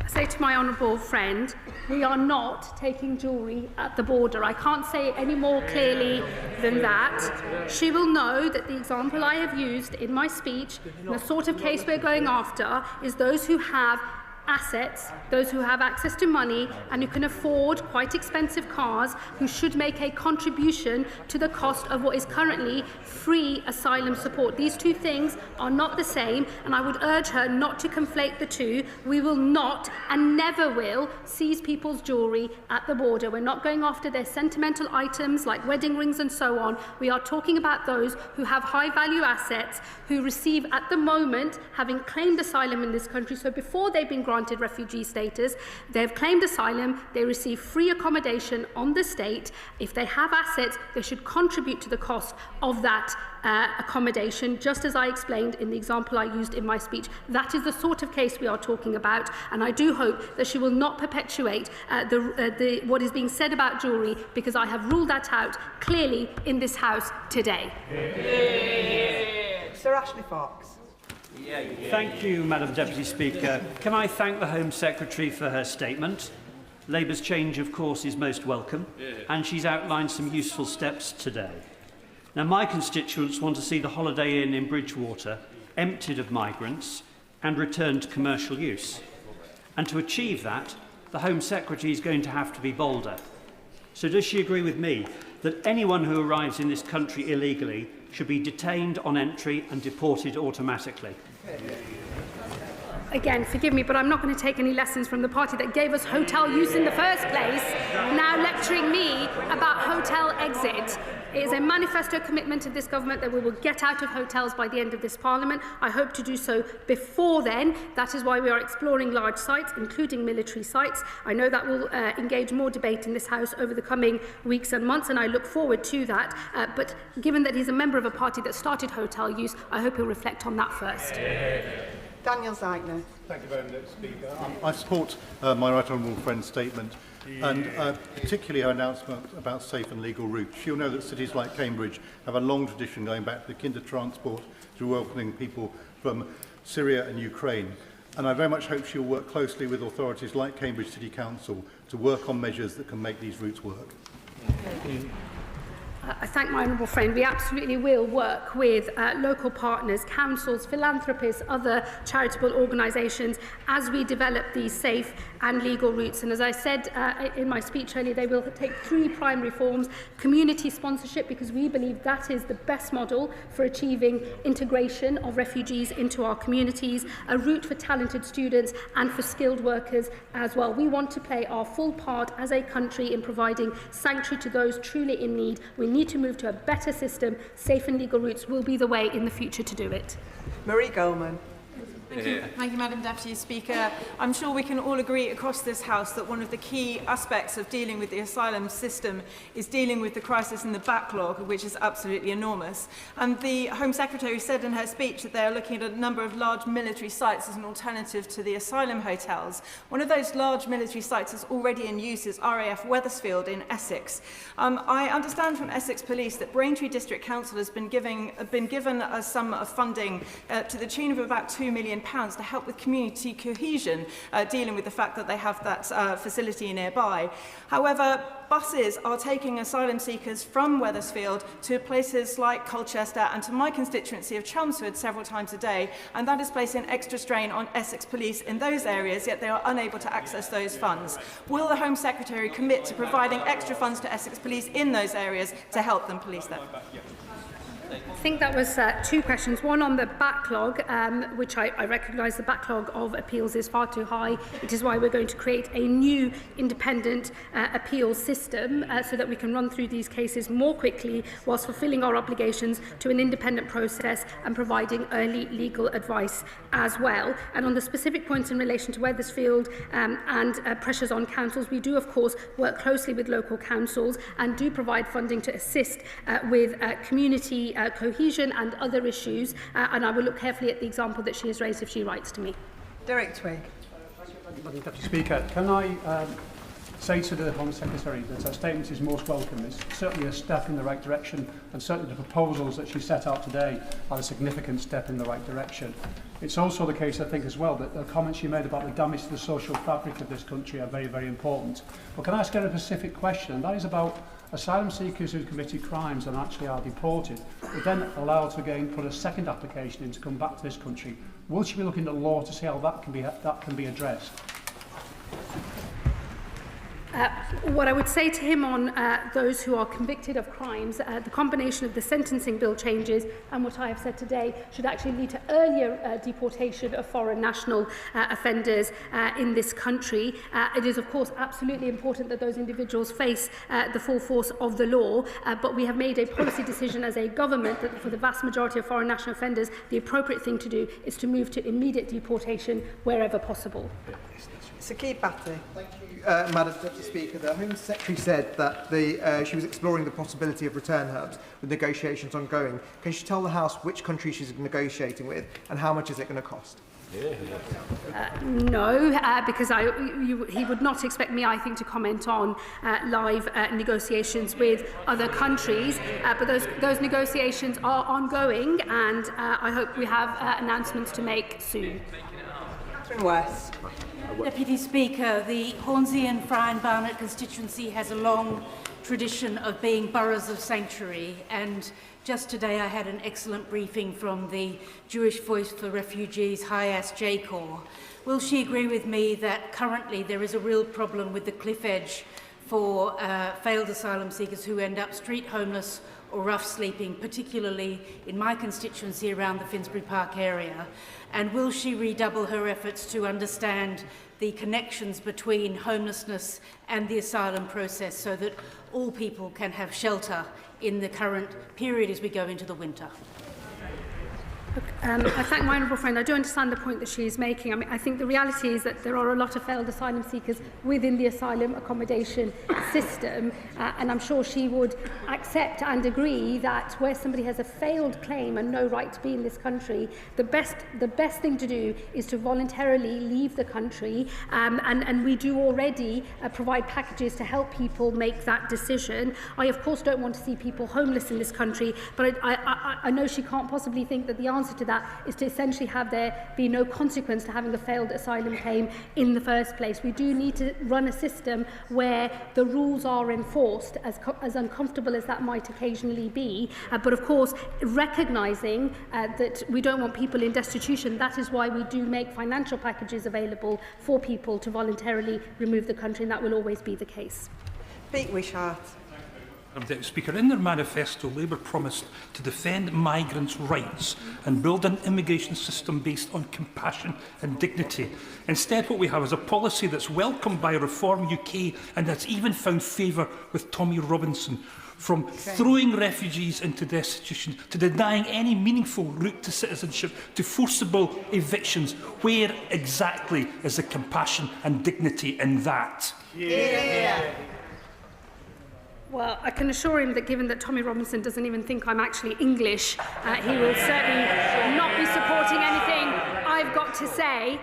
So let's just leave that there, I think, Madam Deputy Speaker. We don't need to hear any more about what vile racists have to say about anything whatsoever. And let me also say to him, I guess it's not a surprise to me to find a Scottish National Party Member of Parliament defending a broken status quo. That's what they do in Scotland with the Scottish Government under the SNP every day, and that's what he's doing now. I hope he can agree that good reform, much needed reform to a broken system is the best way to retain public support for having an asylum system at all. Leon Wara. Deputy Speaker. And my right honourable friend is absolutely right to seek to bring order to the chaos at our borders, chaos instituted by the Tories, which undermines trust in our state and imposes such costs on communities. She's also right to address the pull factors which lure migrants to their death in our channel of claims of cushy lives in five-star hotels. And she is right to assist that our proposals must reflect British values and work in practice. So on that, could she say a little bit more about how reviewing refugee status every 2 years will work in practice, particularly with regard to the Home Office capacity and also with regard to integration? I thank my honourable friend for her comments as well as her question.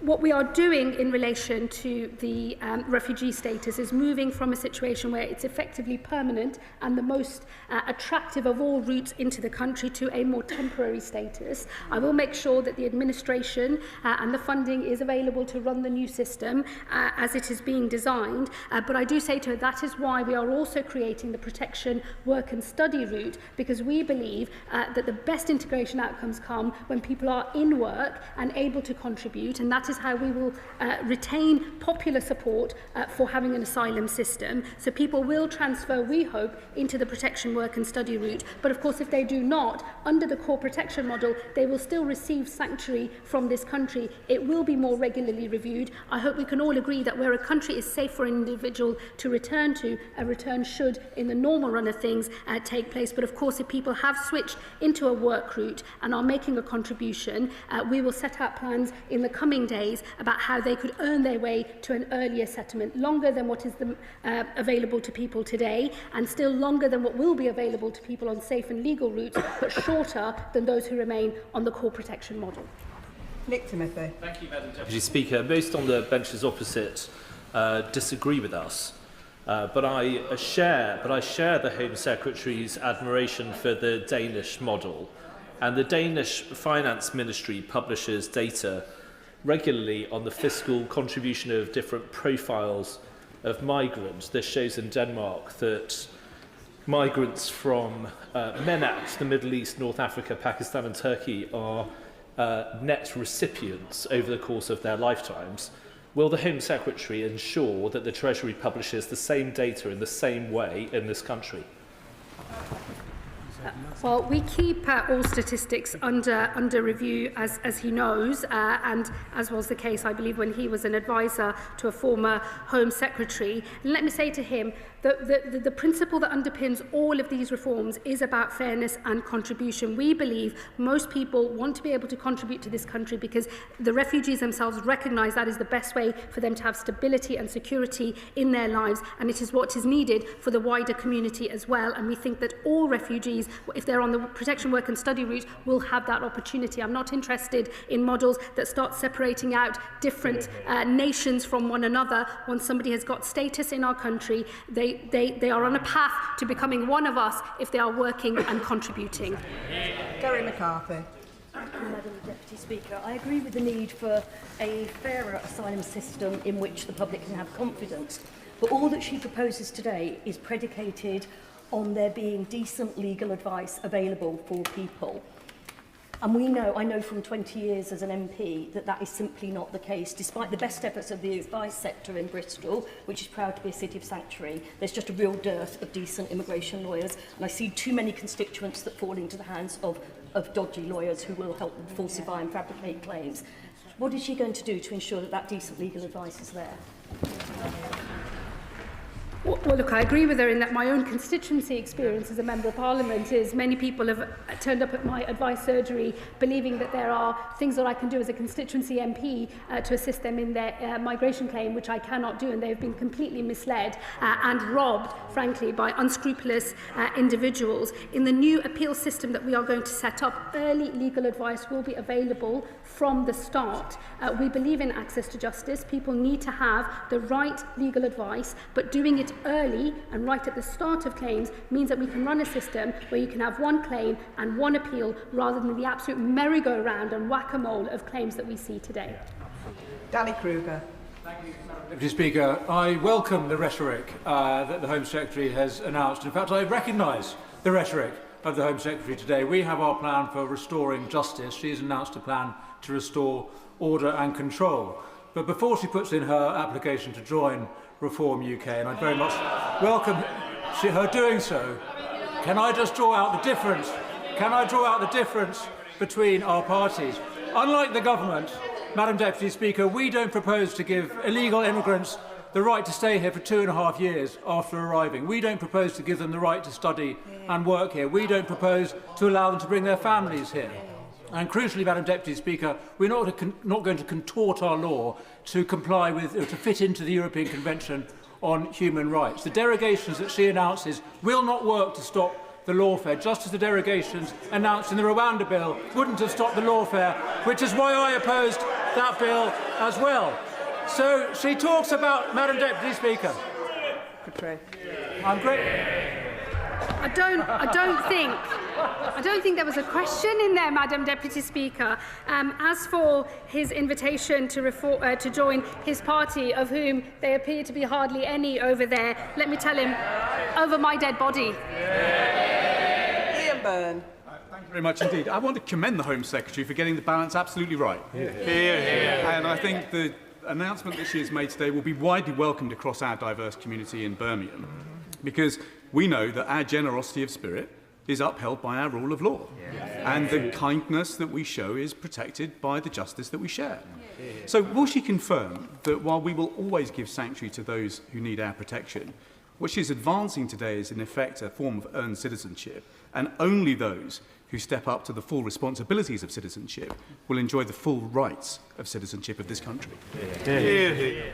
Well, my honourable friend makes a very powerful point. We are constituency neighbours, and both of us have done many community meetings over the years where these issues have been discussed, not just by those who are white, but those who are ethnic minority Britons as well. Because the thing that unites all Britons, regardless of their background, is a desire for fairness and for a good system that people can have confidence in. And he's absolutely right. The concept of earned citizenship, earned settlement, contribution, fairness. As I said earlier, these are quintessential Labour values. They are quintessential British values as well. And that is why I know this plan will have support from across the country.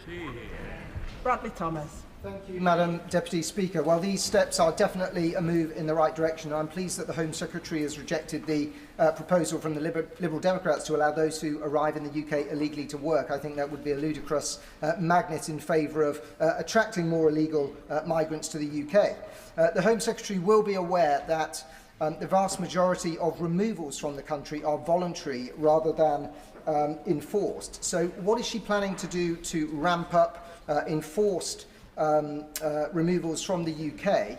And with respect to visa sanctions, why did the government vote against them as part of the border security bill?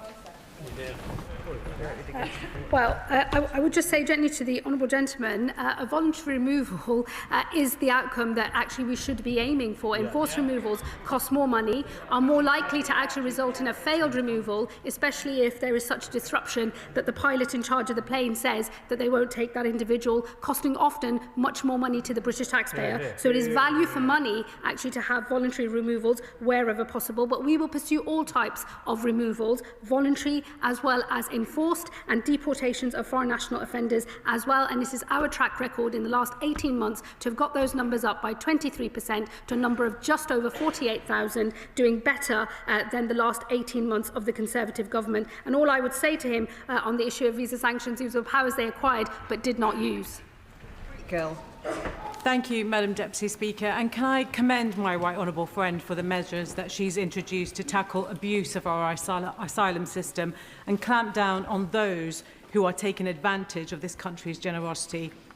The government's already closed 200 hotels since coming to power, but can the Home Secretary confirm that her department are actually expediting the measures that she has announced today so we can restore public confidence?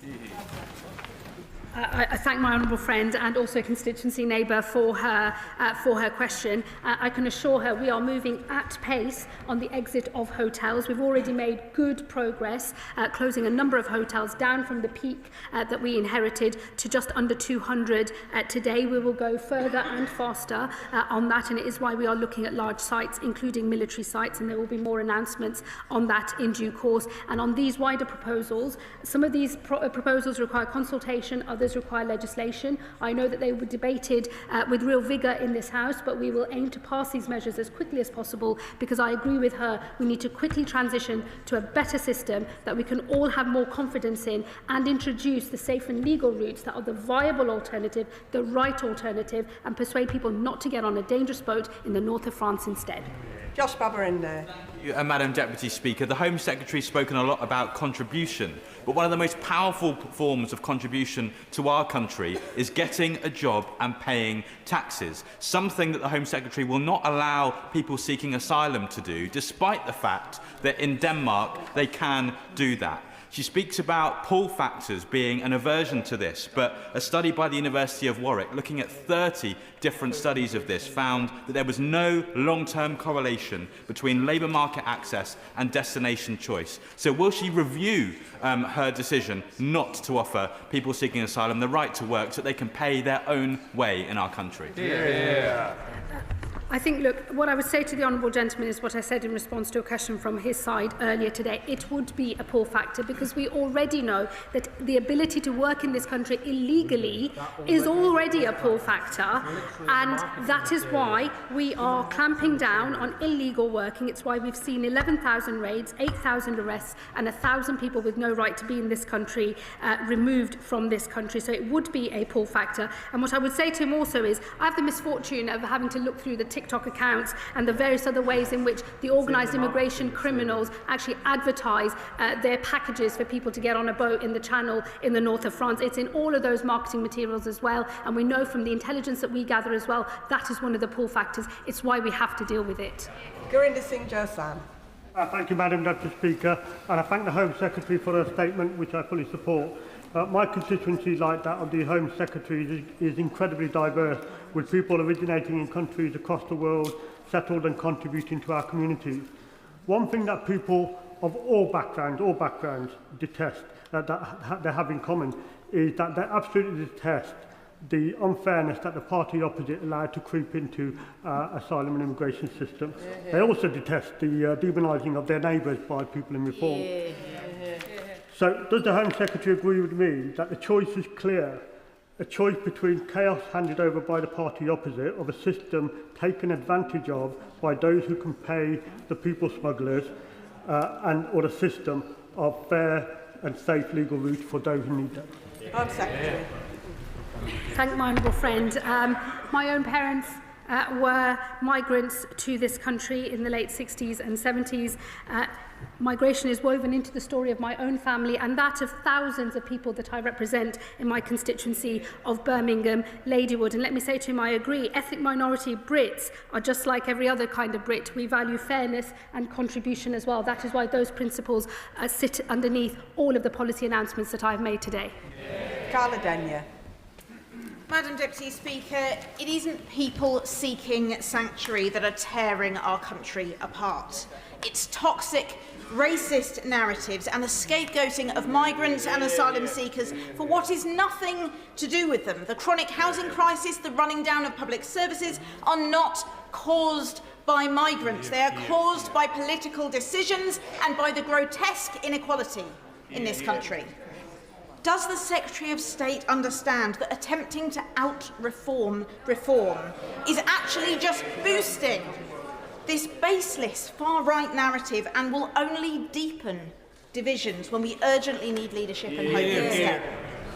Let me tell her, I couldn't care less what any other political party has to say about these matters. I don't care what other politicians are saying on the television. I don't care what other activists are saying either.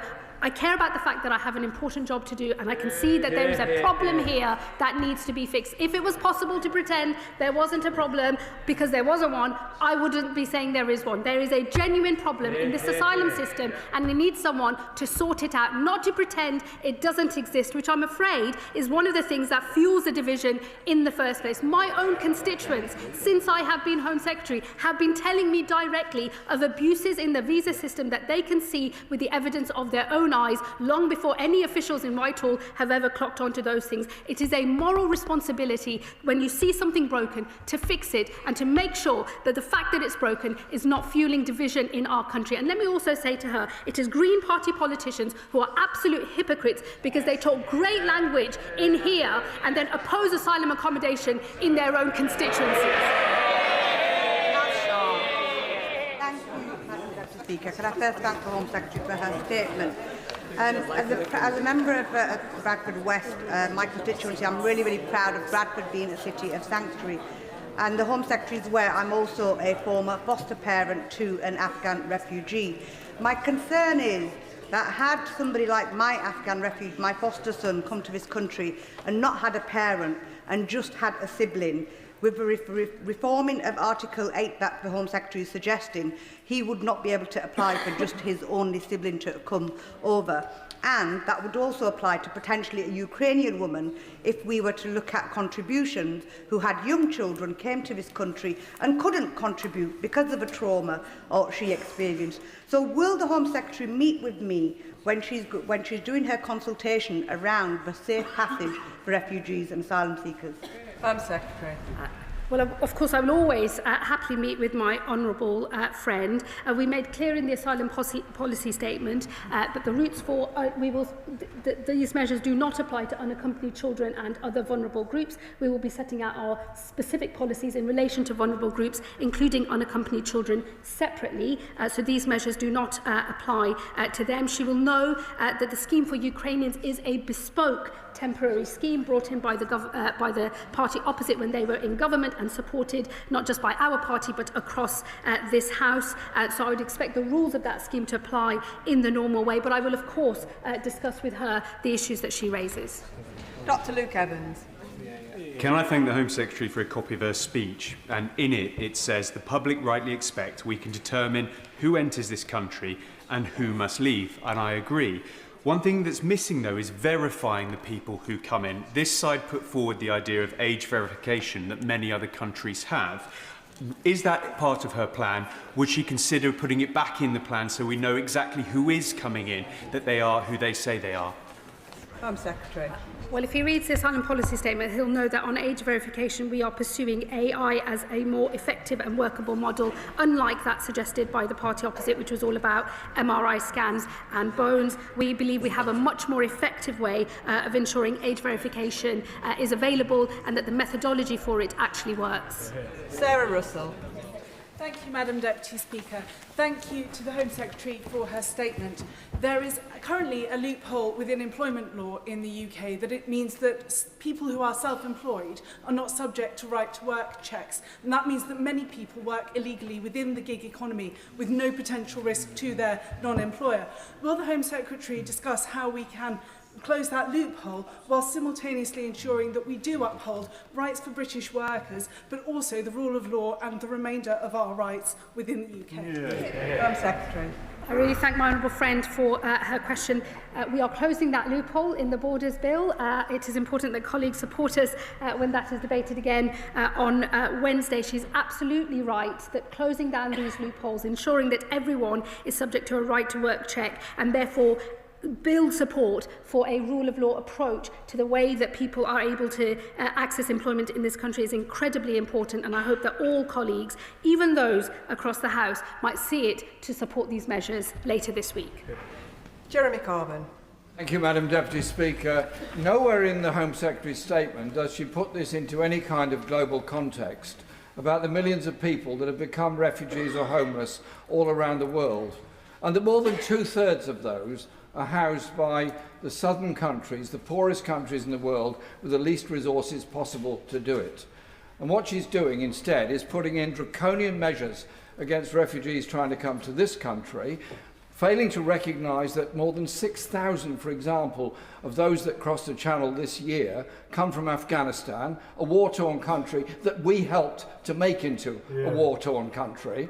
And she instead is trying to appease the most ghastly right-wing racist forces all across Europe in undermining and walking away from the European Convention on Human Rights, a convention created by the post-war Labour government. Does she not recognise history is going to be a harsh judge on this government for undermining the whole global humanitarian principles behind the ECHR and the Universal Declaration of Human Rights? Home Secretary. Well, not for the first time, I'm a little mystified as to what the honourable gentleman is talking about.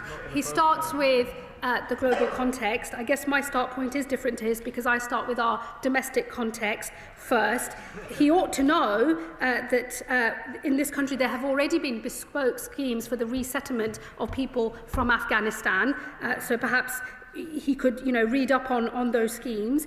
He should also have heard from what I said in my statement that we remain absolutely committed to offering sanctuary to those who are fleeing conflict abroad. We think that the best way to do that is not to encourage people to get on a boat in the Channel by paying thousands and thousands of pounds to people smugglers, who, by the way, it's not just smuggling that's a vile crime. Those individuals are involved in all sorts of other disgusting organised crime. They should not be in receipt of money from vulnerable people. I want to disincentivise people making that choice, and I want to incentivise people coming on safe and legal routes instead. And if he would actually read the asylum policy statement, he would know it's the policy position of this government to provide more safe and legal routes. Once he's done more reading, I'll be happy to answer more of his questions. Richard Bergen.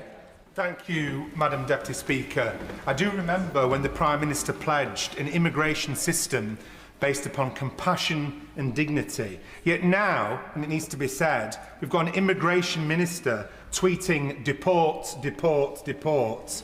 And now this policy announcement, which I'm afraid scrapes the bottom of the barrel. If we're being frank, isn't this just a desperate attempt to triangulate with reform? And like some of the other terrible policy errors that have been made in recent months, isn't it not only morally wrong, but another policy which is set to push away Labour voters? Why not recognise that now than in a few months and make a U-turn? Home Secretary.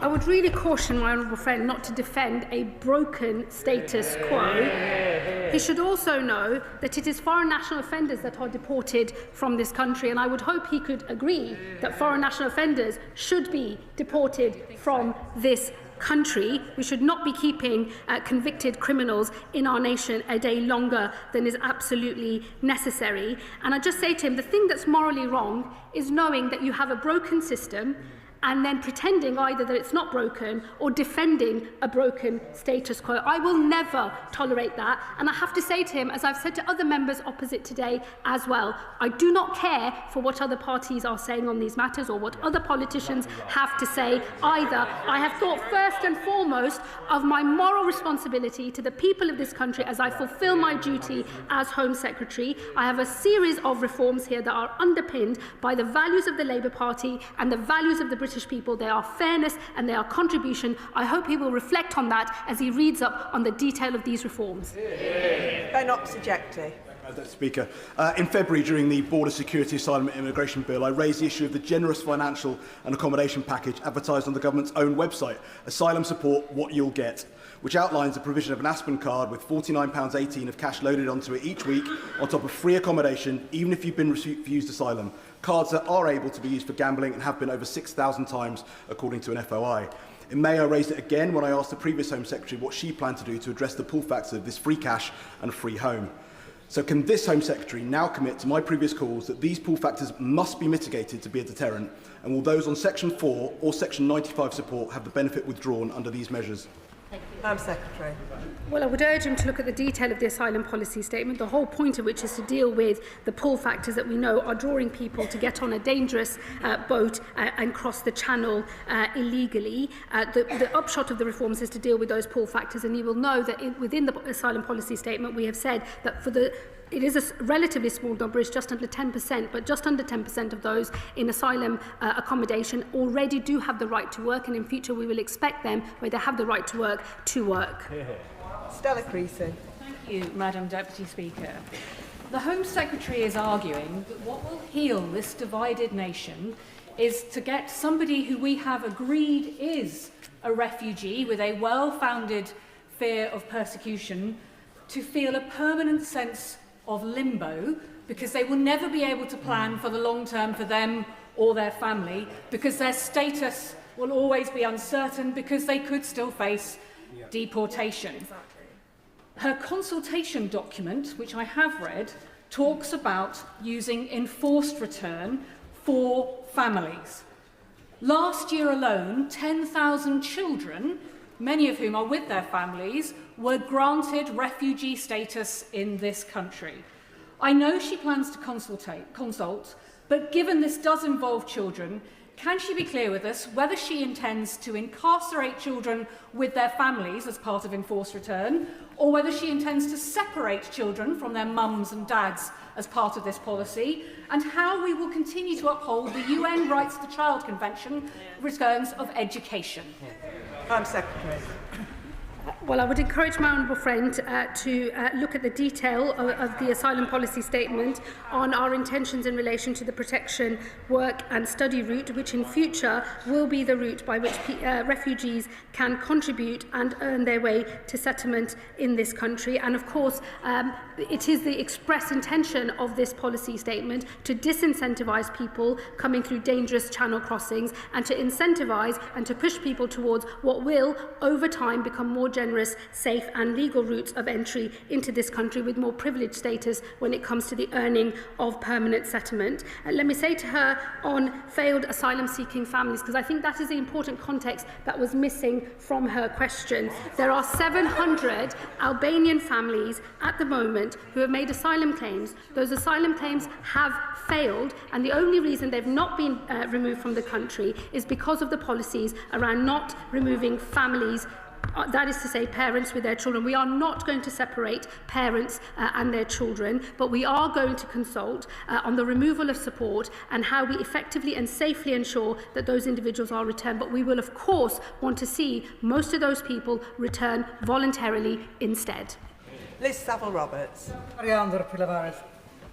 Stoking fear and division through the kind of performative cruelty trailed over the media this weekend has consequences. We saw that in Caerphilly last month, where Reform UK spread information.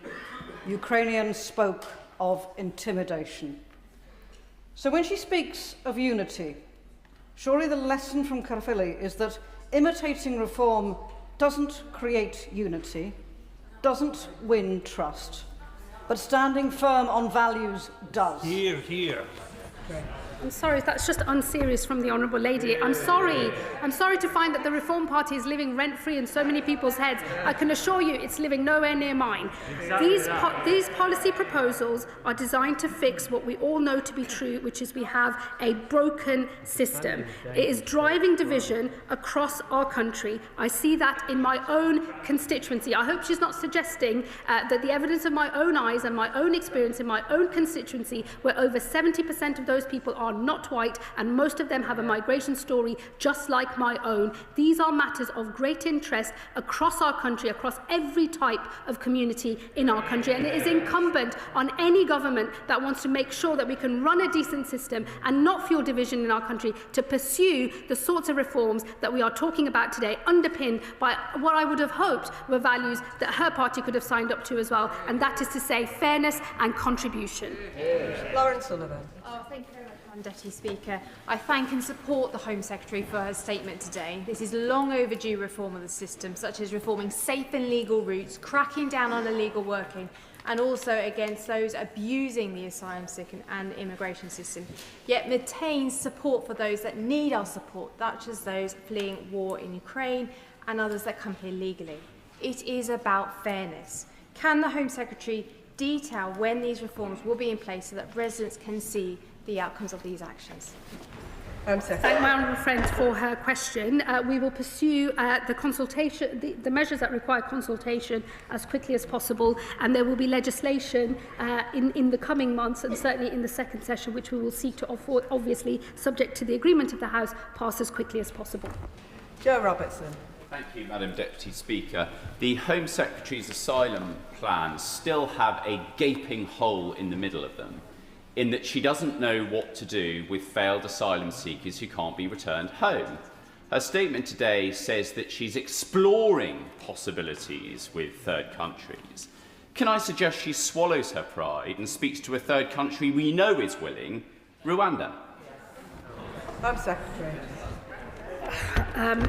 Look, I do say to members opposite, they are going to have to ditch their addiction to Rwanda. It didn't work, and nobody in the country supported it. We are, as he well knows, and as members opposite well know, when you are negotiating with other countries about possible agreements, the one thing you do not do is publicise them before an agreement is reached. Rebecca Long-Bailey.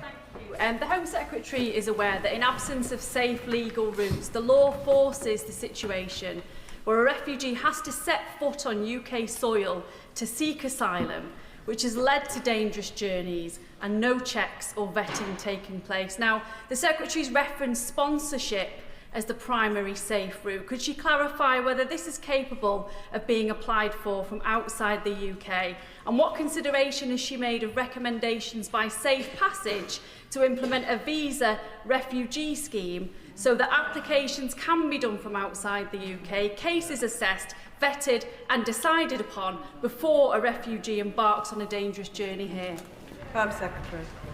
Well, I thank my honourable friend for her question. The whole purpose of the new safe and legal routes is that those individuals are accepted as refugees before they enter into the United Kingdom. The point of that being is that they never then pay thousands of pounds to illegal smugglers along any sort of route that they might travel on. So it is in fact exactly as she says, you want to accept people as refugees before they set foot on UK soil, and then once they are here on that safe and legal route, they will access permanent settlement more quickly than any other route in this country. And it is a good thing that the government is seeking to incentivise people to come through safe and legal routes and not pay thousands and thousands of pounds to criminals along the way.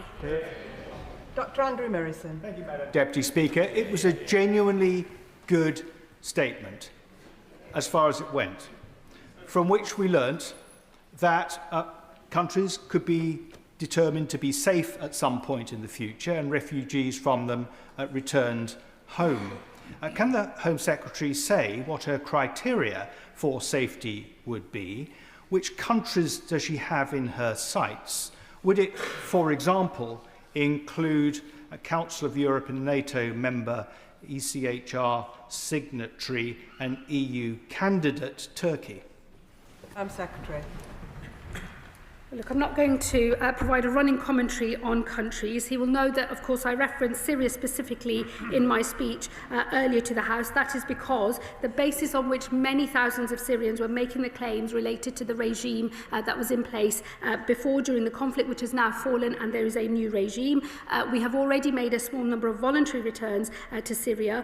Other countries are exploring enforced returns to Syria, given the change in circumstances there. We will, of course, look at the same as well. We will, in the normal run of things, when it comes to considering whether a country is safe for a person or not, keep those matters under review, as I know he would expect us to do.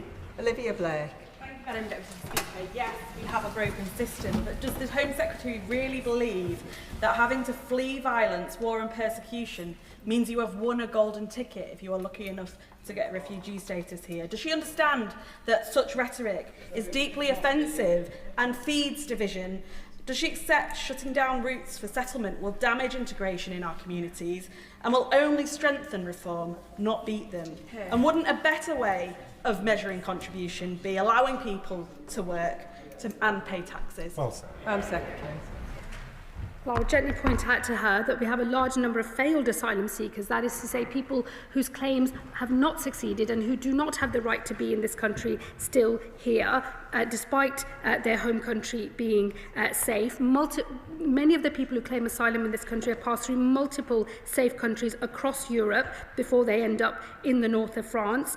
And we've seen claims go down in Europe and increase here in the UK. And I would just encourage her to remember that we are opening safe and legal routes. The whole point of these reforms is to disincentivise the journeys that lead to criminals earning a lot of money and people being in the north of France, and to move to a system where we have safe legal routes. We've accepted people as refugees before they set foot on UK soil, so that when they come here they can earn and contribute and be fully integrated through models like community sponsorship, which we know work.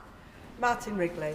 Thank you, Madam Deputy Speaker. May I thank the Home Secretary for sharing her experiences earlier and thoroughly condemn that sort of behaviour she described against her. It's unacceptable in any case. The Secretary of State has described rapid decisions on appeals. Does she also believe, as I do, that rapid decision-making on the initial application of asylum seekers should be promoted and highlighted? And would she consider putting a timed target, a timescale target, for decision in a matter of weeks and not years in place with her department? And her remarks on Ukrainian guests over the weekend. She described them going home when peace broke out. May I remind her that peace will not mean safety? Please can she assure the House that a more considered and considerate response may be found? And will she meet with me and Ukrainian guests to resolve that issue? Well, let me just say to him on Ukraine, a point that I think was not understood fully by those that were questioning me at the weekend. It is a bespoke scheme created only for Ukrainians with its own rules. It's not subject to what we have set out in the asylum policy statement, because he will know, as is the position in relation to our discussions with the Ukrainian government, these individuals are welcome in our country so that we can keep them safe. They're not classed as refugees because they're here temporarily on that scheme. We will always uphold our obligations under that scheme. We supported it in opposition as well. He is right on the point about rapid decisions. It's important that decisions made at first instance, but also through an appeals process, are of high quality. That is one of the ways that we have to make sure that they don't get constantly appealed. But our current system means that even though we've made huge progress on decreasing the backlog on initial decisions, the appeals backlog has grown. And over time, as people sit in the appeals queue, more rights are accrued. And unlike any other type of legal order in this country, the order to leave this country being not complied with still allows people to accrue more rights in the interim. We do not run a good and effective appeal system at the moment. It's why we're going to create a new one, but I can assure him that at its heart will be early legal advice, truly independent adjudicators making the decisions, but doing so in a way that allows them to fast-track claims that have a low chance of success, make sure that the right decision is made quickly, one claim, one appeal, with a certain outcome at the end, not subject to years and years of a merry-go-round around the courts. And before I call the next member, can I just ask, make a plea that we keep questions and answers concise? Luke Akehurst. Madam Deputy Speaker, I wholeheartedly welcome the measures which I believe will tackle a failure by the previous government to maintain one of the most basic fundamental functions of government, control of our borders. My constituents in North Durham are worried and they're angry about the proliferation of HMOs to house asylum seekers locally in towns and villages which already have significant social and economic problems. Will these measures lead to lower demand from the Home Office for this type of housing for asylum seekers and the return of these HMOs over time to use as family homes for local people who need affordable housing? Home Secretary. Well, I can say that the totality of the reforms we believe will lead to less pressure on accommodation. So I think the short answer to his question on HMOs is yes, but I do recognise the problems that he notes, because HMOs are a big problem in my own constituency too. Lewis Cocking. Thank you, Madam Deputy Speaker, and I really do thank the Home Secretary for her statement. Broadly, this is a tiny step in the right direction, but does not go far enough. So, Madam Deputy Speaker, to truly show the Home Secretary is listening to the British people, does she agree with me that if you enter this country illegally, you should never be allowed to stay? We will always abide by our obligations under the Refugee Convention, and we do believe in offering sanctuary, but we make no apology for the fact that those who enter illegally by crossing through the Channel will have a longer path to settlement. We are deliberately incentivising other safe and legal routes into the country to show that that is the proper way to seek sanctuary in this country, not pay criminals a lot of money and put your own life at risk. John MacDonald. When we introduce new legislation and new procedures, it's important we can calculate the implications and where it could lead us to.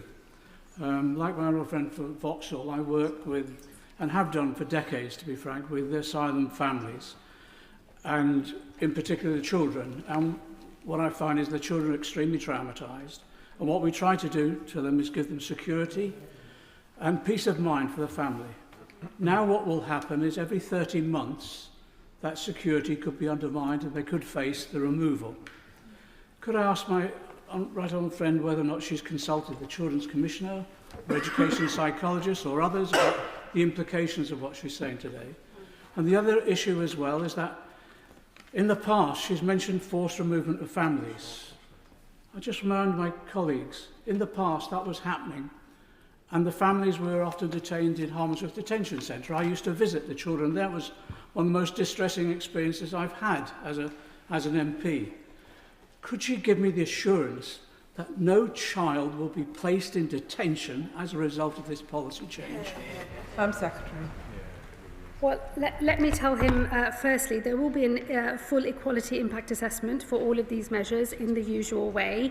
And as the consultations take place and as the legislation is drafted and then debated in this House, I'm sure all of the individuals that he has said, has mentioned, will have their say. I would expect them to as well. I would just gently remind him that when we're talking about the asylum system today, we're not just talking about those who arrive illegally on small boats. We're also talking about people who arrive on visitor visas, on student visas and on work visas, who the minute those visas come to an end immediately claim asylum. We know that the relative generosity of that route, the effective automatic permanent settlement after 5 years, is one of the things that attracts that behaviour. It is right that we clamp down on that and disincentivise people trying to stay in this country in that way, and instead incentivise people who will come through safe and legal routes. As I say to him, as we get order and control in the system, the safe and legal routes will start relatively modest, but I do anticipate them growing more generous and growing over time, because this country is fundamentally open, tolerant and generous.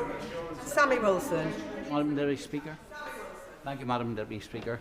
Can I welcome the honest and realistic assessment which the Secretary of State has made today in relation to the broken asylum system and also the division which immigration is causing across the United Kingdom. She has been innovative in some of the proposals which she has made, but only time will tell whether the potential loopholes will undermine the honourable objective which she has set, namely to cut back on illegal immigration. In my view, the only way of doing that is to make sure that people who enter this country breaking the law get returned immediately. But on the issue of the ECHR and its the expanded interpretation, can she give us an assurance that whatever changes she makes in that will apply fully to Northern Ireland, where unfortunately the previous government embedded the ECHR in the Windsor framework and has proven already to be a means of undermining immigration policy? Secretary. Well, I can assure him that the Minister for Immigration has met with his counterparts in the devolved administrations, and we will keep all of those conversations going, because this is a reserved matter rather than a devolved one. And Madam Deputy Speaker, can I just say, in case the microphone did not pick up my answer to my honourable friend on the detention of children, I can give him that assurance that he sought in his question. Rachel Maskell. Thank you, Madam Deputy Speaker. I do urge caution. We're in this predicament because the very people who championed Brexit failed to warn of the consequences of leaving the Dublin Agreement. Since the EU has moved on and will introduce its asylum and migration management regulations next summer. Instead of creating insecurity, what discussions has the Home Secretary had with the EU as to how we can explore how we work with the regulations to protect our human rights and responsibilities through this progressive and pragmatic approach? Madam Secretary. thank my honourable friend for her question. Countries across Europe are tightening up their rules, and it is important that we do not become or remain an outlier. And in fact, it is a regular complaint of many of our counterparts in Europe that at least 30% of those who travel across Europe are seeking ultimately to come here to the United Kingdom. It is something that has come up in all of the conversations I've had with multiple counterparts across Europe, and it is one of the reasons why we have to make sure that we can have a system that works and that we get our own house in order. Lincoln Job. Thank you, Madam Speaker. A constituent wrote to me asking whether I could get a wriggle on with his EUSS application. We checked out with the Home Office, and it turns out that he was subject to a live deportation order. In fact, it was issued in 2017, and we did deport him. Somehow he got back into the country and made his application. I said to the Home Secretary's predecessor that if she was prepared to, with a stroke of her pen, reenact that deportation order, I was prepared to drive him to the airport myself. Now that we've got a Home Secretary that's going to get a grip of this situation, I offer the same thing again. Home Secretary. Get a bus. Well, I look forward to welcoming his application to join immigration enforcement. If he wants to write to me about that specific example, I will look into it. I know that the systems at the Home Office need a lot of tightening up. It is work that actually my predecessor started when she brought in a new permanent secretary into the department to make the necessary changes, and it is the work that I will continue. Ian Lavery. Thank you very much, Madam Deputy Speaker. I agree with my right honourable friend that this system is absolutely smashed to smithereens. It's smashed to smithereens because of 14 years of destruction from the benches opposite. But of course we all want to see the control of our borders. We want to stop the boats. We want to see better, safer, legal routes. But I appeal to my right honourable friends and honourable friends on the front bench. When the opposition parties, the Tories, Reform UK, not to mention that odious racist Chancellor, bankrolled by the world's wealthiest man, are championing our policies, is it not time to question whether we're actually in the right place? I have a lot of time and high regard for my honourable friend, and what I would say to him is he shouldn't allow mischief making by those that he names to throw him or our party off course. I hope that he will have heard the support from our own backbenches today, from members of Parliament who can see that these are changes that are necessary to fix the very broken system that he agrees that we have. And I would just ask for people, please don't keep repeating the name of a man who doesn't even think I'm English. I find that very offensive, and I would just ask everyone to refrain from doing so. We don't need to do that, and we do not need to go there. Don't fall for the mischief that others are making here. We know there is a broken system. It is our solemn responsibility as a Labour Party and as a Labour government to get on with fixing it. Charlotte Kane. Thank you, Madam Deputy Speaker. I agree the asylum system is broken, and I welcome the commitment to safe and legal routes for people to seek asylum. But there is much in this bill that I think is cruel, impractical, and won't work. I pick out one example, is making people have reviews every 2.5 years for 20 years. Yeah. It's cruel because those people are not going to be able to get a sense of security and safety. It's counterproductive because those people are going to struggle to get good quality, secure, high-paid jobs and contribute to our society. And it won't work. We already know that the Home Office can't cope with what it's currently having to do. My casework is full of people whose papers, when they're trying for immigration status, their papers get lost. The digital right to work system doesn't work properly. We've got a backlog in the asylum claim. How are you going to make this work? Secretary. I'm making changes that I will ensure will work. Let me assure her of that. And secondly, what I would say to her is I make no apology for disincentivising routes into this country, which basically make people smugglers very, very rich men and fuel other disgusting crimes across Europe and in this country as well. It is right that we reserve a privileged status for those who get into work and education as refugees on core protection will be able to do, and also those who come via safe and legal routes. That should be the proper way that people come into this country. It has better integration outcomes as well. Nadia Whittam. Thank you, Madam Deputy Speaker. Earlier today, the Home Secretary advised that I wait for the detail of the reforms before criticising them. Well, now the detail's out, and I'm afraid it doesn't reassure me in the slightest. It's hard to know where to begin when so much of what has been announced flies in the face of decency and compassion, but I'll focus on family reunion. Limiting access to family reunion for refugees will force children and spouses into the hands of the very people smugglers that the Home Secretary is seeking to smash. It will push them into unsafe dinghies, risking their lives. Would she be comfortable with this? Home Secretary. Well, I would urge her to look at the proposals on protection, work and study, and also on safe and legal routes. It is right that we try to pivot to a more humane system that privileges those who come not via paying people smugglers a lot of money. And on family reunification, let me just say to her this. British citizens at the moment have to meet thresholds and various qualifying tests before they can apply for family reunion. I think it is right that we bring the position in relation to refugees through the protection, work and study route to the same level.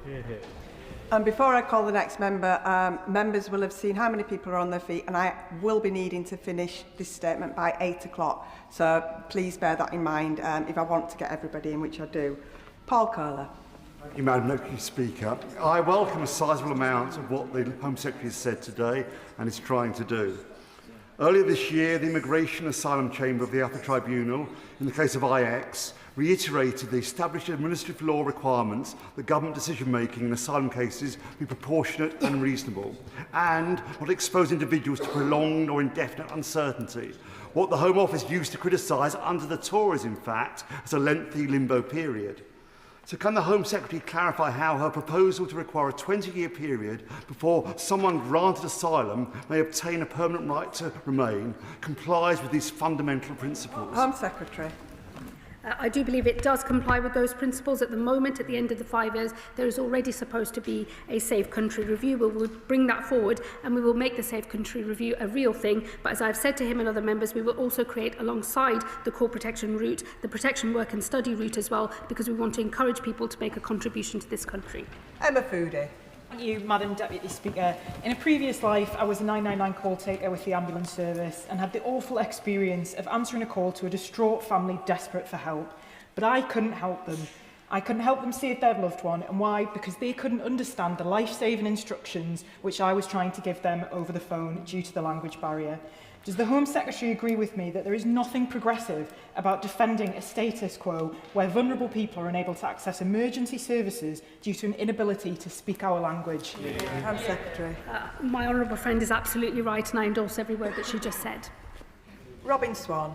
Thank you very much, Madam Deputy Speaker. The Common Travel Area allows movement across the UK, Northern Ireland and the Republic of Ireland. It's been reported in the Irish media that a UK Home Office official briefed the Irish Department of Justice last Thursday in regards to what the Home Secretary was bringing forward. Can I ask her, what's the Irish Government's response to her proposals? Home Secretary.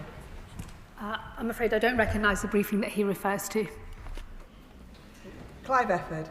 Madam Deputy Speaker, I can recall a predecessor of my right honourable friend who described the Home Office as not being fit for purpose, and I've never known a time when there wasn't a backlog of cases with the Home Office. And this set of proposals is going to require people's cases to be reviewed every 30 months. Is that a realistic aim? And is she clear that she can make the Home Office fit for the purpose she set out today? Home Secretary. Well, we're already supposed to do safe country reviews and we will ensure that they are done every 2.5 years. We will also ensure that wherever possible, refugees move into the protection, work and study route instead. And I just say to him, I recognise the phrase not fit for purpose. I've been very clear that I don't think the Home Office is fit for purpose yet. There is new management at the Home Office. They're getting on with making the changes that are necessary, and I will ensure it is both fit for purpose and able to enact the reforms that I've set out today. Lara Sultana. Thank you, Madam Deputy Speaker. Sivan London warned, and I quote, "What Enoch Powell says today, the Conservatives say tomorrow, and Labour legislates the day after." seizing valuables belonging to asylum seekers, making refugees wait 20 years before they can apply to settle permanently, and deporting entire families, including children, who have built new lives here because their country of origin is deemed safe. These measures are straight out of the fascist playbook. The Home Secretary has described herself as a child of immigrants, so I ask her, is she proud to introduce measures that punish and persecute desperate and vulnerable people seeking sanctuary? And how does it feel to kick away the ladder and be praised by fascist Tommy Robinson? And I must add, he has a... Order, Home Secretary. Home Secretary. Order, Home Secretary. I'm just going to clarify a point of fact. She said I described myself as a child of immigrants. It's not a description, it's just a statement of fact. And everything else she said is beneath contempt. Madam Deputy Speaker, migrants make immeasurable contribution to our communities. In Manchester, Russian, Wendy, who has Jamaican heritage, is a community health champion. Najma from Somalia leads local initiatives to tackle knife crime, and Hafsa grew up in the Middle East and leads nature improvements projects. So does my right honourable friend agree that the language we use to talk about immigration must reflect the important role immigrants play in the functioning of our nation? Home Secretary. I absolutely agree about the contribution that migrants and refugees make to our country, and it is precisely the reason that I'm making these reforms, because I can see a broken system that is creating deep division across our country, and I think it is important we not only fix this system but make sure that we retain public consent for having an asylum system at all. Jim Allister. At an earlier point in this debate, the Home Secretary said that nothing matters more to her than holding our own country together. Does she therefore accept that to succeed, her reforms must operate equally across the whole United Kingdom, including her adjustments to Article 8 of the European Convention? And if so, how is that application to be secured in Northern Ireland, given the impeding effect of Article 2 of the Windsor Framework? How is that going to be achieved? Secretary. All of the measures in the asylum policy statement are compliant with the Windsor Framework. Anna Begum. Thank you, Madam Deputy Speaker. Deporting families after they've resettled here because their country is deemed safe is simply wrong. Could the Home Secretary tell us how the government determines what a safe country is, and will she publish the criteria? And given that she mentioned the DRC earlier, is she really saying it is a safe country over there? And will she also publish all existing returns agreements so that members of this House and indeed the British public can properly scrutinise them? I have done the reading and it's not in the detail. Home Secretary. Well, we already do safe country reviews, so we would seek to continue that. They are publicly available in terms of our position on different countries, and in fact mostly pass through secondary legislation in this House. I make no apology for a system that will privilege in the future those who come to this country through a safe and legal route rather than those who pay people smugglers thousands of pounds and end up in the north of France instead. And the point on visa sanctions is related to the fact that many countries do not comply with us when we seek to return people lawfully to their own countries, and this is just one of the tools that we have at our disposal to have compliance with those countries so that they do take their own people back. Iqbal Mohammed. Thank you, Madam Deputy Speaker. Given the UK's historical and ongoing involvement in unlawful military interventions alongside allies such as the United States and Israel, how does the Home Secretary assess the correlation between these foreign policy actions and wars and the displacement of populations resulting in increased numbers of refugees and asylum seekers arriving in the UK? And what steps will her government make toward proactive peace-building initiatives and the restoration of overseas humanitarian aid, which could address the root causes of displacement and reduce the long-term pressures on our asylum system? Secretary. Well, the government always plays its full part in peace processes wherever we can. We put our shoulder to the wheel on the delicate and diplomatic efforts that are required to bring conflicts to an end. But that is not actually what is relevant for what we're discussing today. We have a broken system today. We have thousands of people stuck in the system today. And we have thousands of people coming on boats through the north of France through reasons that are nothing to do with the British government. But we still fulfil our international obligations, and we will do so going forward as well. But I make no apology for wanting to move to a system where we incentivise safe and legal routes instead. Colette Hamilton. Thank you, Madam Deputy Speaker. I agree with the Government that we desperately need to tackle the issue of illegal migration. I hear this at the doors and see it in my mail each week in Birmingham, Erdington. Can the Home Secretary tell us how, after these proposed changes come into force, how quickly will the Government ensure that safe legal routes are in place, because this will be the key to stopping the boats? And also, how will the Government deal with the issue of those that have claimed that they are minors, but they're clearly not? And that is another massive issue. Thank you, Madam Deputy Secretary. I thank my honourable friend. We are moving to a system of age verification based on AI modelling, which we believe is effective in actually being able to verify someone's true age. So we are moving on that. And let me assure her, we will move to legislate on these, consult and then legislate on these measures as quickly as possible. I am seized of the need to move quickly to restore public confidence. And as we get order and control into the system, we will start opening up the safe and legal routes. They will be modest to begin with, but they will grow and be more generous over time as we restore order and control. Sarah Perchin. Thank you, Madam Deputy Speaker. The Daresbury Asylum Hotel in Runcorn has been emptied thanks to my by-election campaign. But what assurances can the Secretary of State give my constituents of Runcorn and Helsby that the many HMOs in Runcorn will be emptied of illegal migrants and criminals under her government, and that they will be deported without delay, never to be allowed legal entry into the UK? Well, it is this government that is exiting hotels and will do so. It's a manifesto commitment that we will do so by the end of the Parliament, and I intend to bring that forward as much as possible. And let me say to her, we will always fulfil our international obligations, but I make no mistake for wanting to privilege safe and legal routes rather than illegal entry into the country. Samantha Niblett. Thank you, Madam Deputy Speaker.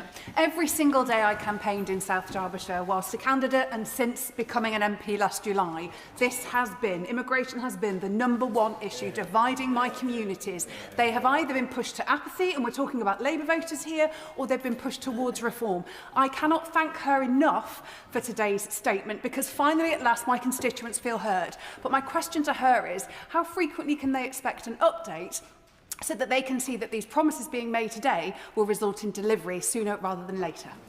Home Secretary. Well, I thank her for her comments and her question. Let me assure her that I know that the way to build public confidence in the new system is not just to announce the reforms here, but to get on with legislating and then implementing those reforms so that her constituents, my constituents and people all across the country can see the impact and can see that we can fix this system and that the public confidence in having an asylum system at all can be retained. Adnan Hussain. Thank you, Madam Deputy Speaker. Stripping people of the very few belongings they have left after fleeing war and persecution runs contrary to the very principle of asylum, a principle rooted in protection and compassion. So I ask the Home Secretary, how do such measures help address the real root causes of displacement and the refugee crisis: war, destabilisation, persecution and dangerous crossings? Secretary. Well, I shouldn't be surprised to see the honourable gentleman indulging in misinformation here. Let me tell him the example I used in my speech. As somebody who has access to £800 a month from their family, has enough money to acquire an Audi and is not expected to contribute to the cost of his asylum support at all. I think it is right that we change that. British citizens have to have give account of the assets they have before they access benefit support. I don't think that these individuals should be in a privileged position if they have access or have assets of high value. I've made it very clear when this is not about taking jewellery off people or their wedding rings and so so on at the border. That will never happen, but it is right that those who have assets are asked to contribute to the cost of their asylum accommodation. Shabana Mahmood. Thank you, Madam Deputy Speaker. Under the previous government, we have had hostile policy after hostile policy, from the go-home bans to Windrush scandal to Rwanda, all of which failed to deter dangerous crossings or fix the asylum system. What is dividing communities is the constant anti-refugee rhetoric pumped into our politics, which has resulted in the vile racism that the Home Secretary has been subjected to, vile racism that I have been subjected to, vile racism that my mother has been subjected to. Let's be clear, there are some people who will never be appeased, who will constantly stir hatred in our communities. The new proposals of forcing refugees to reapply every 2 years just adds huge cost and pressure to an already overstretched system. Has the Home Secretary assessed the cost to the Home Office of processing thousands of repeated applications, an area of law in which I used to practice in, and how will this impact on an already overstretched system facing huge backlogs?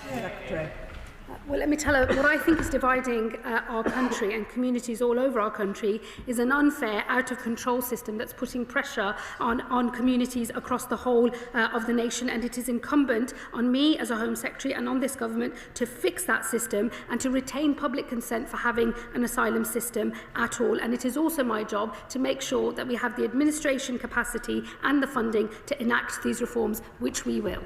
Gareth Snell.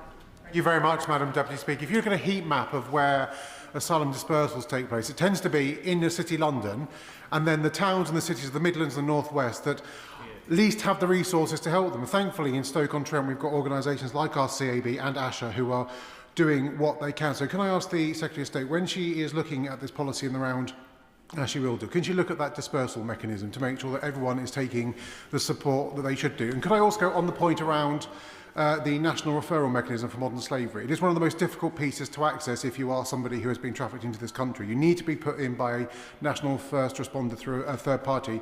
Can she set out a little bit about what her changes are going to be and give an assurance that those national first responders won't be removed from that process, because they do a very good job in vetting people before they get access?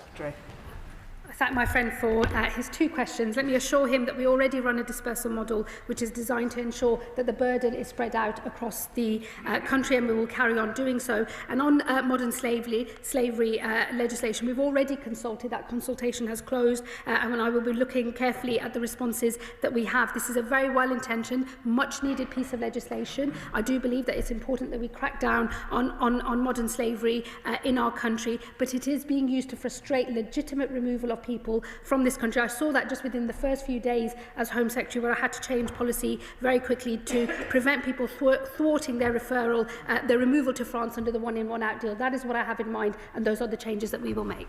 Colin Naismith. Madam Deputy Speaker, can I thank the Home Secretary for her statement today and for taking the bold action necessary to tackle the chaos and lack of control that we inherited in our asylum system. But does she agree with me that these changes are as much about incentivising the right behaviour by creating those capped legal routes to asylum as they are about taking tough action to break the status quo, which sees thousands of people crossing the Channel in a dangerous, uncontrolled and unfair way?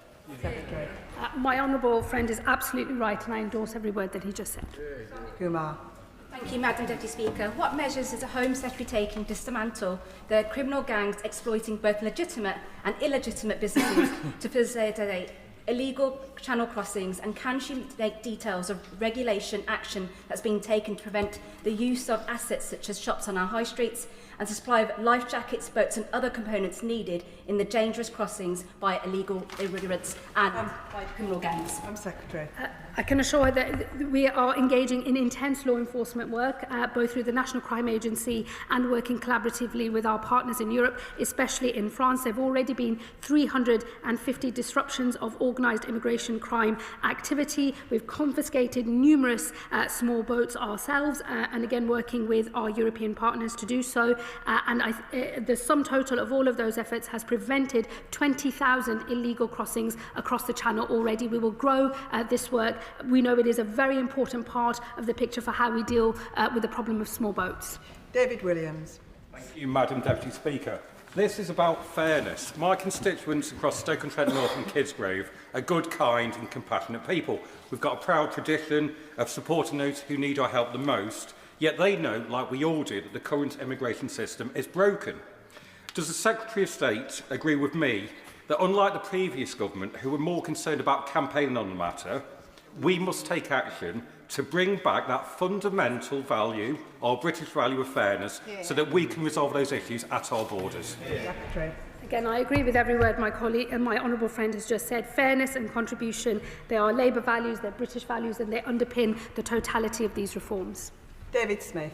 Thank you, Madam Deputy Speaker. I thank the Home Secretary for her statement, and particularly for the commitment to new, safe, legal routes. There's been a lot of talk of morality in this discussion, and there absolutely should be. It's too important to get it wrong. So does she agree with me that tolerating a system where men, women and children are encouraged onto flimsy rubber boats to risk their lives in the English Channel when they are already safe where they are is not a moral choice? He's absolutely right. Fixing this broken system is a moral mission for me, because I believe we cannot look the other way and pretend that it's just talking points from our political enemies that are driving division in our country. The broken system is what is driving division in our country. I am determined to put that right, to make sure we can divide our country, but also retain public consent for having an asylum system to begin with. Daniel Francis. Thank you, Madam Deputy Speaker, and can I thank the Home Secretary for her statement to control our borders, which I know will be welcomed by the majority of constituents across Bexley and Crayford. Now, in recent months, we've seen both our police and enforcement officers, particularly in Crayford, carry out raids and work to arrest people working illegally here. So can I ask the Home Secretary to set how the measures announced today will continue to tackle that work around people working here illegally? Cracking down on illegal working is absolutely crucial to all of these reforms, and to make sure that we can retain public consent for not just our asylum system, but for our legal migration system as well. We've already seen a record number of raids, over 11,000 since this government took office, leading to 8,000 arrests and over 1,000 removals of those with no right to be in this country. We will build on all of that work. Charlotte Nichols. Thank you, Madam Deputy Speaker. Warrington has one of the largest communities of Hong Kongers in the country, many of whom I met with over this weekend, where they reiterated their profound concern that the BNO 5+1 scheme is at risk as a result of the government's wider agenda on tackling issues in the asylum and immigration system. Will the Home Secretary give a clear commitment to Hong Kongers that the UK is their home, that the British state will keep its promise to BNOs and Hong Konger refugees, and that the 5+1 scheme is safe? We are committed and have always supported the repatriation of Hong Kongers. The consultation on earned settlement will be announced to this House very shortly, later this week, I believe, and I look forward to discussing that in detail with her then. Kat Eccles. Thank you, Madam Deputy Speaker. As a delegate to the Council of Europe, I will always defend the ECHR and its institution and treaties, and that's why it's important to talk about it in the correct context. In the last 45 years, the Strasbourg Court has ruled against the UK on immigration rules only 3 times, and in the latest year, for which figures are available, the number of successful human rights-based appeals represented 0.73% of all sentenced foreign national offenders. And the last time Article 8 successfully applied to block deportation was in 2020. So why does the Home Secretary believe that Article 3 and Article 8 of the ECHR are blocking the UK from controlling its borders when the data simply does not back that up? I don't think that the data relating to the Strasbourg court is necessarily reflective of what we're seeing in our own courts here at home. It is clear to us that the application of Article 8, which I know she knows is a qualified right, and it is absolutely appropriate for governments to dictate how that right is applied in their individual countries, and we will do so by bringing forward second session legislation. We think that there is a case for reform of Article 8, and there is absolutely a case for continuing the discussions with European partners at the Council of Europe on Article 3, because we are not the only country that is seeing the expansion of Article 3 have implications for the deportation, in particular, of foreign national offenders. The case for reform, we think, is strong. We have the right solutions, but we are signatories to the ECHR, and we will always be so under this government. Liam Conlon. Thank you, Madam Speaker. Can I thank the Minister for her statement? And I was really proud of how my Beckenham and Penge constituency came together to welcome Ukrainian families after the conflict there through schemes such as Homes for Ukraine. I'm pleased the government has announced today to expand safe and legal routes like this, recognising the UK's responsibility and desire to support those in need and removing the need for refugees to make dangerous journeys. Can the Home Secretary set out how quickly we can expect these safe and legal routes to start operating? Well, I would hope we can move very quickly indeed. As I've said, though, we will do so as we restore order and control to the broken system that we have at the moment. The safe and legal routes will, being candid with the House, begin modest to start with, but will grow over time. As we restore order and control to the current system, we will see those routes grow over time, and we will work with partners from across the philanthropy sector, the UN Refugee Agency, other stakeholders as well, as we design the new community sponsorship models, which will in the future bear the load of helping to bring refugees into this country and to settle them and to ultimately integrate them successfully into this country.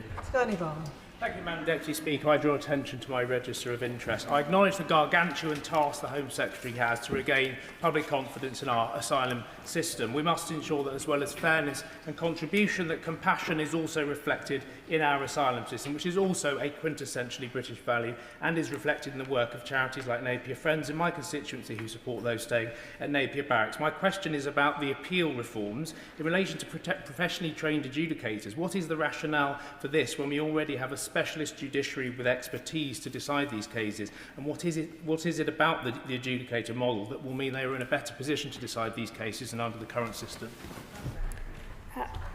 Well, firstly, he does mention compassion, and I would say to him that the compassion of our reforms will be reflected in the safe and legal routes where we will accept refugees into our country through a community sponsorship model, resettle and integrate them successfully. That is what will bear the load of fulfilling our international obligations, and I know our people across our country will be proud to do so, because compassion is, he is right, a fundamental value of all of our people, but so is fairness and contribution, and taken together, these reforms, I believe, strike the right balance. And what I can say to him on the appeal system is it's completely shot to pieces at the moment. It's riven with backlogs. Even increasing judicial sitting days does not make the difference. I think it's absolutely appropriate that we design a new appeal system, independent, with early legal advice available right at the start, and where it is proper for the government to set the framework for the speed at which cases can be heard, including fast-tracking those claims that have no chance of success or are from countries which have low grant rates in the first place. He will know that listing at the moment within the current system is a matter for the independent judiciary. We would never seek to interfere with that, but with a new appeal system, we as a government will be able to set the framework for the speed at which cases are heard, as well as the provision of legal advice at the start, so we have one claim, one appeal, and certainty at the end of that process. Brash. Thank you, Madam Deputy Speaker. I welcome this statement today and can say very clearly to the Home Secretary she will have my complete support in implementing the measures within it and doing whatever it takes to fix our broken asylum system and secure our borders.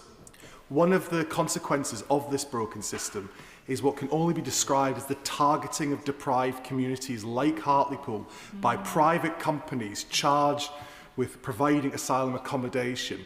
We've started to bring the numbers down. Does the Home Secretary agree with me? That process must continue to put fairness back into our system.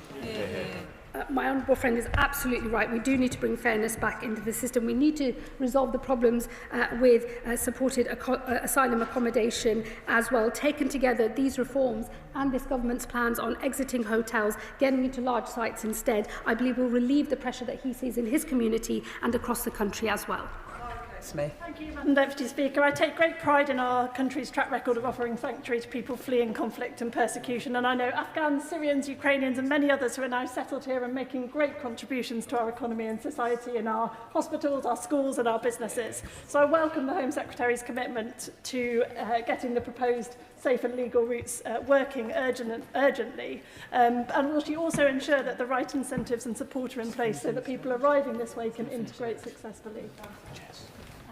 I agree with my honourable friend, and as I've already set out, for those who are on court protection, we will seek to encourage people to move into the protection work and study route so that they can start contributing and integrating more effectively into this country. That will get them to a slightly earlier settlement period as well. But the bulk of these reforms will focus on safe and legal routes, which will be the most privileged route to settlement in this country. It is right that that is the case. It is the best way to integrate people into this country. The community sponsorship model is the way forward, and I look forward to working with her and others in the House as we design that and move forward.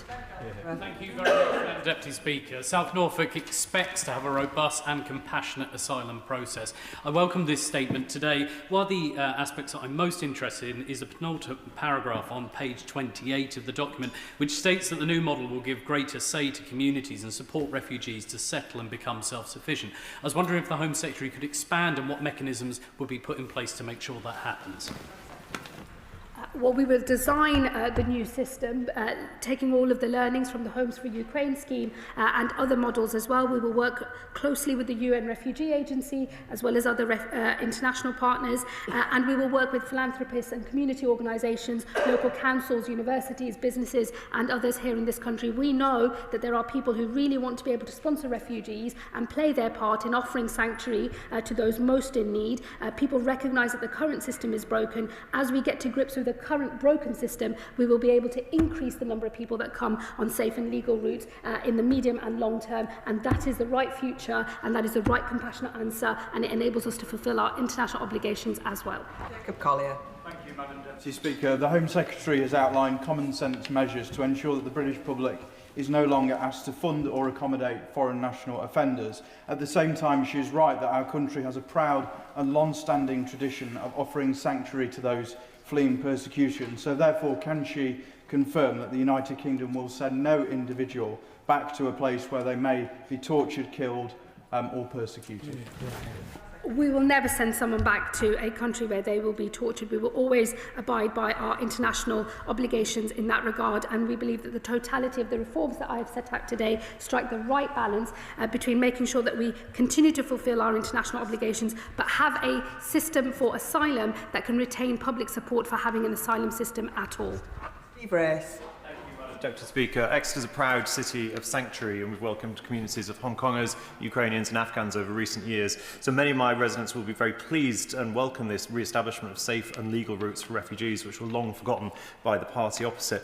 Does the Secretary of State agree with me that safe and legal routes do offer a real sort of element of a system that has control and order in it, and can she set out how the system will be flexible in terms of when geopolitical practices change? Well, we will always retain the flexibility to respond to particular crises, as we've done in the past, and that we supported even when the last government was in power. We will design these routes alongside international as well as domestic partners as well, to make sure that the community sponsorship model learns all of the best lessons from previous schemes and is absolutely world-class as a system, so that we can play our full part in offering people sanctuary who most need it. Joseph. Deputy Speaker, I welcome the Home Secretary's statement on how the government will make our asylum policy fit for this country. The broken immigration and asylum system under the Conservatives created an unprecedented backlog. This hindered the Home Office's ability to process legitimate cases, including nurses and care workers working in NHS and care homes who are seeking to extend their work visas. How will the Home Secretary ensure that the measures she has announced will be properly enforced so we can restore order to our borders? Well, I can assure him it will fall to me to make sure that the system we have is capable of implementing all of these reforms. We will consult and legislate as quickly as possible, and it is on me to make sure that the Home Office can handle the work that's coming its way. But I would assure him that getting the administration is a part of the picture, but getting these reforms passed and implemented across the country is the most important thing that we can do.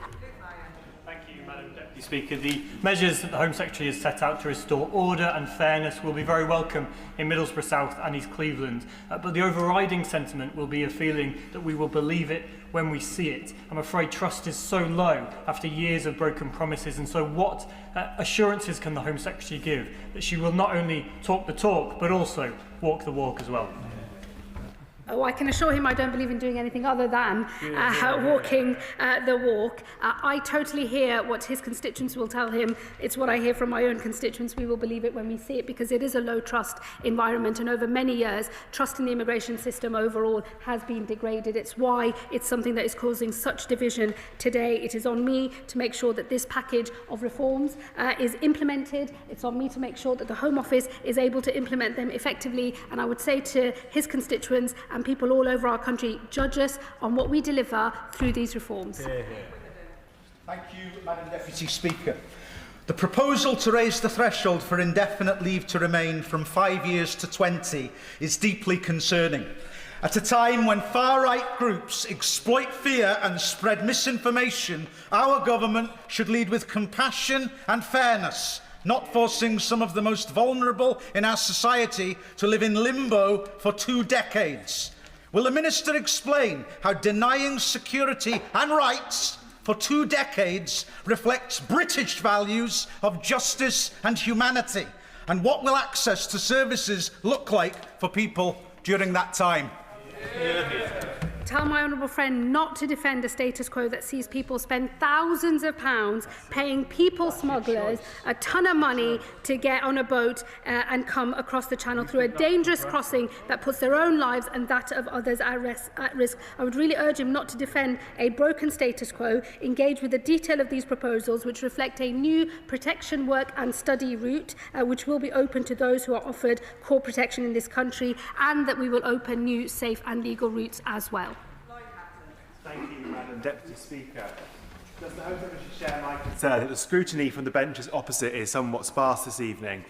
But on a more serious note, can she reassure my constituents that one of the key outcomes of this statement is that we will finally bring down the taxpayers' bill for asylum accommodation? Time and again, this is a concern raised with me by my constituents, and to reduce that bill will help many feel that there is far greater fairness in our asylum system. Well, I suspect the lower numbers on the other side are down to the fact there's not that many of them anymore. And what I would also say is he's absolutely right on the cost. Fairness and contribution are the principles that underpin this asylum policy statement. And I hope that as we bring costs down, we can retain public support for the asylum system overall.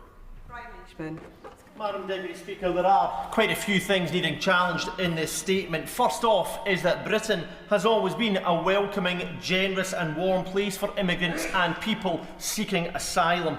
There will be many people from an Irish background whose ancestors faced prejudice, as there will be many Jews and Muslims that have been the victims of anti-Semitism and Islamophobia. And let's not forget about the Windrush scandal.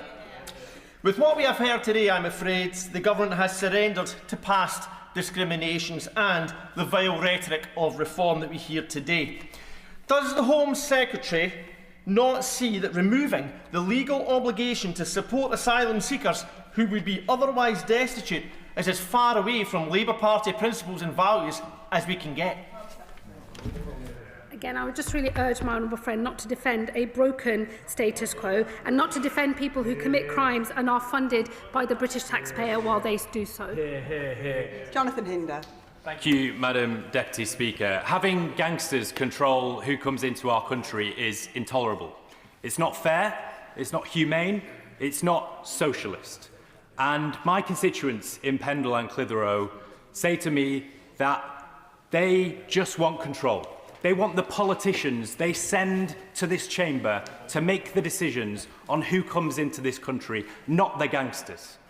So can the Home Secretary reassure my constituents that she will not rest until every migrant, refugee or otherwise, comes to this country through a safe and legal route?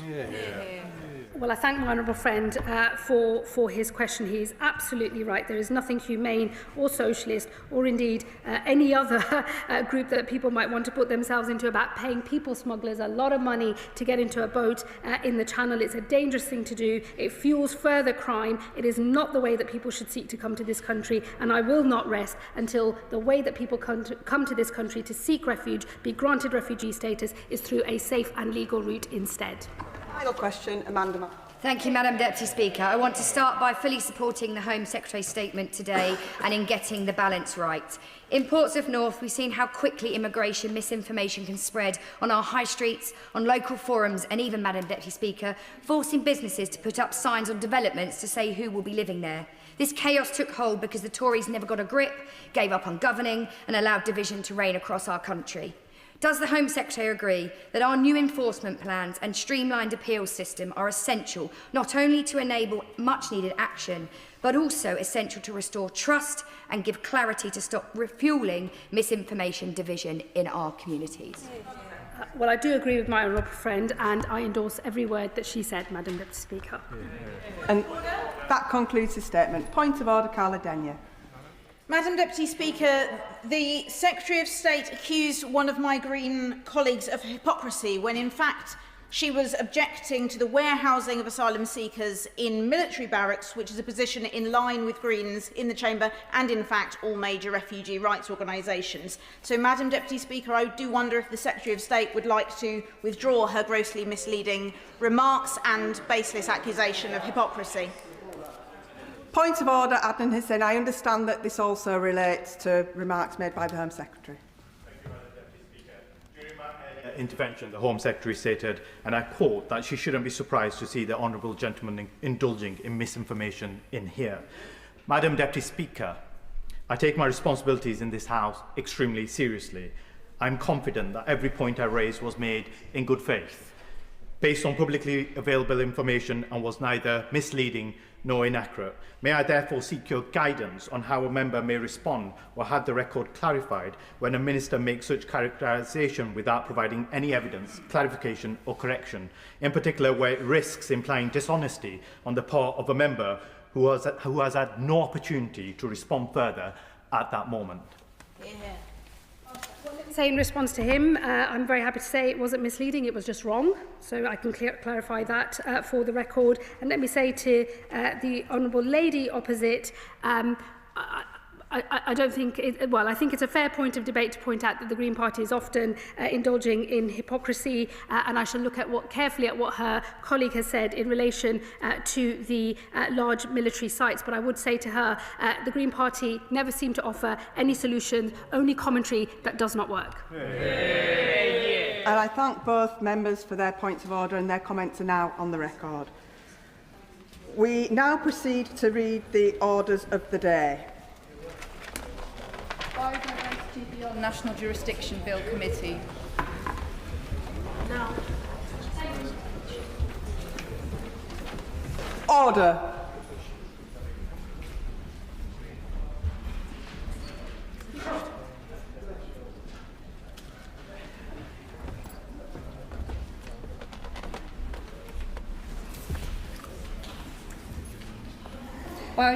Order. Biodiversity Beyond National Jurisdiction Bill. I remind members that in committee, members should not address the Chair as Deputy Speaker. Please use our names when addressing the Chair. Madam Chair, Chair and Madam Chairman are also acceptable. We begin with the question that Clause 1 stand part of the bill, with which it will be convenient to consider all amendments. Clauses stand part, new clauses and the schedule as on the selection and grouping paper. The question is that Clause 1 stand part of the bill, and I call the Minister, Seema Malhotra. Thank you, Madam Chair. It is a pleasure to serve under your chairship today and to open this debate on the Committee of the Whole House, the Committee of the Whole House on the Biodiversity Beyond National Jurisdiction Bill. Before turning to the detail of the clauses and the amendments in my name, I want to begin by underlining why it is so important that this House sends a clear signal today by progressing this legislation. This bill will, along with subsequent secondary legislation, enable the United Kingdom to implement obligations in the United Nations Biodiversity Beyond National Jurisdiction Agreement into UK law and enable us to move towards ratification of this historic agreement. The House may also have seen that the BBNJ agreement was recognised by the Prince of Wales Earthshot Prize Committee last week, which is a testament to the broad support for it. The BBNJ agreement is the culmination of nearly 2 decades of international negotiations. The agreement covers roughly 2/3 of the world's ocean, which is home to ecosystems that regulate our climate, support fisheries, drive weather patterns, and sustain the livelihoods of millions around the world. I will give way to the honourable gentleman. Minister, and it's such an important subject, and I appreciate the opportunity to ask a question. I've been asked it by those that I represent involved in fishing. Does the Minister not agree that the fact that the Biodiversity Bill and the international treaty implements will affect the fishing industry primarily through the creation of MPAs and the imposition of stricter environmental impact assessments, which means that engagement with our fishing sector is essential? And can the Minister please confirm that the viability of fishing and food security will be a priority for this government? Thank you. I thank the honourable member for his contribution, and he will know from conversations we've had previously that we do continue to engage with the fishing industry on all areas of policy, and he will know that in relation to this bill that fishing does fall outside of the scope of this bill, but it is important that we continue to maintain dialogue, as I know he understands is important to the government. I will give way. I welcome this bill and support this bill, and it is an important step forward, and it's a shame it wasn't passed before the election when it could have been in the wash-up of the last Parliament. In the context of this bill, could she assure us that the government will provide the resources necessary to ensure that the law we're going to enact becomes effective, and that the UN agencies are also sufficiently funded to make sure that it does become an effective piece of protection of the natural world and the oceans that we all rely on? Yeah. I thank the right honourable member for his contribution, and also to make the point that as he will have seen, and I know he studies the bill closely, that many of the ways in which we're looking to implement what will be our obligations are also in line with a lot of existing obligations, and where we have had discussions with scientists and others involved, it has been, I think, quite important to hear from them that there shouldn't be extra burdens, and we should be looking to how we move forward together. And I think I'll make also this point in relation to his question that when we are able to ratify the agreement, what will be important is that we then are a party to the Conference of Parties and are able to participate in how decisions will be made in the future, and that will also be important for understanding how efficiently and effectively and at lowest additional resource requirements that we can incorporate those decisions into the UK. And I thank him for that contribution.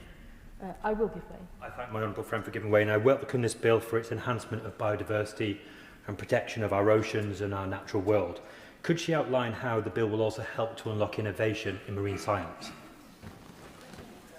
I thank my honourable friend for that question. Indeed, I will come on to that in my remarks, but he makes a very good point, and actually what ratifying the agreement will do will also make it easier to have the benefits sharing from research that goes on, and in that way we'll actually be able to share that research more widely in a more efficient way, be able to support innovation by others who may not be able to do that research themselves, but will be able to then look to where there can be innovations based on that research. And that's a very, very important part of the benefits of this bill.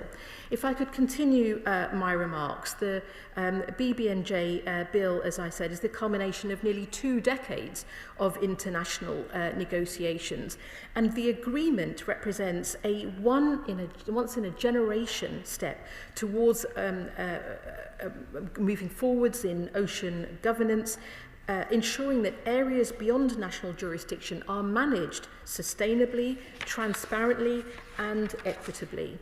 And through this bill, the United Kingdom will be able to play its full part in that effort. It will allow our scientists, our companies, our research institutions to participate confidently in the new frameworks on marine genetic resources, to contribute to the frameworks, to contribute to the development of area-based management tools, and to meet international standards on environmental impact assessments in areas beyond national jurisdiction. Now, Royal Assent early next year, subject to time in the House, will place the UK in a strong position to ratify the agreement and to take its seat at the first Conference of the Parties, expected to be in the second half of 2026. And it is vital that the UK is at that table. Now, turning now to the structure of the bill. The bill, I will give way very briefly. Madam Chair, I'm grateful to the Minister for giving way as she speaks about the importance of the UK taking global leadership. So I really welcome this bill today. To complement it, will the Secretary of State show global leadership by announcing a new international task force dedicated specifically to protecting at least 30% of the Atlantic Ocean by 2030? Well, thank you. I thank the honourable member for her comments. I think in terms of a specific request as she's outlined, she'll know that that is outside of the scope of this bill. But what she will be aware of is that the measures in this bill will be significantly protecting the world's ocean. As I have said, the agreement covers roughly 2/3 of the world's ocean. And indeed, we look to our responsibilities in all areas of our work internationally to do all we can for the environment around the world. And I thank her for that contribution. If I just could make a bit of progress, and I thank him for his patience. The bill is divided into 5 parts. Parts 2, 3 and 4 align directly with 3 operational pillars of the BBNJ agreement: marine genetic resources, area-based management tools and environmental impact assessments. I will speak in this contribution, Madam Chair, to the 3 government amendments tabled in my name and speak about the clauses. But I will leave addressing the amendments tabled by the opposition to my subsequent and closing speech, so that I've had an opportunity to hear the contributions from the opposition front bench.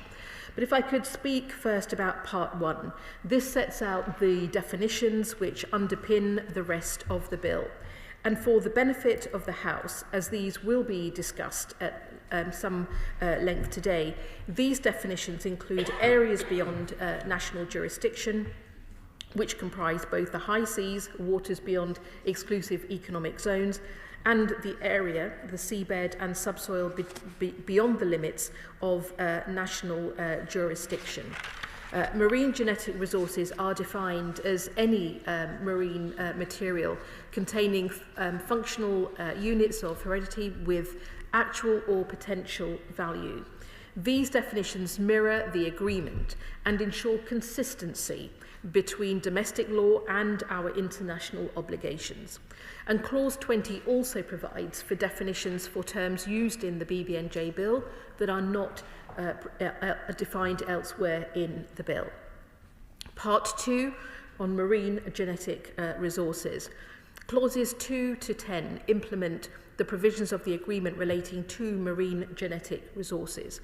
These provisions promote transparency around the collection and utilisation of marine genetic resources of areas beyond national jurisdiction and associated digital sequence information, and provide the building blocks for future benefit sharing. Clauses 2 and 3 create reporting obligations for individuals collecting marine genetic resources using UK craft, and for those utilising these resources or associated digital sequence information. Information must be provided to the Secretary of State before and after collection, and information about the results of utilisation should be provided in accordance with the schedule. Clause 4 provides that the Secretary of State may transmit to the BBNJ clearinghouse mechanism the information provided on collection and utilisation, unless it is protected from disclosure under domestic law.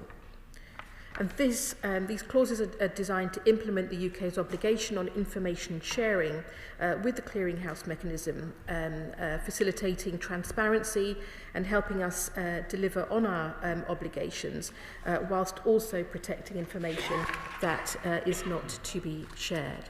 Now, clauses 5 to 7 impose duties on those managing repositories holding marine genetic resources from areas beyond national jurisdiction or databases of digital sequence information on those resources. They must ensure that samples or data can be identified as originating from areas beyond national jurisdiction, provide access and submit biennial reports. Clause 8 sets out exceptions from the requirements of Part 2 of the Bill with respect to fishing and fishing-related activities, military activities and military vessels and craft. And aircraft, as well as anything done in Antarctica, including its marine genetic resources and digital sequence information on those resources. And the House will be aware that this is because the Southern Ocean is governed by the Antarctic Treaty System, and that was part of the debate that we had at second reading. Now, Clause 9 provides the Secretary of State with regulation-making powers, including those necessary to implement the UK's future obligations under Part 2 of the agreement.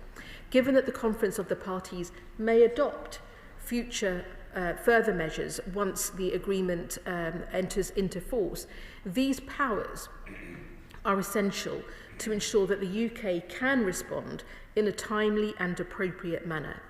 The clause also allows for provision for any enforcement of those requirements imposed by or under Part 2 of the Bill.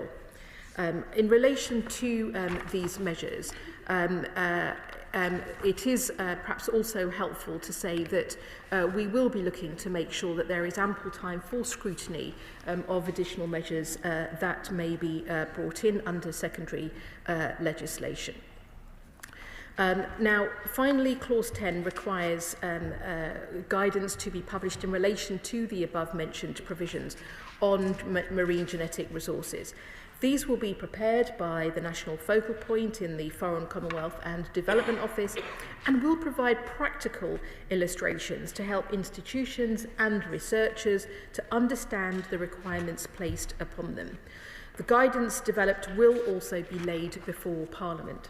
And taken together, these measures create a clear, proportionate and internationally aligned system that allows UK researchers to continue their world-leading work with confidence, meeting the requirements of the Bill and in turn allowing the UK to meet its obligations under the BBNJ agreement. Now, moving on to Part 3, area-based management tools. I will give way very briefly. Just very briefly, on the Antarctic Treaty, which was long and hard fought for in this House and other places, I think has been very important and generally speaking very successful. But there are issues about increasing access to the Antarctic and the pollution that causes and the need to clean up after the substantial number of visitors that go there at the present time. Is she confident that the resources will be available to ensure that the Antarctic Treaty is fully adhered to? I thank the Right Honourable Member for his comments, and he will be aware that The UK also made a declaration on the signature of the BBNJ agreement, stating that the Antarctic Treaty System comprehensively addresses the legal and political and environmental considerations that are unique to that region, and provides a comprehensive framework for the international management of the Antarctic. And it is important to recognise it is also about the international management of the Antarctic, to which we are obviously committed as the international community. And I thank him for putting his comments into the debate today. If I could just make some further progress in relation to Part 3.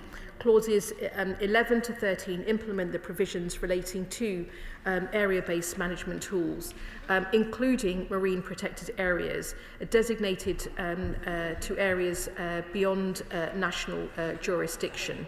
Clause 11 contains provision for the Secretary of State to be able to make regulations to implement decisions adopted by the BBNJ Conference of the Parties under Part 3 of the agreement. Many activities under UK jurisdiction or control in areas beyond national jurisdiction, such as fishing, are already regulated domestically, and where existing powers suffice, the Clause 11 power will not be needed. However, where new measures are adopted by the Conference of the Parties, where they require additional controls or restrictions, this clause ensures that the UK has the necessary legislative mechanisms to comply. And Clause 12 sets out the parliamentary procedure for regulations made under Clause 11. Clause 13 provides a power for the Secretary of State to issue directions to UK craft without the need for secondary legislation in order to implement emergency procedures adopted by the Conference of the Parties. As emergency procedures may require immediate action to prevent serious harm to marine biodiversity, regulations alone may not provide sufficient responsiveness. This clause enables swift operational steps, such as directing vessels to avoid a particular area. This clause is modelled on existing direction-making powers available to the Secretary of State's representative under Schedule 3A of the Merchant Shipping Act 1995. By nature of any scenarios that could arise, it is a power limited in scope and emergency in nature. This part of the bill ensures that the UK can both meet again its obligations and exercise leadership in protecting ecologically important areas in areas beyond national jurisdiction. I will give way very briefly. Thank you, Madam Deputy Speaker. I think my honourable friend is making an excellent speech, and I would like to just pay tribute briefly to her and the work of the government in showing UK leadership in this very important environmental area. Could she just briefly also touch on the importance of working in a multilateral way with partners from around the world, and perhaps, I hope she will maybe move on to this point later in her speech, just outline how the UK will be working with other countries to try and protect these areas and indeed carry out other important work. I thank my honourable friend for his comment, and he is absolutely right. This is an area where obviously no nation can work on its own. It has to be through working together, being influential on the world stage, working through and with the UN, and working with our international partners, and working with other nations. And indeed what we do as part of our work, whether that's in the Foreign Office or with DEFRA or with other departments, is through the course of all of our conversations, we maintain dialogue on this and other important matters in relation to our environment and climate impact around the world. And I'm grateful to him for raising that, because it is another example of where being outward-facing as a nation, as this government has chosen to do, is incredibly important, not just for what we achieve at home, but also our responsibilities on the world stage. Now, if I could, Madam Chair, just make progress on discussing Part 4 of the bill, environmental impact assessments. Clauses 4 to 19 implement the environmental impact assessment provisions of the agreement where relevant to marine licensing and ensure that UK marine licensable activities in areas beyond national jurisdiction are subject to the appropriate level of scrutiny. Clause 14 amends the Marine and Coastal Access Act 2009 to ensure it can be used effectively to regulate planned UK activities in areas beyond national jurisdiction. A minor government amendment, Amendment 1, has been tabled to omit the heading on the continental shelf, which will adjust the Marine and Coastal Access Act 2009 so it more accurately reflects the content of this section, including the section that is amended by Clause 14, Part 4 of this bill. Now, in relation to Clause 15, this updates the Marine Works Environmental Impact Assessments Regulations 2007 to bring them into alignment with the BBNJ agreement. And the Government has tabled Amendment 2 to add person after Clause 15(5)(b) as a minor clarificatory amendment to the regulations. Clause 16 allows regulations to be made to implement standards and guidelines adopted by the Conference of the Parties under Article 38 of the agreement. Clauses 17 and 18 ensure that equivalent provision exists for Scotland, amending the Marine Scotland Act 2010 and enabling Scottish ministers to make regulations where it's a devolved competence to implement environmental impact assessment obligations for Scottish regulated marine activities. Clause 19 amends the Levelling Up and Regeneration Act 2023 to ensure that any future environmental outcomes reports can apply to licensable activities in areas beyond national jurisdiction. And in relation to this also, the BBNJ environmental impact assessment provisions closely replicate our existing domestic arrangements for marine licensing, which operators are familiar with. So these are minor technical changes to align our existing regime with BBNJ processes.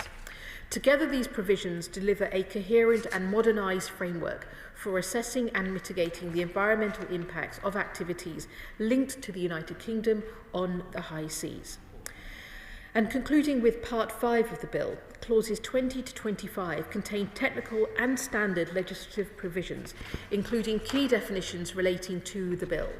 Clause 21 provides a power for the Secretary of State via secondary legislation to make changes to the legislation which may be required because of provisions in the bill. Clauses 22 and 23 cover the making of regulations and Crown application. Clause 24 provides that the bill extends to the whole of the United Kingdom, with the exception of clauses 17 and 18, which extend to Scotland only. Some of the obligations in the bill relate to devolved matters, including environmental protection and scientific research. The legislative consent motion process is therefore engaged for Scotland and Northern Ireland to varying extents by parts 2, 3 and 4 of the bill. We are in the process of seeking legislative consent, and we expect motions in the Scottish Parliament and the Northern Ireland Assembly to be passed by final reporting stages of the bill in the House of Lords. This clause also provides for future extension of any of the provisions of the bill, with or without modifications, to British overseas territories. The Government sought the consent of the Crown dependencies for this permissive extent clause to apply to them, enabling the extension of the bill to these jurisdictions in the future. Therefore, the Isle of Man, which consented to its conclusion in this permissive extent clause, as they consented, the Government has tabled Amendment 3 at committee to insert this into the bill. Well, my friend, I will just draw my remarks to a close because on I'm... that very, very specific point, please. It's Really important. I will. Thank you very much. I welcome this bill. I chair the all-party group for the Channel Islands. I was interested that you brought forward the amendment that just covered the Isle of Man. Before the bill goes to the other place, could her officials please consult with the Channel Islands one last time to make sure that they don't also need to be on the face of the bill? I thank my honourable friend for her comments. I think the answer is yes, we continue those conversations with Channel Islands. So if I could just draw my remarks now to a close. The provisions of the bill would only be extended to British overseas territories and the Isle of Man with their agreement. And finally, clause 25 sets out when most of the bill's provisions come into force and gives the Secretary of State the power to make regulations to appoint entry into force dates for other provisions. In summary, this bill provides the legal foundation for the United Kingdom's participation in the new global regime for protecting biodiversity on the high seas. It will enable us to fulfil our international commitments, provide certainty to our scientific and research communities, and demonstrate once again the UK's leadership in marine conservation. I commend the bill to the committee and look forward to engaging with honourable members during the debate. I call the Shadow Minister, Andrew Rosendale. Thank you, Madam Chairman, and it is a privilege, as always, to serve under your chairmanship, and I'm pleased to speak to the amendments in my name and to those of His Majesty's Government, and I thank the Minister for her very detailed explanation of the bill, which I'm sure we all agree has been extremely helpful this evening. Madam Chairman, this bill is a significant measure and one that commands broad support across the House. In plain English, the aims of the bill, if implemented correctly, could play a major part in protecting the 2/3 of our planet that lie beyond any one nation's control.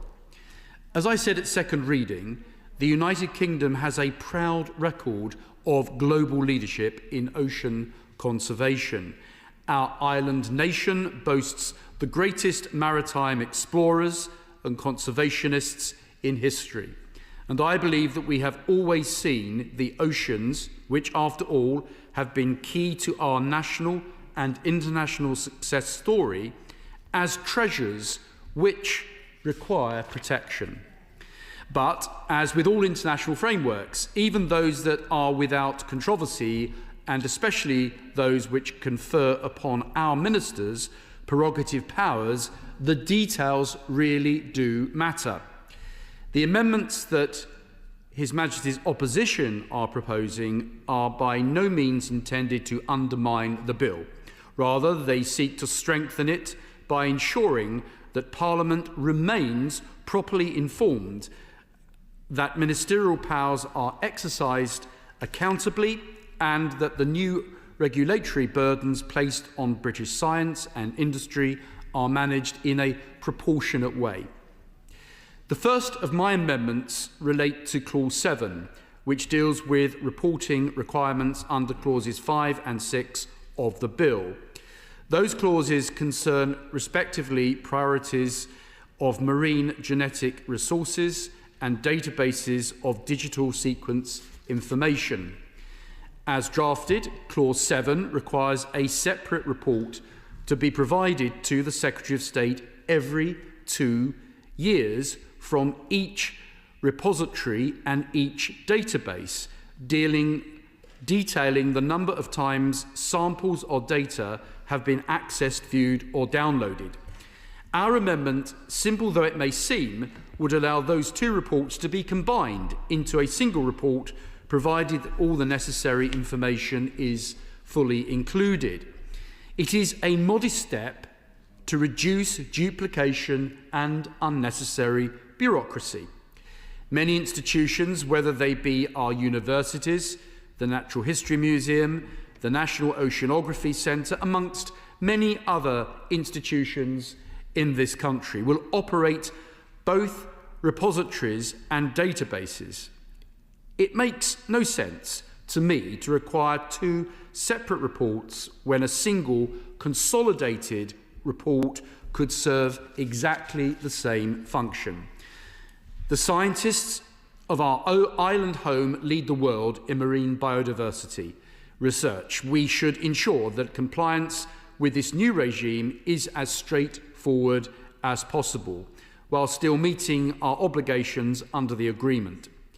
The amendment therefore aims to strike a sensible balance between upholding the requisite protections prescribed by the treaty, whilst also ensuring that we do not unnecessarily hinder our researchers, especially those belonging to smaller enterprises or university projects, and I hope the Minister will view it in that way. The second amendment I wish to speak to introduce a new clause, which is new clause 1, entitled Powers of the Secretary of State Review. This clause would require the Secretary of State, within 3 years of the Act coming into force, to lay before Parliament a report on the exercise of the powers conferred by the Bill. The report would describe how those powers have been used, for what purposes, and crucially, how effectively they have been implemented. It would also assess whether the use of those powers has aligned with the objectives of the international agreement itself. And so, Madam Chairman, we live in a nation where Parliament is sovereign. And whilst I respect that this is not a unique case, nevertheless, Parliament is owed the right to proper scrutiny. The Bill grants extensive powers to the Secretary of State, powers to make regulations that could amend primary legislation, impose civil sanctions, and even create new offences. Clause 9 and 11 in particular confer broad regulatory authority to implement future decisions of the International Conference of the Parties. It is entirely appropriate, Madam Chairman, that Parliament should have the opportunity, after a period of operation, to review how those powers have been used. We have seen in other fields that delegated powers can expand far beyond what Parliament originally intended. And so a statutory review clause would ensure that we learn from experience and, if necessary, recalibrate. It would also enhance trust, and I think trust in the treaty itself. The general public and indeed Parliament want assurance that international obligations are implemented both in the interests that they have been set out by international agreements, but also, importantly, in our own national interest, and that the government remain answerable to this House for the way in which they do so. A report after 3 years, I believe, is hardly an onerous expectation and would create a constructive means of evaluating whether the mechanisms in this bill are working as intended, and it would, I believe, strengthen rather than hinder the effectiveness of this legislation. And so the third amendment concerns Clause 12, which sets out the procedure for regulations under Clause 11. Clause 11 allows the Secretary of State to make regulations in response to decisions taken by the Conference of the Parties under the agreement, including in relation to area-based management tools, such as marine protected areas and emergency measures under Article 24. Clause 11(3)(c) specifically allows the Secretary of State to charge fees in connection with the exercise of functions under those regulations. However, as currently drafted, the bill does not require those fee-setting regulations to be subject to the affirmative resolution procedure. And so our amendment would correct that. It would ensure that any regulations enabling the Minister to set fees are subject to a level of parliamentary scrutiny. Fees are, Madam Chairman, in effect a form of taxation. They may affect universities, research institutes, and private companies engaged in marine science or biotechnology. The sums may not be vast, but they are nevertheless material. It is only right that Parliament should have the chance to debate and, if necessary, amend or reject such regulations before they take effect. The affirmative procedure is a reasonable safeguard, and I hope the Government will agree. Finally, Madam Chairman, I turn to new clause 2, requiring biennial reporting of the implementation and enforcement of the Act. Under this proposal, the Secretary of State would be required to lay before Parliament a report every 2 years, beginning with 2 years of enactment, detailing how the Act is being implemented and enforced. The report would include data on access to samples and digital sequence, information on the number and nature of the enforcement actions, and assessment of the Act's impact on business, on scientific research, and on the fishing industry, a summary of any regulatory changes made under the Act, and an assessment of the impact of those changes. The intent is to keep Parliament and the public informed about how this complex framework is working in practice. Madam Chairman, this bill touches upon sensitive and wide-ranging interests: environmental protection, scientific innovation, intellectual property and economic activity on the high seas. It is of course right that we protect biodiversity, but we must also ensure that the UK remains a place where science and enterprise can flourish as it has always done before. Regular reporting will help us understand whether the balance is being struck correctly. Are our scientists able to conduct research without being bogged down in excessive paperwork? Are our marine industries able to operate competitively while meeting environmental standards? These are questions that need to be answered. Are our enforcement agencies adequately resourced? Another important question the Minister needs to reassure the House on. These are legitimate questions, Madam Chairman, that will inevitably deserve answers. I believe such transparency would also demonstrate leadership internationally. The UK has always prided itself on being a model of good governance. By voluntarily reporting on our own implementation of the agreement, we can encourage other nations to do likewise. I should also mention the position of the overseas territories and Crown dependencies.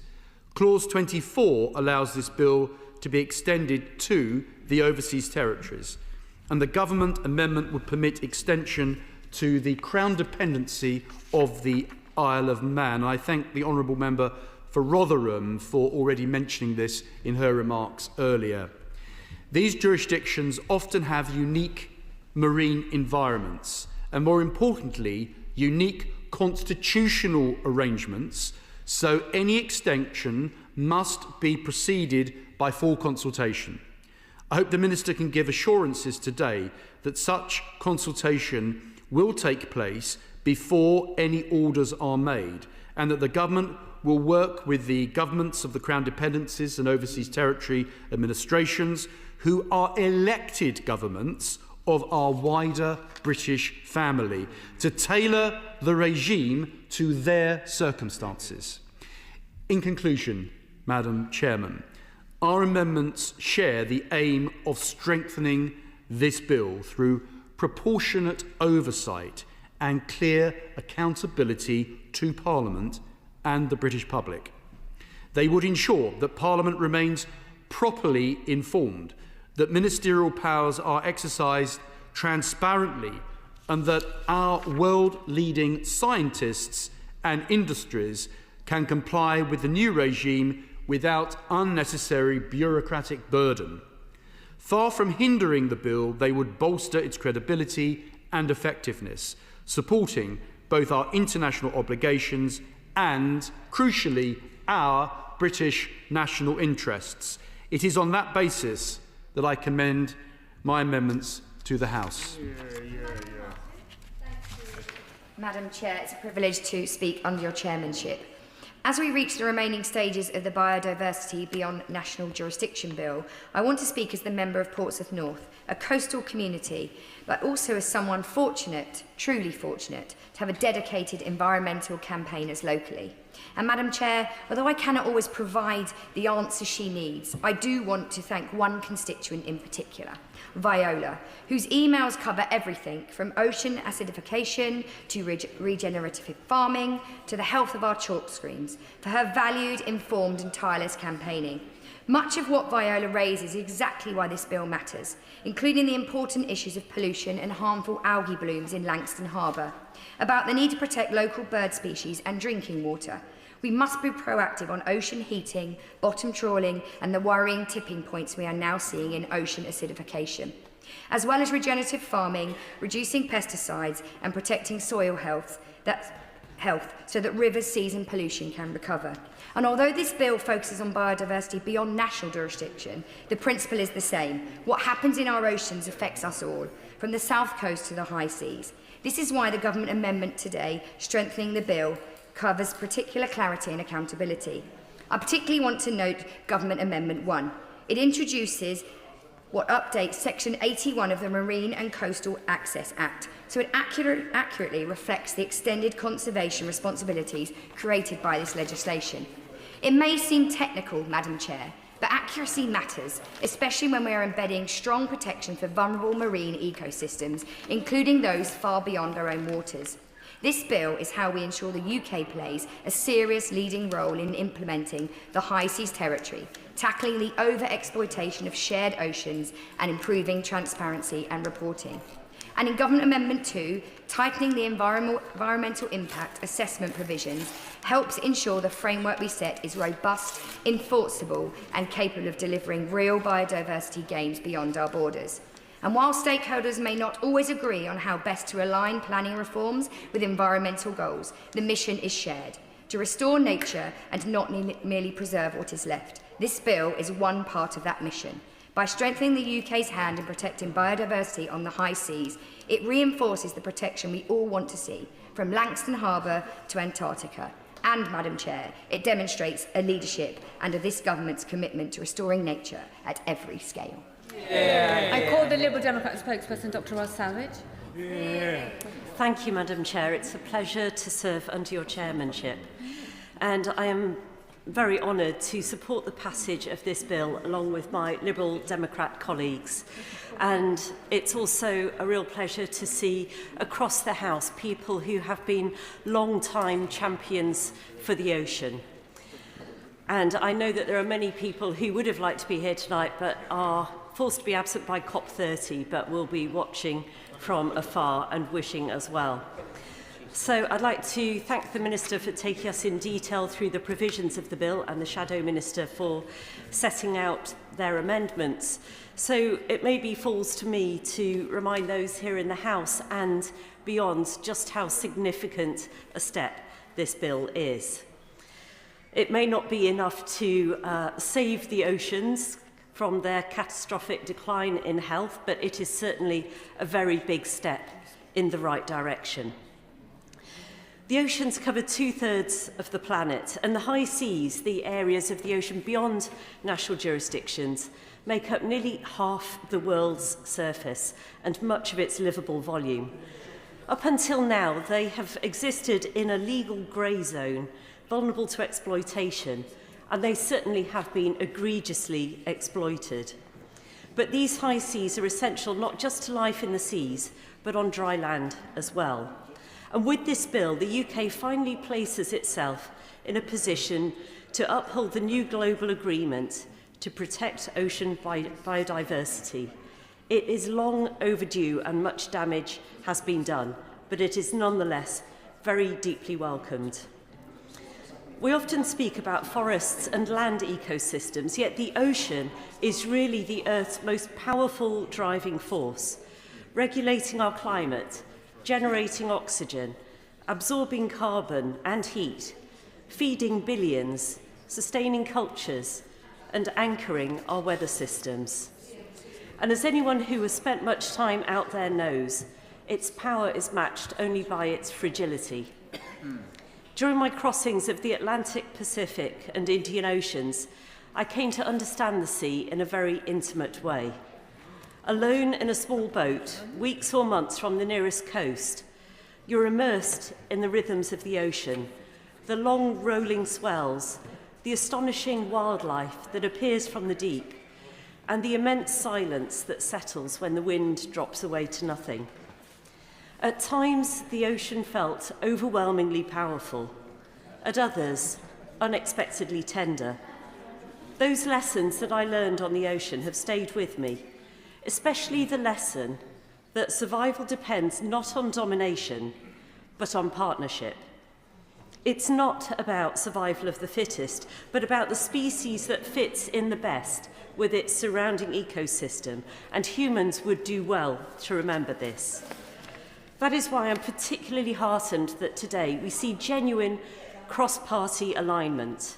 When Parliament chooses collaboration over confrontation, we show what is possible. It echoes the spirit that I felt when I first introduced the Climate and Nature Bill earlier this year, and I'd like to give huge credit to my co-sponsors, a genuinely cross-party group from Labour, Conservative, Lib Dems, Greens, SNP and Plaid Cymru. This consensus from across the House was based on the understanding that long-term environmental policy only works when it transcends party politics, rather than being used as a political football. I'm proud that the Climate and Nature Bill campaign contributed to the ratification of this treaty and commend the government on following through on their promise to all the hard-working campaigners.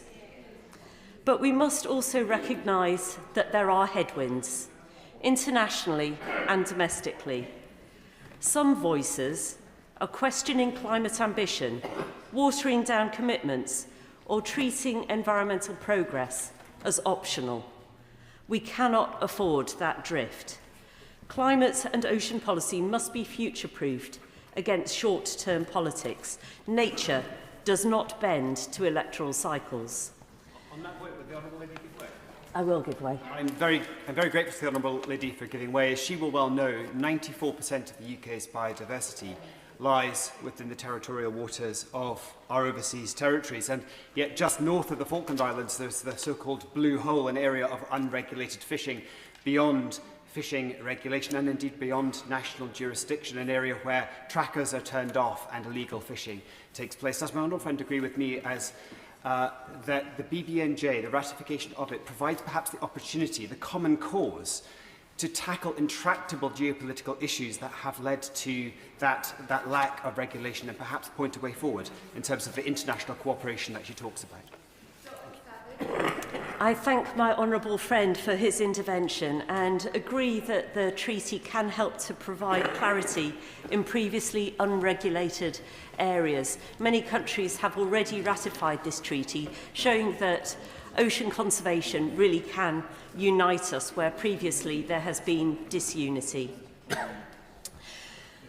While I welcome the government in bringing this legislation forward so speedily since the Climate and Nature Bill, hence giving us a seat at the table at the first Ocean COP next year, it is a little disappointing that the UK was not one of the first 60 nations to ratify the agreement.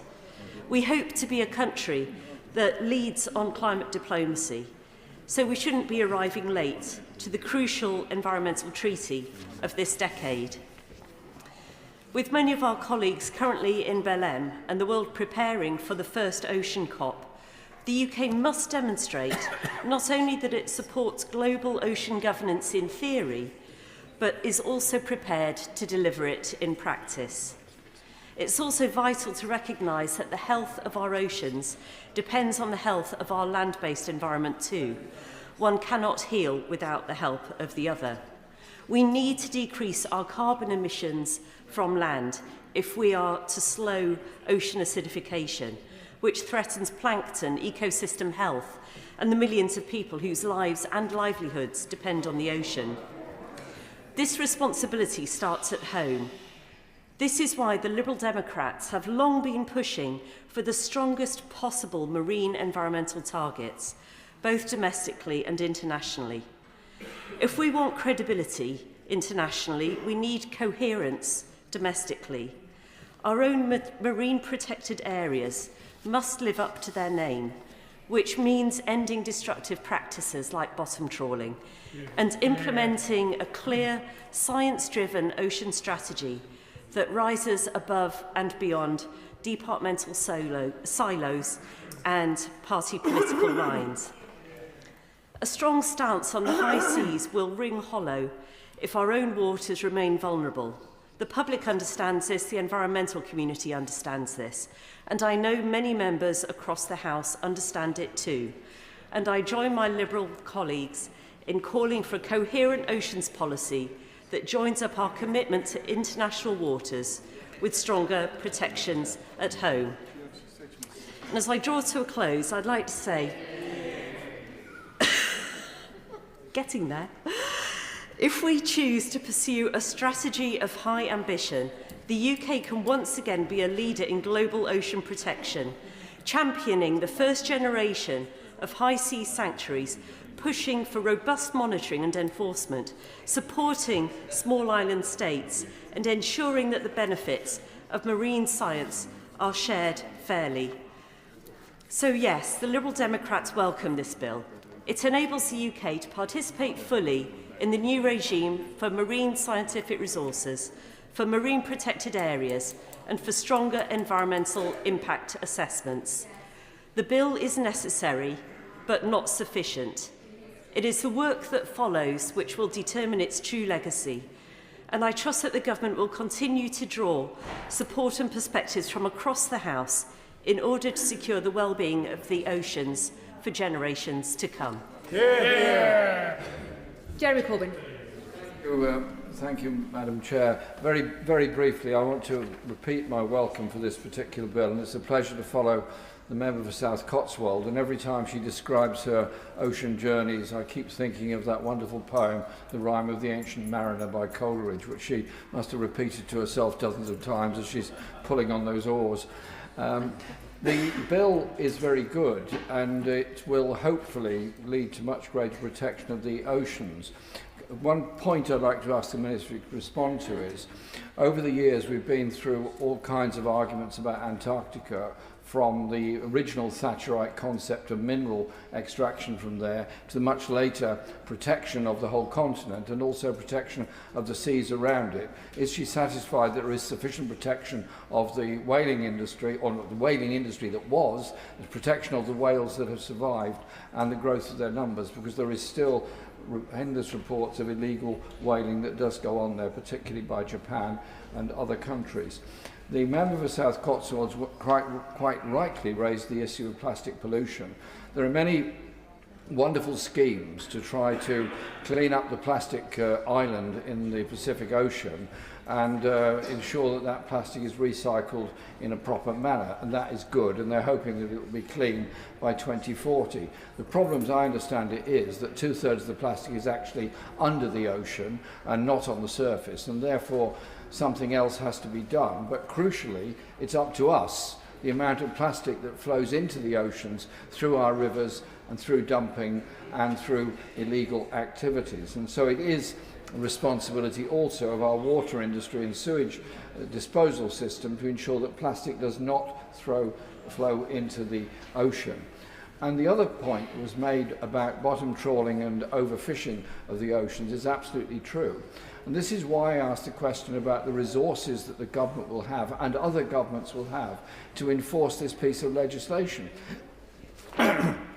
There are massive commercial interests involved in overfishing, in pollution, in dropping plastic in the ocean and so much more.